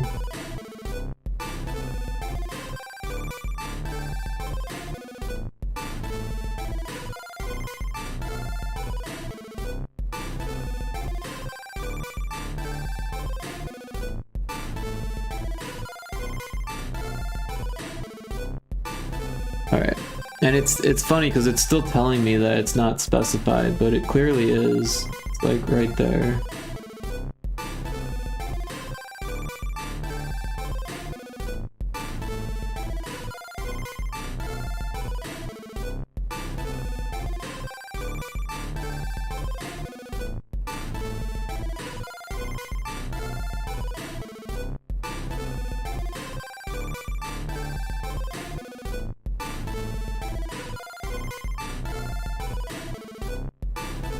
Anyways, oh, now it went away.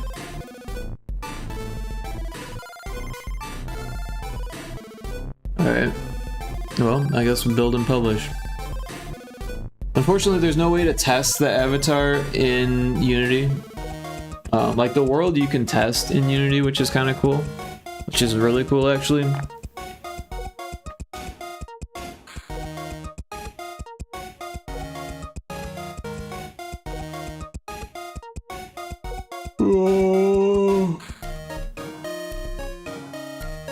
And it'd be too much of a weirdness to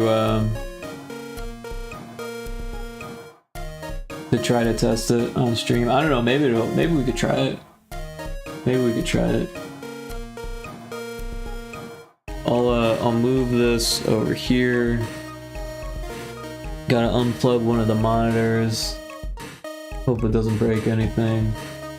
It should probably mix it up in a weird spot. Oh, there it is. We'll throw that over there. This guy over there. But we should definitely save this and close it. And save this and close it. To try to make some space for the and also this shouldn't be frozen.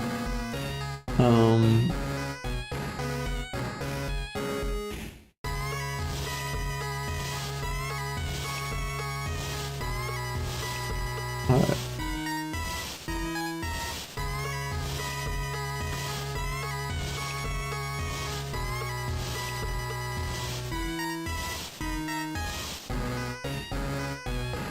Alright, so now I'm gonna plug in the VR stuff. Hopefully it doesn't crash the stream or anything.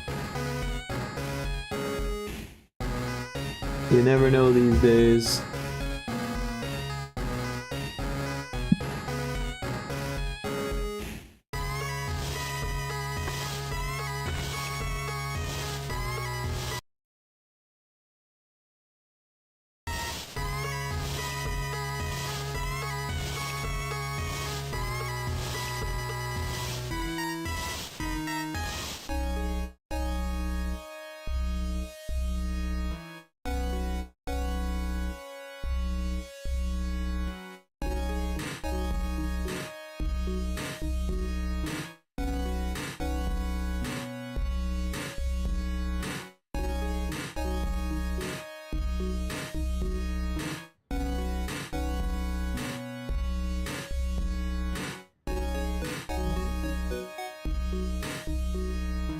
Alright, so it looks like it's working.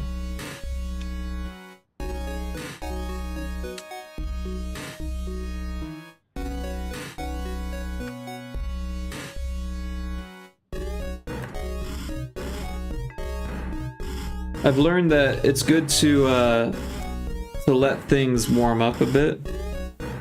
Also, my controllers keep dying.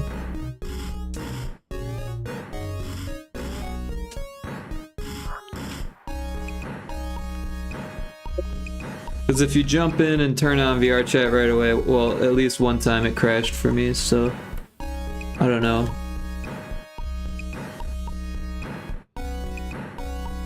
I don't know what it looks like on screen either.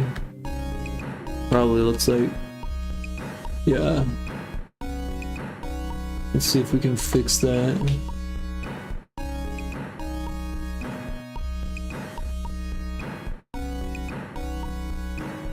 Alright. My hands keep falling asleep. Well, it's got the hair now.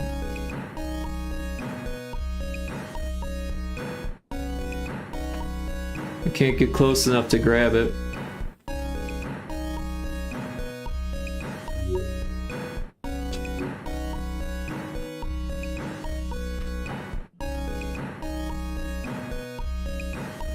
Oh, it's doing stuff now.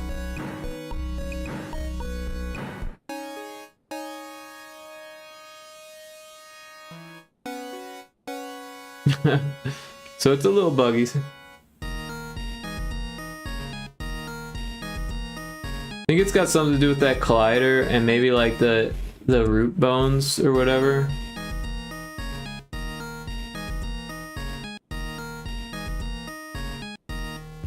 It's funny because it was fine while I was in the sit position.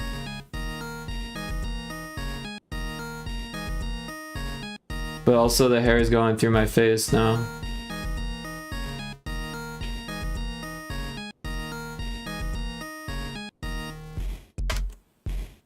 Pretty weird.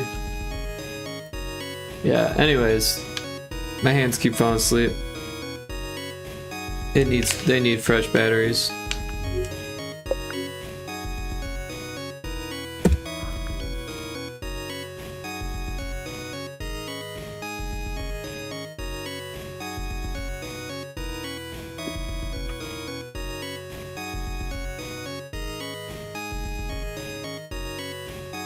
It was a fun little experiment.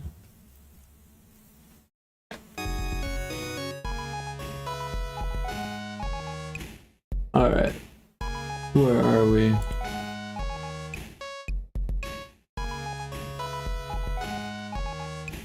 It is time to raid out. It is 2:30 in the morning.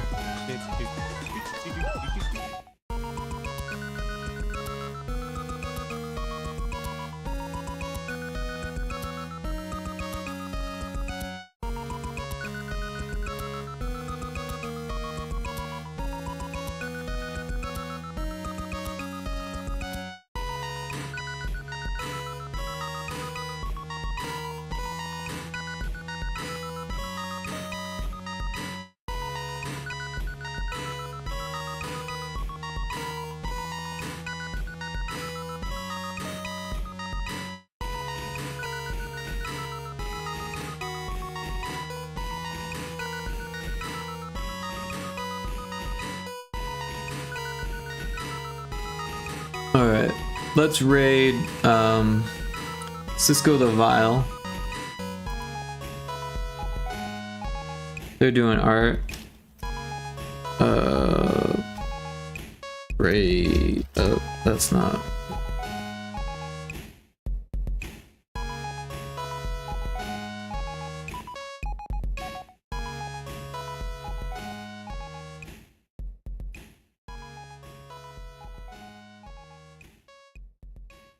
Got a raid message. Alright. I'm gonna copy that.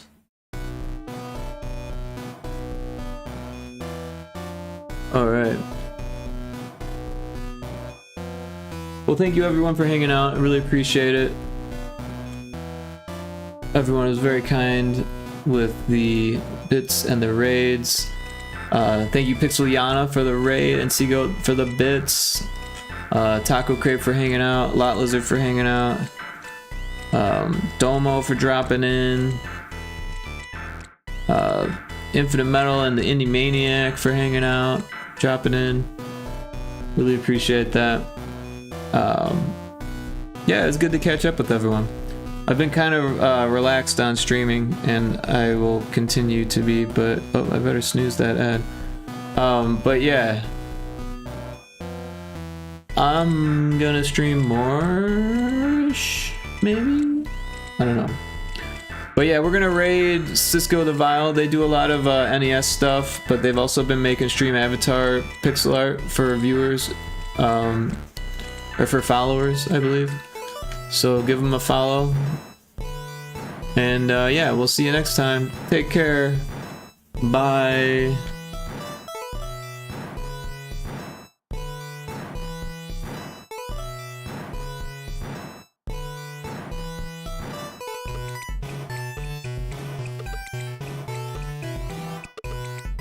Go. Thanks for the raid.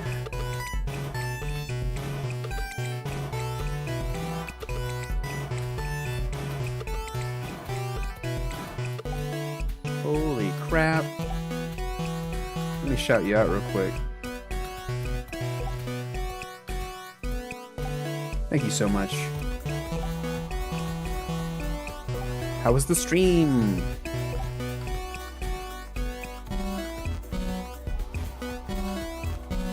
Making sprites for followers right now. I've got 2. Working on this this one. This almost done.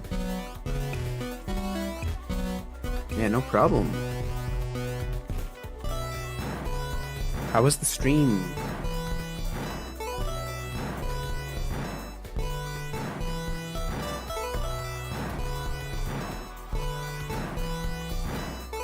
Stream was good, made a pixel VTuber for another streamer, then worked on a custom avatar for VRChat. Nice.